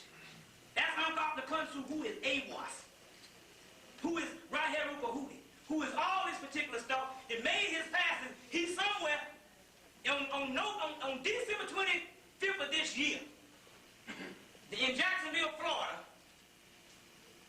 The friend that saw Henry Rain, he was at his father's house, and his father is psychic. And Heru came into the house, and his father said, "That's Horace Heru." And he was standing behind his brother. They couldn't understand why he was standing behind his brother. Because the brother like straight up out there, drinking, having a good time, straight up dead. Why was he behind him? They said, why was he behind the brother, Heru? The guy, his brother saw, he said he was behind him because this is the representation of what the chaotic form is about. He's the closest to it. The dad is the closest to it. They're the closest to it. They own it. Their bodies are directly with the stuff that's going on the atmosphere that's tearing up the doggone physical world. So he's back on the planet, and so now what's happening is, in the summer solstice, I'm going to go into the vernal equinox next week. In the summer solstice, 5 minutes, good. In the summer solstice, what's happening is this.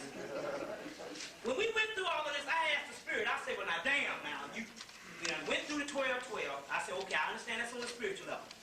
We went through this mental. I said, well, hell, why the hell ain't nothing happening? Why I'm still catching hell? They say, you people will rise with the sun. Don't look at dates. Look at the sun and the movement of the equinox of the planets and the equinox of the sun. Just like the animals in nature hibernate in the winter, they wake up during the spring. They say the first wave of you will rise with the sun. That's the first wave. That's the ones that's in consciousness now. You're going to start coming out with fevers. You're going to have mucus coming out of you, and you're going to start rising with the sun. And that's why the white boy said he had to plot his 100 days between January and April because he knows you're going to rise with the sun. And can you imagine what happened? All them Negroes down here in the Freaknik and the damn sun started opening up in them.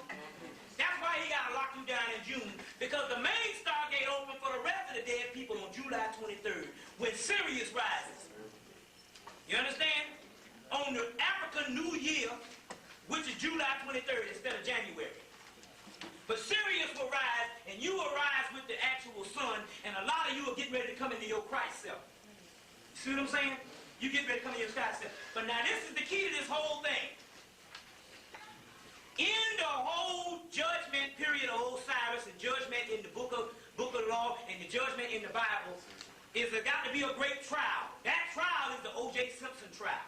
But a trial, even though the white man is thinking he's trying to convict you, he's the one on trial. He's the one on trial. He's the one on trial. And so what's happening, remember Moses told Pharaoh, which was not talking about a Pharaoh in that time, it's talking about a Pharaoh now. Moses told Pharaoh, he said, the next time you judge yourself, it's going to be at your own hands. Well, the white man is now having the biggest trial in the history of the world. There's nothing been bigger than this. And all at the same time, he's trying to start a race war against the black man. He's judging his own self.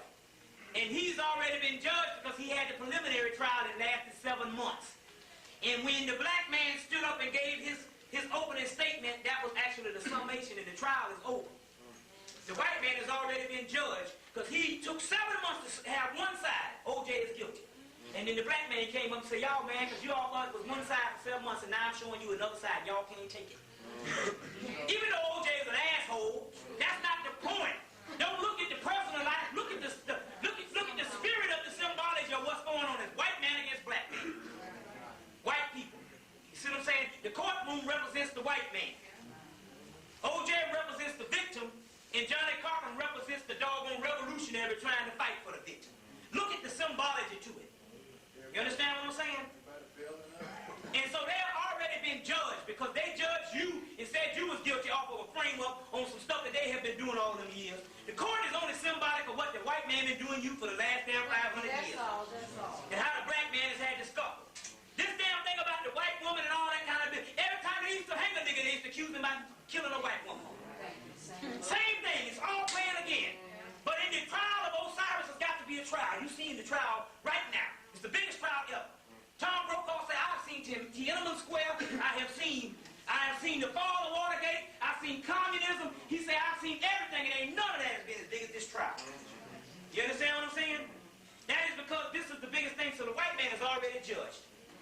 Right. The white man is already judged. So now, since he's judged, the same time when he's going to try to throw down on you in June, we going to throw down on his ass. That's right. Guaranteed. I'm telling you what I know. I'm telling you what I know. They're killing white people right now as we speak. They're killing them from the womb. They're killing them from the lower astral plane. And X-Files show you, they got, in small towns, they got these Necronomicon. Go see the X-Files. That's all telling you everything. Remember last week they had the lion, some person getting beat up in the physical, spiritual. You couldn't see what was killing this person. In these small towns, these Necronomicon, your higher self, is killing white people, driving them crazy, killing them and all, right in the spiritual world. Now an energy getting ready to connect with you, and you're going to be that predator. And you're going to start doing it. You see what I'm saying? Straight up. This is the deal on all this here. So now, I guess we're going to end. I want to give out a few books. First of all, I want to give out a few names. The book you're going to get the Enochian System of John D. Right? The Enochian System of John D. Let me give out a few books. The camera's on now? I got to give out the books now. You know that, right? You can't give them people hyped up, don't give them nothing. Read. You got to give out the books. So, you know. We get out a few books, and I'm going to give you these Necronomicon names to start using them. Now, you're going to get the book, the Necronomicon, little $4, $5 book. Now, when you see stuff in here on Necro, Necronomicon,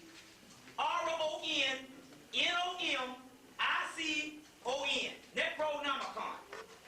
Now, when you get the book, don't be spooked out. When they say the great old ones, that's you. But they'll say the great old ones. In Christian, it means Satan.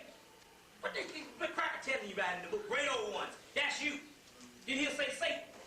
Then all it means is the fallen ones. Remember Satan fell from heaven? That's all this stuff is. You got to get out of the spookyism. So there's going to be stuff, and there's going to be gates and seals and stuff you can use.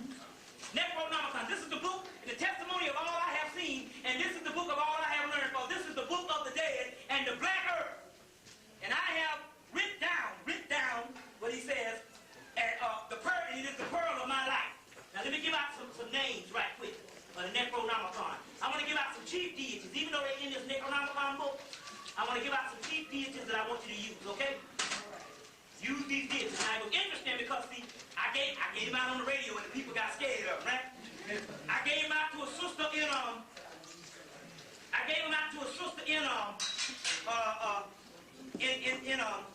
Philadelphia. She put them things on, them guys came to her. They say they go into meditation, be in there for 3 hours. And she say, man, all kind of things. People say, don't be scared of us. We you. We here to help you all. But if you scared, you see. Now, let me give you these names. The name is Azathoth. A-Z-A-T-H-O-T-H. Right? Azathoth. The other name is Yog-Sathos. Y-O-G-S-O-T-H-O-T-H. Y-O-G-S-O-T-H-O-T-H. The other name is Nyarlathotep. N-Y-A-R-L-A-T. H-O-T-E-P.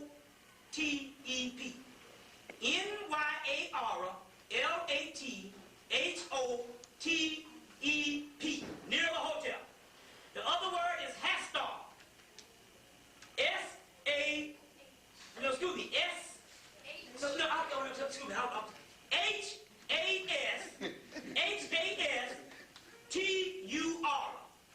H-A-S-T-U-R. Huh? This is just the chief deity. You go find them in here. It's the seventh, man. It's you know. Just get the book. Cthulhu.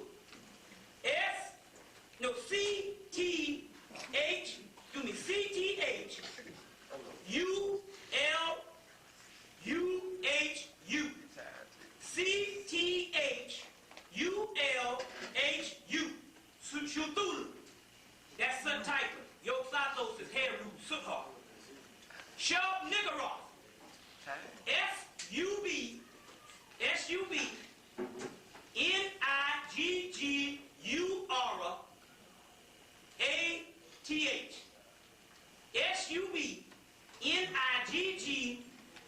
Aura, ATH. Those are the chief deities, but there's about damn near 70 or 80 deities in here. Invoke them all. We coming for power now. I'm telling you how we gonna do some stuff. Now, so that's the Necronomicon. Okay, let me give you some other books. What's it written by? Huh? That's it. That's it. It's this Necronomicon. Black book. Just go to say $5.95. Necronomicon. It was translated off of some stuff out of 1997 when they dug up some stuff that the Moors got out of Egypt. Archangel Michael, Rudolph Steiner. Goddess Sekhmet, Robert Masters. To find out how the Moors did all this stuff and bought all the crackers, all this stuff, you're going to get the book People of the Secret, Ernest Scott. They're going to be talking about the Sufis, but that's the Moors, because they put them right in Spain at the beginning of the book. Okay? For the people that's going to practice the sex tantra, you heard some of my lectures, you're supposed to be getting down with the sex tantra, taking the sperm. Here's a book, Esoteric Ritual, Practical Sex Magic, Randy Williams. There's a lot of people that want to get this one here. Esoteric Ritual, Practical Sex Magic by Brandy Williams. Esoteric Ritual. Got a little white girl with her boobs out and all that stuff. Don't worry about that. They might have a little bit of stuff in here on some homosexual stuff, but don't worry about that. That's in the back of the book. That's what the cracker about stuff, but they got this stuff off ancient texts. Sex magic. Don't do the homosexual stuff. That's what Mama did. But that's only that one page, They had to put that in there just to sell the book, because they freaky anyway. Esoteric Ritual, Randy Williams. Okay. Book in the beginning, 2 volumes. This is one of the volumes, $40. Gerald Massey. Gonna give you the inside scoop on the Hebrews. Okay, ready? I'm gonna give you a few more. Wait. Quantum psychology, talking about chaos physics. Black dot science. You see the black dot? Quantum psychology. Robert Anton Wilson. Also, you're gonna get the movie 2010, where this black dot hits Jupiter, and they have 2 suns on Earth. But they fooling you because the 2 suns is not 2 suns in the sky. It's the sun in the sky and the sun in you. New lease on life. Just understand the esoteric stuff of what's going on the movie. Okay? Now, let me show you. Beginner's Guide to Revelations. You know that. Robin Robinson.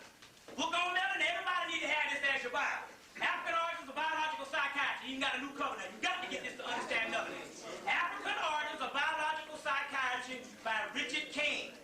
His first book, you need to understand melanin. African Origins of Biological Psychiatry. Okay, you got that? All right. All right. You got to close that, right? I know that, right? Damn, I had something I want to show them on this movie. God, dog. I guess I said next week. There's something on this movie that the people got to get. The owner told me she got some more things she planned to do, so we hold it up. Okay. All right. Okay, look. The Necronomicon, Soot Typhon, let me just tell you this one thing. Soot Typhon is known as the Black Crow. That's melody.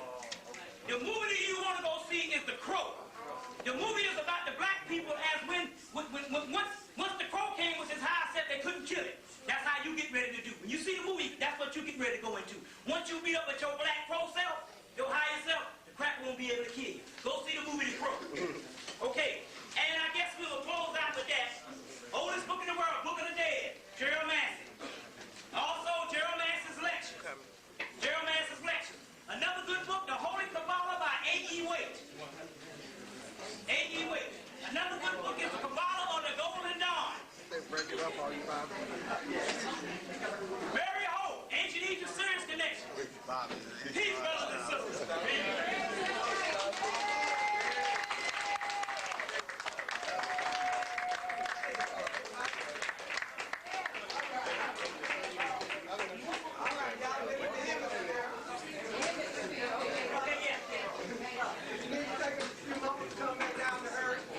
You're going to get the Inuki and things, and also the Kabbalah of the Golden Dawn, the demons of the archangels.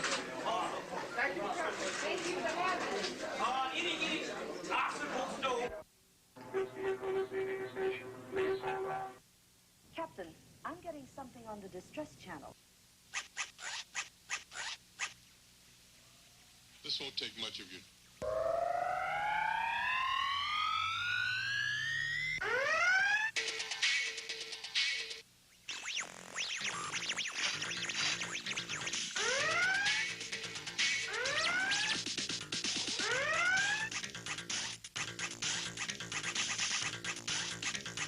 That's your last cracker. You don't know the power of the dark side.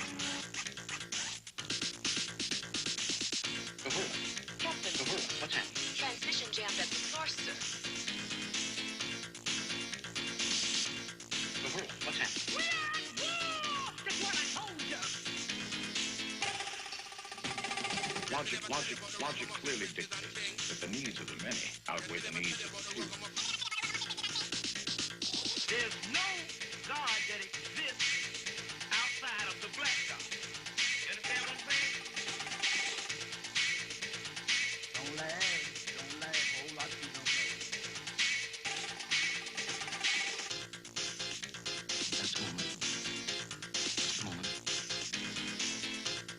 I've just picked up a fault in the AE-35 unit. You went through into the email function. I wouldn't see how we have any choice but disconnect.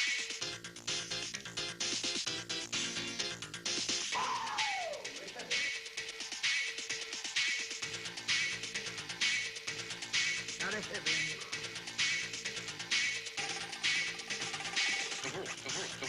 Captain, What's happening? transmission jammed at the source, sir.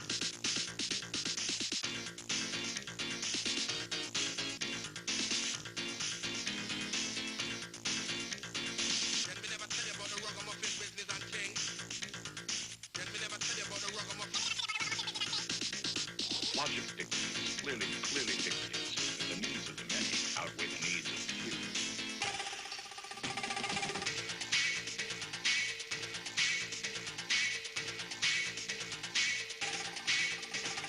There's no God that exists outside of the black God. You understand what I'm saying?